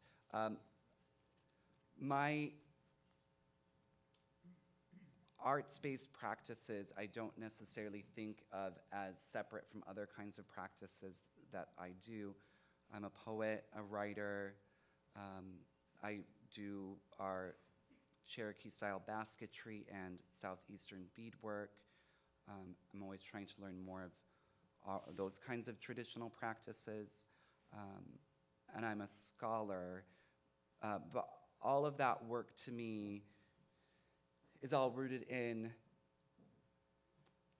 being a Cherokee person, a two-spirit person, a trans and queer person, and a person with both physical and psychological disabilities. And what that teaches me is that there are a lot of ways that many of our experiences and stories are constantly left out. And if we're serious about issues of decolonization and reconciliation, then we can't only focus on certain kinds of segments of our communities. And I also want to say that when I am saying decolonization, I'm reminded by the scholars Wayne and Tuck that that's not a metaphor, that what we're talking about is not allowing colonial powers to lay claim to our lands and bodies and identities and children. And so knowing that the way that ableism has been created has been often on our lands and through things like removals and boarding in residential schools and other kinds of institutions. And so I doubt very much that we will be successful in creating coalitions of movements that can work towards a decolonized vision or conception of the world if we're going to only, if we're not talking about disability or two-spirit people or other racialized communities. So I will stop talking for now. Well, I don't. Thanks. Thank you, Coley. And Dolene, would you? I don't think it's on. And I don't know how to turn it on. It's on? It's on. Ah, bonjour. Tsauyashi minua. Jigigaway gabo quadishnakas. Jikando dam. Ajudana and jibajig. Ojibwe and Shna Bekwe. Dolene Dao and Dao. And that's who I am. And I'm supposed to say something about myself, I guess. So we'll start off with what I'm wearing. So I'm wearing a tan brown shoes, boots really, black jeans with holes in my knees, a beige button-up short sleeve shirt over a white t-shirt, and a light blue denim long sleeve shirt. So I'm layered. I'm ready for the weather. And I have 2 braids. I have long hair, and you know, I saw there that our title was Indigeneity and Race, and so I thought, you know, in talking about the oral description, I thought, you know, it's a good time maybe to talk about my appearance. And that, so my father is Irish, and my mother is Ojibwe and Anishinaabe. And I am Anishinaabe. I wasn't raised to be Irish. And when I move about in the world, no one says, oh, there's a nice Irish girl, open a door. Luck of the Irish. You know, when I go in a store, they whisper, you know, but loud enough for me to hear. They'll say, it's an Indian. Follow her. she's going to steal something. And that's how I know the world. That's how I experience the world. And I don't experience as a white person. Because I'm mixed. I'm not fully dark, you know. So there are some privileges to this body, this mixed body. And like I'm the youngest of 12, and I have about 100 nieces and nephews and great nieces and nephews. And so we got the whole gamut in that span. And I'm thinking about one of my boys in particular. And he's very dark. He got jet black hair. My hair is dark brown, but his is jet black, and he's very dark. He's unmistakably looks like a full blood. And he's neurodiverse. And so, you know, I have my PhD. And so I have, and I was able to do that on one hand, you know, because when my mom married my dad, she was stripped of her rights as an Indigenous person, and she became legally white. And so she wasn't allowed to live on the reserve. So we grew up off of the reserve, and it was, you know, there was a lot of racism. And, you know, but my dad, he was a really good man. Some people, they think that when I say my dad is Irish, but I'm not, or my dad's white, I'm not, they think, well, I have a problem with my father. My father was a fantastic man. And, you know, if it wasn't for that, I can seriously say that I would hate white people because of the racism and the abuse that myself and my family have had to endure. And, you know, thinking about access and going to even to these arts and cultural centers are primarily dominated by white, wealthy, abled bodies. And so our people this is how it's perceived. I was actually quite old before I even went to a gallery or a museum, and I was scared. I was scared to go to school. I was scared to go to public school, high school, college, university. I had to talk every time I'd go out, you know, I'd put my hand to go to that door, you know, I'd go to open, you know, and I had to hold my breath for a minute, and I'd think about my women, the women in my family who are so strong. And I would take their composure. You know, I'd breathe them into me, and I would become them.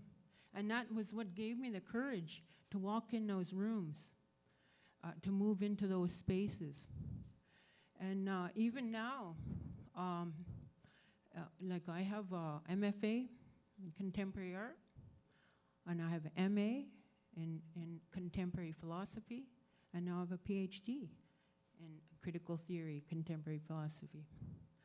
But even still, there are very few members of my family who have ever stepped foot in a gallery, a museum, or a college or a university. I'd say the majority. Even one of my cousins, a few years back now, she came to the city by nefarious means, but we won't go into that. But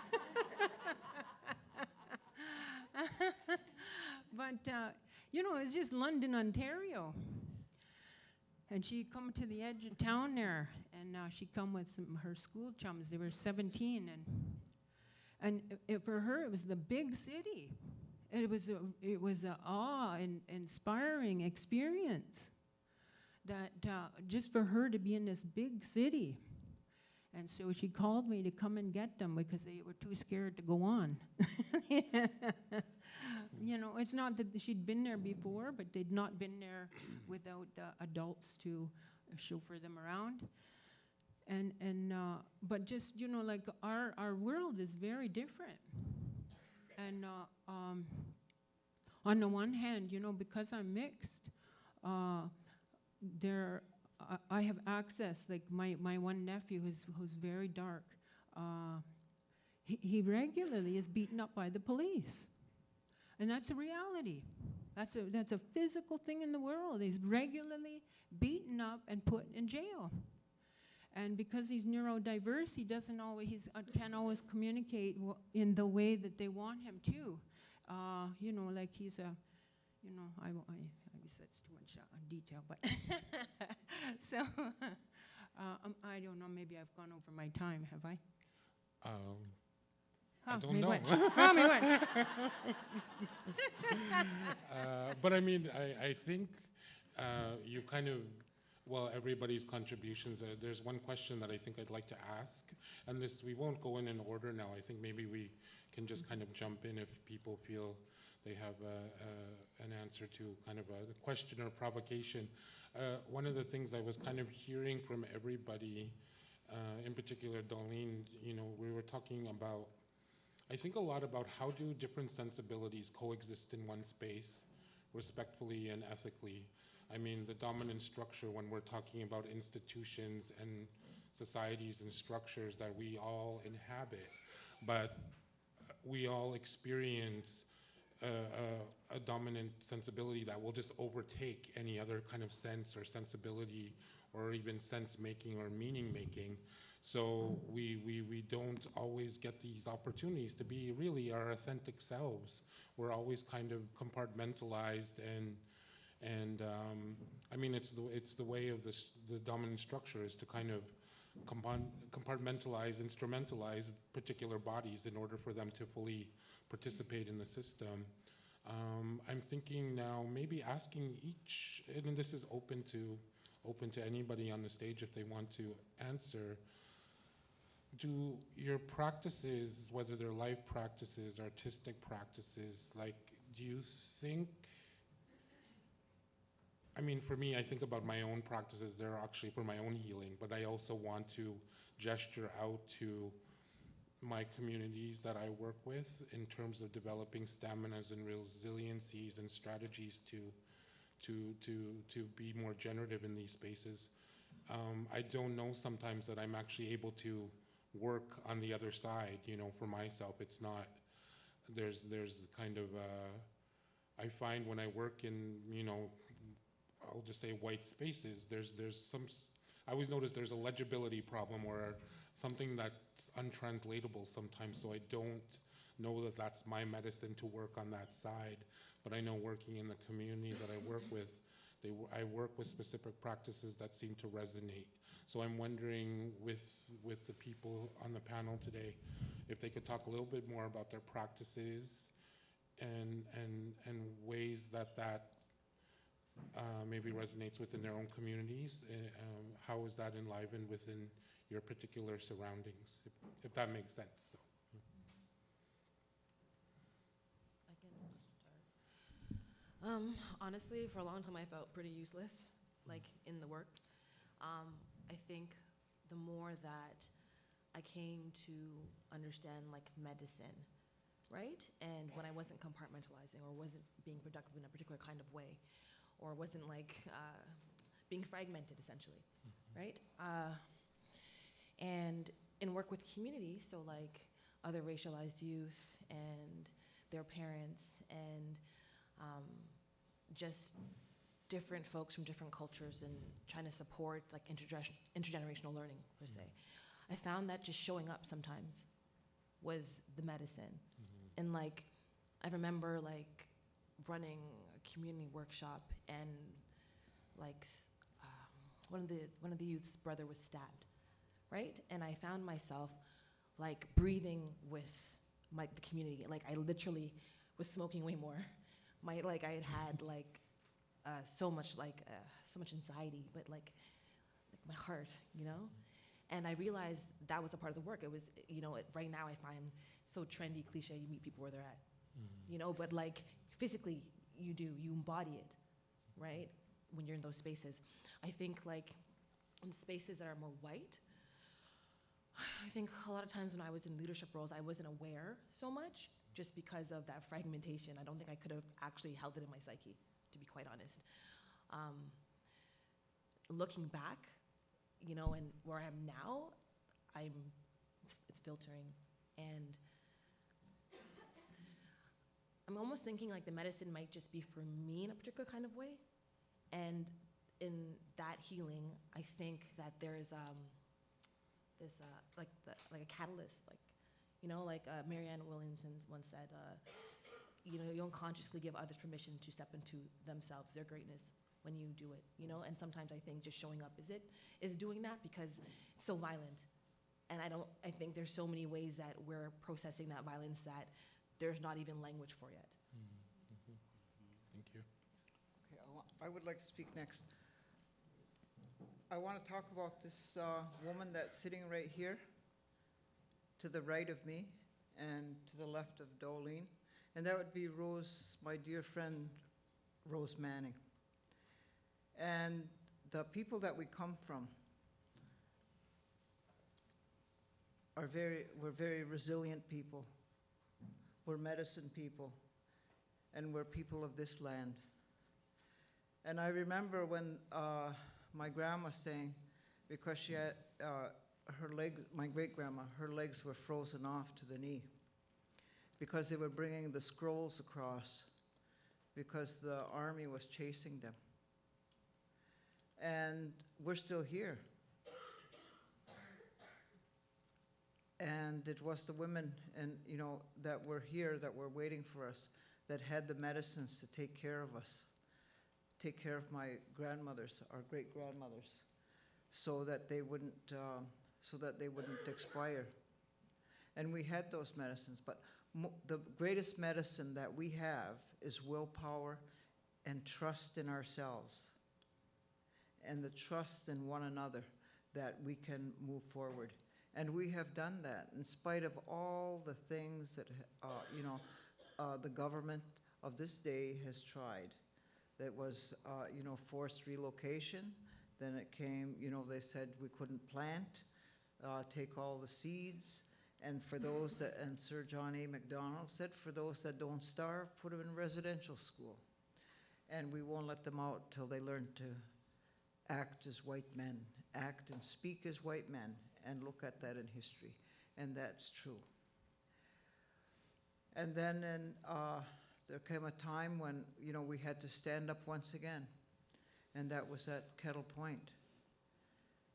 And my dear friend, Rose Manning she said, come on, let's go over here. So we all went, and we knew that was where her home was. Because when the Second World War started, she was at school that morning, and they threw everybody out. They burned their houses to the ground. And it was 40 years later that we were returning. And the Canadian Army came, and they had guns, and they said, stop or we'll shoot. And I have to stand up. And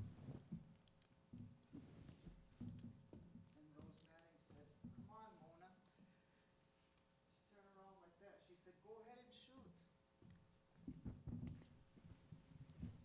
She said, go ahead and shoot. Go ahead and shoot us. What are you going to gain from it? She said, this is the land that I was born on. And that's where she built her home. She said, let's make a sweat lodge. And the young men brought the wood. They brought everything that we needed. And we had a ceremony right then and there. And she took the lock right off. And they didn't shoot us because they knew that we were right. And we weren't trying to defy anyone. We were trying to uphold the reputation of our ancestors, of our great-grandmothers, who walked with those scrolls that said the most important thing for us as Nishnawbekwek was to know our language, was to eat from the plants of the land. The same plants that the government tried to take away from us. The government now said in this new food guide that we're to eat more plants, and we always did that. So, it's changed the whole, 150 degrees. And I'm very proud of that, and I'm proud that my ancestors and my grandparents, my parents, uphold this law and still uphold this law through myself and then through these younger people and through Rose Manning, who had the vision, because she was a visionary. And she said, you know, Mona, one day I know I'm going to go back over there. I'm going over there. And I'm going to live there. And she built a home there.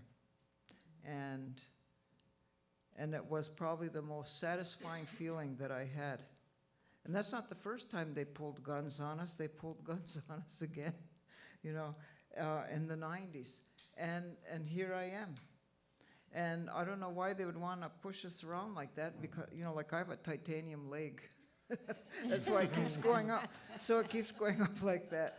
And that happened to me at residential school, because they couldn't starve us. They couldn't take the language out of us.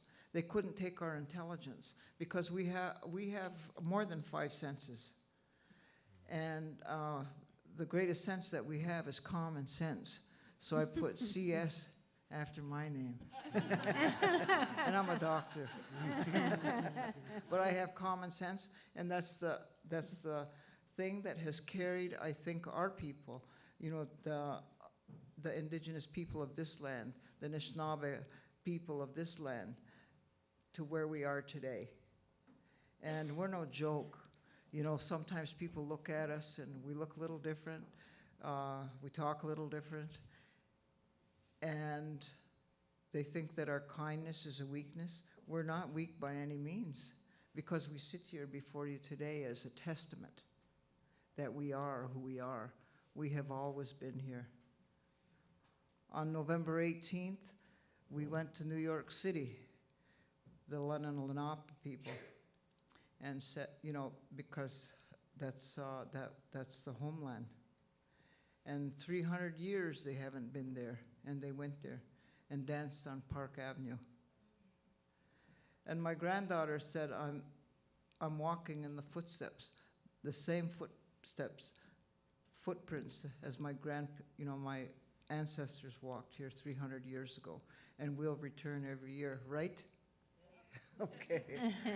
And so that's a coming together, where other nations, settler nations, are starting to realize we're not going anyplace, and we must learn to get along, whether it's through art, whether it's through dance, whatever it is, medicine. Let's just, you know, like, and understand that you're a settler to this place, and we are who our mother is, and that's what we say. You know, we believe we get our bloodline from our mother, and you know, we'll argue that, and we'll argue that probably until after I'm gone, and my grandchildren, you know, will be arguing that same thing. But I was hoping, and it was my dream, that they wouldn't have to do that, that we would come together as human beings. And the question is, what the hell did you leave over there for? You know, like, if life was so great over there, you know, you should stayed over there, wherever you come from. And then, you know, we're all here. We didn't say, you know, and so I figured maybe you have something that you could offer, but I don't think so. You know, like, I think you came here because this is the land of milk and honey, and it truly is. And it still is that way. And in spite of everything that happens, it's still the greatest place on earth to live. And we need to educate our young children, not about the racism that's going on, but about being stewards of the land and stewards of the water. Because what are our grandchildren going to drink? What are your grandchildren going to drink? And that has always been our message. Even when we took arms up with the British government, and I have treaty with the British government, and nobody can take that treaty from us, because we fought. It's our blood, and it's written in blood. And we're treaty people. And everybody could say, I'm this, I'm that, I'm this, I'm that. And unless your family name is on that treaty, I'm sorry, but we must face reality. Did you fight? Are you holding up the, our side of that treaty? And I say, yes, we are. So look at that treaty. And they're trying to put all kinds of things now. And that's the racism that's happening. And they do that because they want to say that we don't exist anymore. We have everybody saying, oh, I have this, I'm that. But they're not. So they're damn liars. That's what it is. And if you say that, then what happens is, they get upset with you because you're standing up for our rights as a people. But you see how everybody now is eating like us. They're eating from the vegetables now. You're not going to eat orange juice, you're going to drink water. Our ancestors told us that and said to hang on to that.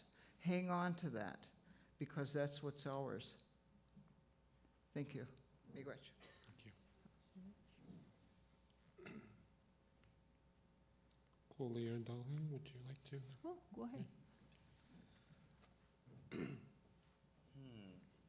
I'm not. I feel like there's not much more to say after that. But I think that one of the things that I'm thinking about is that as a writer, and in my poetry, I've always used it as a way to try to find to create some kind of mirror, I guess, or some kind of representation of stories that I couldn't find any other place. And so in that way, I think it's like a disability and Cherokee practice for me is just kind of writing that. So there's that aspect. And then I've been thinking a lot kind of about, so our beadwork, in the Southeast, Cherokee and Creek and Choctaw and Chickasaw, Seminole, all of us down there, went dormant for a very long time. And Martha Berry, who's a Cherokee Nation citizen, revived that practice, and it's coming back. And it's been a really important thing for me, a fairly new practice for me, and important as a way of trying to continue those practices and revive them.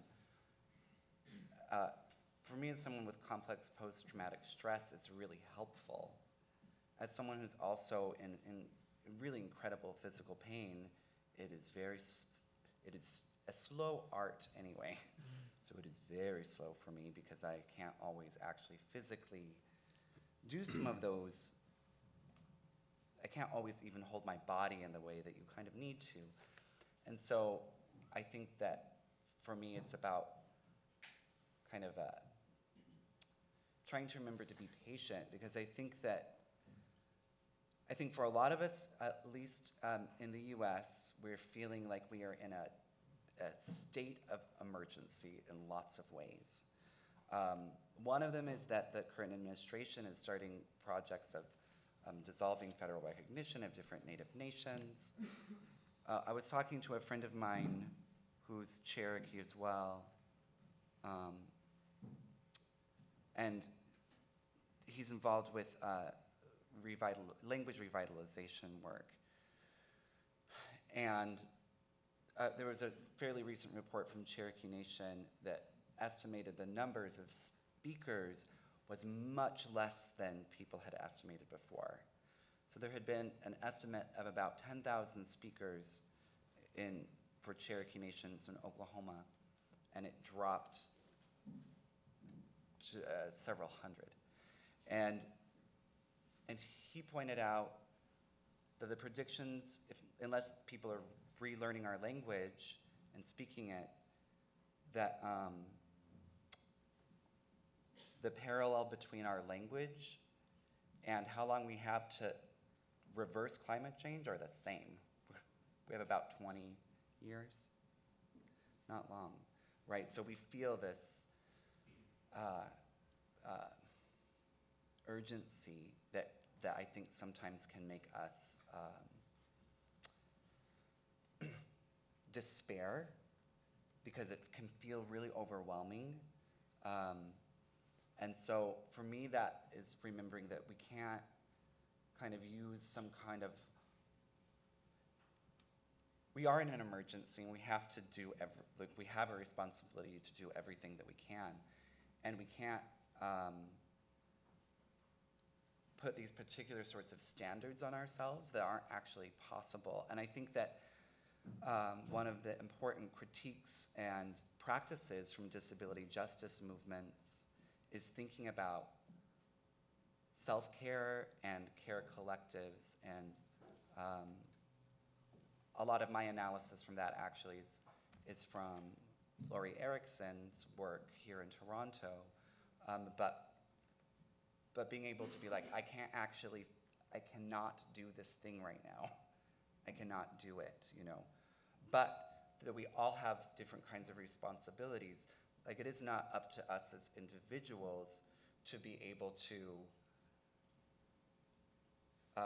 you know, reverse hundreds of years of colonization, but it is up to us as individuals to remember what our roles and responsibilities are in bringing that work together, so that we can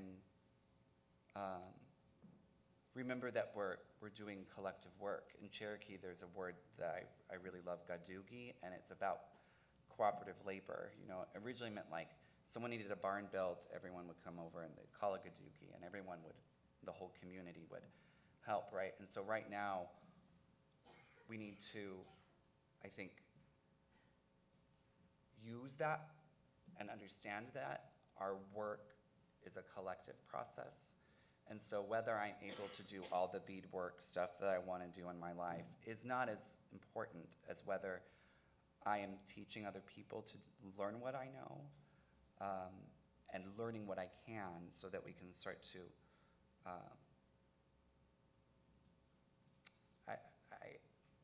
I'm having an image of, like, if people have done either when you weave a wampum belt, you know, it's a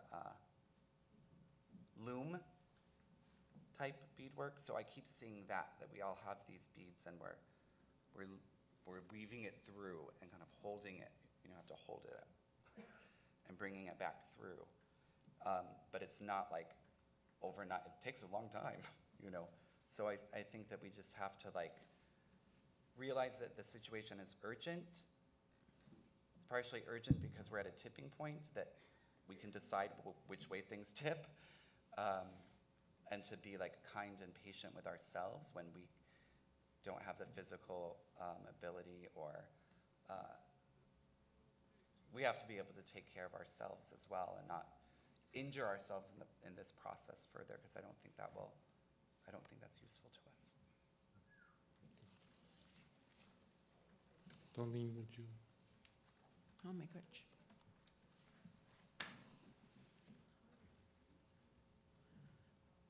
So I'm thinking you've said something to do with my practice, and I'm struggling to say, well, what is this practice?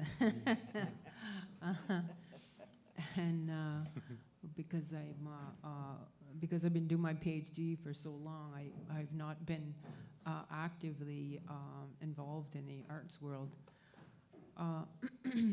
But yet, the work that I do in my academic work is there's a real strong connection between I do Anishinaabe philosophy on ontology, on Nado ontology, on what it is, what is existence.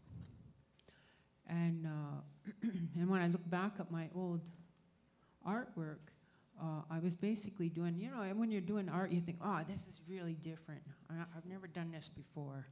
And, and you know, you might try a completely different medium or approach. And then, you know, but you go back 10, 15 years later and you look and, you know, it's the same work, you're just doing it a different way. Yeah, you know, there's something there, a problem or that you're working through. And it's so you can see that is throughout. For myself, when I was very young, I saw a car accident, and there were a lot of people died in that accident. There was a van that rolled over, and it was a car, and but I remember seeing it was real dark. Like, you know, I'm older than I look.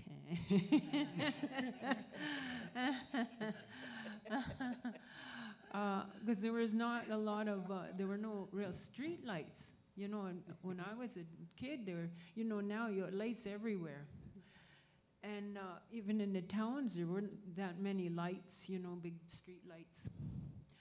But I remember there were cars going both ways, and it was real dark, but there were so many of them, you know, and they were old, you know, the cars were probably 50s, 60s, 70s vehicles at the time. So they had a lot of different lights. Not like today, you got your standard, you got your white, you got your red, that's it. But they had blue, green, orange, it was very colorful. And I remember coming upon this site, and there were a lot of people parked along the roads, and you know, it was in the country. There was usually no one there, and a lot of action. People walking around, and I was young enough that I thought it was a fair, like a fall fair, like a circus, or. It was very exciting, you know, because all those lights they lit up. I thought they were, you know, they looked like, you know, like Ferris wheels and that sort of thing. But at some point, you know, I'm going to cut to the chase, get right to I won't tell you the whole story. But there was, we got out of the car, and anyhow, we somehow managed to get out of the car, us children. And I was maybe about 5, 7 at the most. And we took off running. We were not supposed to leave the car. I'm the youngest of 12, remember. And there was only half of us in the car. And we took off, and I just ran, you know, because I knew like the big people were going to grab me and take me back to the car. And then, you know, then I was scared because then it was dark and I couldn't see anybody, and I was lost. And then I saw a group of people standing over there in the yard. And just because I was scared, they were adults, and so I jumped over that ditch and I went and stood by them just so I wouldn't be alone. I never talk. I didn't know what they were talking about, but they're all looking at the ground, you know, in the dark. And then at some point, somebody had a great big flashlight, silver, and turned that light on, and you know, and as soon as I saw it, I had a deep inhale, because, you know, as soon as they put that light on, I seen it was what I thought was a woman, but then, you know, well, I didn't think it was a person at all. I thought it was an angel. And because they, you know, they were just laying there like they were relaxing, and their hair was spread from shoulder, from arm to arm. It was perfectly laid out. And they had blonde hair. But particularly when they put that light on them, it cast like a golden circular glow over their yellow hair. And so I gasped, because I thought it was an angel, and I was confused what had happened to this angel, and oh my God, the white people got them.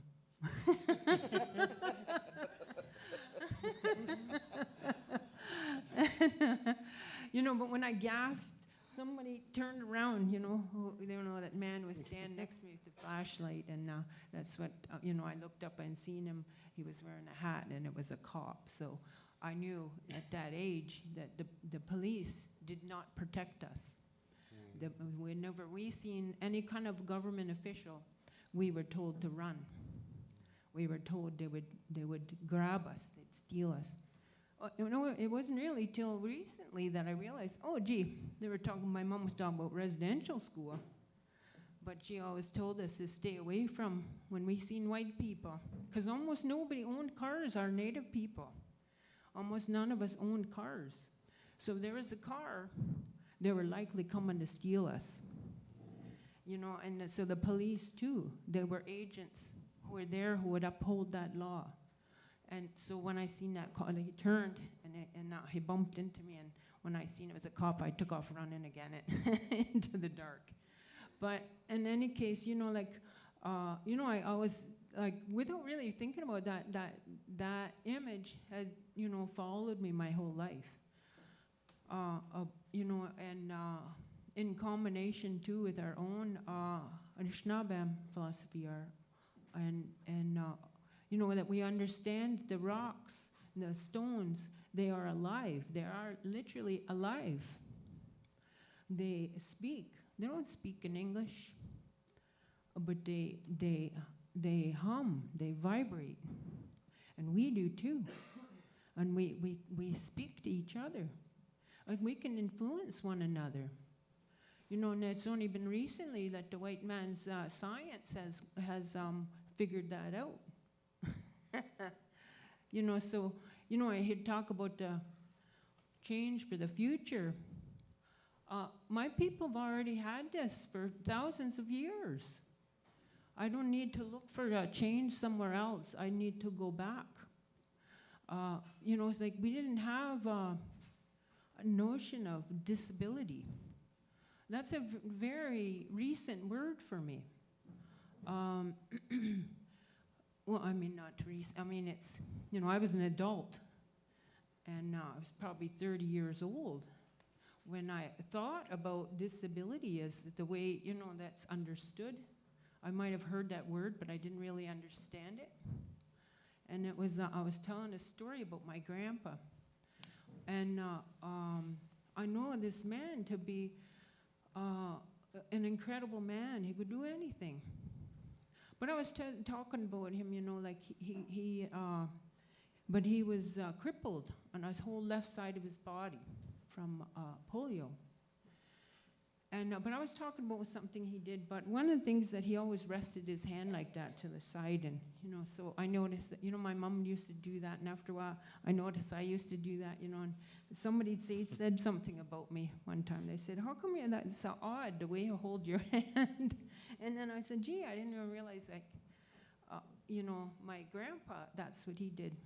And but he could roll, because he smoked, but he could roll a cigarette with rolling paper and tobacco with that hand, because he could be doing something else. He was to walk from where we live, and north of an hour, probably a half an hour drive north of Sarnia. He'd walk to Detroit. This man was not disabled. And so, I was just talking about my grandpa, and somebody, able-bodied person, they said they leaned in and, with a very concerned look and with their furrowed brows, and said, "Oh, I'm sorry, I didn't know you had a disabled family member."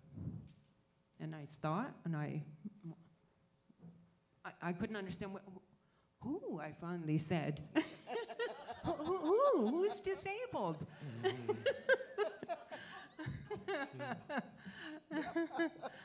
And I said, "Well, your grandfather." And I thought about it, and I said, "How? How is he disabled?" And then they explained, "Well, because he's crippled." But that was, we didn't know those things. We don't think those things. We do today because, like somebody educated me. Like they educated Mona on how to eat. They educated me on how things were and what boxes we were fit in. But, but we didn't have that, these are people considered to be disabled, our women, our queer folk, our children. These are our visionaries. These are our spiritual leaders. These are our political leaders.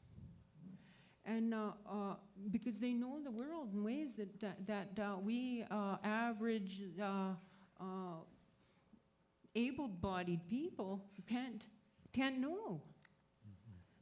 And so they know, they have a greater sense of the world.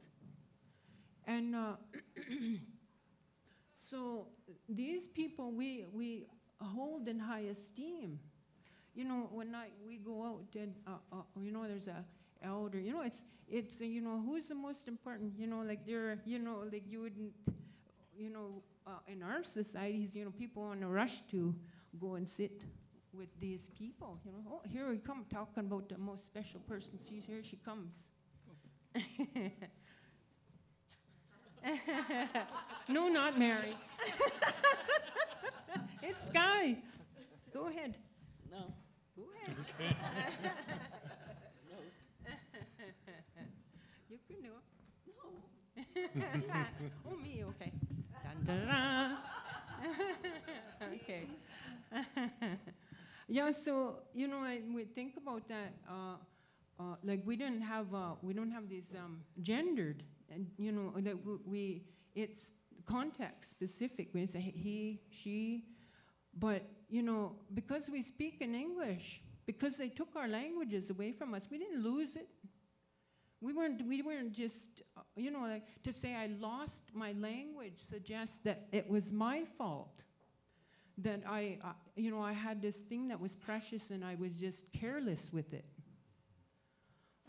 It was systematically stolen from us, violently stolen from us. And, but now we speak in these languages. These are colonizing languages, English, French, it don't matter who and how and they would talk American Sign. Mona asked a question about Indigenous language interpreters yesterday. She was very serious about that. A lot of things, like we don't, even myself with a PhD, I don't understand those English words. I don't. And many, like Sky here, she understands majority. What she understands is Ojibwe, Anishinaabe. Mona too. And so, you know, so when our people, you know, look, so we're not, like I look around here, you know, I don't see a big group of Indigenous people. So if somebody said, well, who's not here? You know, and they're never here. Here or any of these buildings. So, you know, like, and we're the first people. I can't say, gee, you know, I'll just go back to my country where there's millions of people who speak in my home language, and I'll pick that up. Because we're scattered all over, and there are very few of us left. So when we get together, you know, that's so you maybe see that we're kind of crowding around each other over here. Because it's a rarity when we get to spend time together. And, you know, like, I can't just go out in the street and just bump into an Indigenous person. It's very rare. How about you? I think I overtalked my time again. Well, yeah, we do have to wrap up. I apologize to the audience. We actually don't have time for questions. I just want to make a little bit of time to thank each of you individually for your contributions. I think a lot, thinking about what I hear and thinking about my own kind of life and artistic practices, there really is such significant loss when we don't cultivate and make space for different bodies, different sensibilities, and even within our own bodies, you know, this kind of capitalist structure really forces us to kind of diminish and exile particular capacities of connecting on a very meaningful way. And I know that Mona and Darlene have talked about this, and so have Lauren and Coley around these entanglements that we actually intrinsically have. Like all of us have this intrinsic worth and this intrinsic entanglement that this structure really tries to make invisible. And I think within our own bodies and within our own practices, we have to start gesturing towards recalling and presencing that entanglement. And I think once we do that, then we can actually start having conversations around how to respectfully and ethically and lovingly kind of coexist in a space, you know. And I think that's where we need to go. And it addresses, I think, what someone Darlene's saying when, you know, who isn't in the room. This is the work. I think this is where the work lies a lot of the time. So thank you for that, and thank you all for being here and for listening. I'm really happy to be here, so thank you. Thank you. Oh my gosh. Thank you so much. Really appreciate it. Thank you. Do you want to go up on stage? Yeah.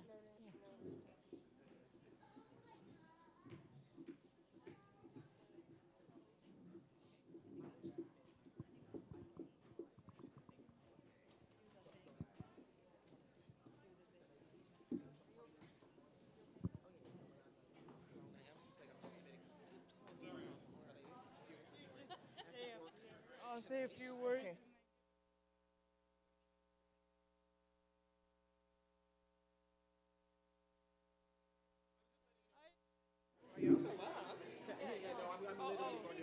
For being here. We're so delighted with how the day's gone, and such a wonderful final panel.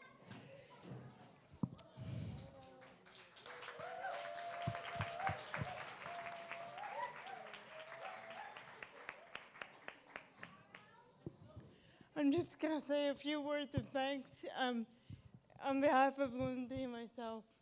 Thanks to the panelists, all the panelists throughout the day. Thanks to the moderators for holding space and opening up the conversations. Thanks to our access team. Thanks to Sunny being back in doing drawings all day long. Is that our scope?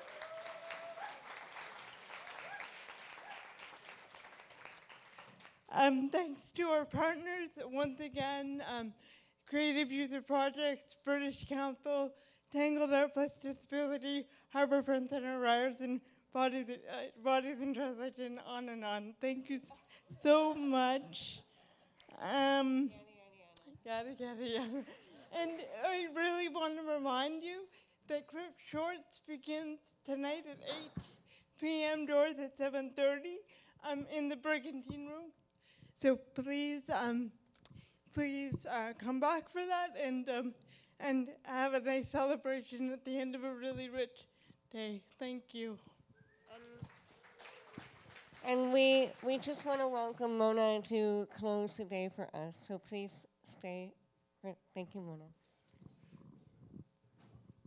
Oh, good afternoon again, friends and family. I wanted to, one thing we forgot to mention was that we have clown society, and we laugh a lot.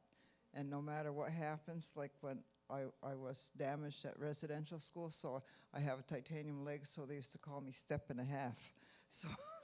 So we laugh about those things. We don't live there. So in saying that, as resilient people of this land, Nishnabekwe, who are sitting here and here, thank you. Thank you for your time, because we won't have this time again.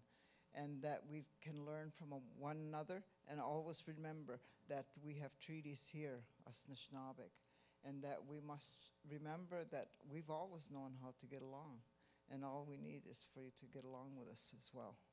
Chimigwet Shamnadogi, Minyangsa Kinagona Gaguat Tam Gakman Peking, Opshkuna Wishenam, Gibiayang Mampi, Nishnabe, Kadewi Aske, Shagnash, Manchkunai, Zawab Nenega, Gibiayang Mampinongo, when we gigdiang, Chimigwet Shamnadogi, Minyang, Dash Kinagona Gilbanogia, when we Skos young, when we must say Ang Mampinishnabe Minkan. Chimigwat Shamnido, Gimin Young the Smarta Nabi, where when we scouse young, where when we Jita and Ganin, when Indigenous Schnabekweg, where when we must say young, we scouse young Ganin, scouse when the Schnabe, scouse when Chimigwat Shamnido, Chimigwat Shamnido, Nikanagana, Mio.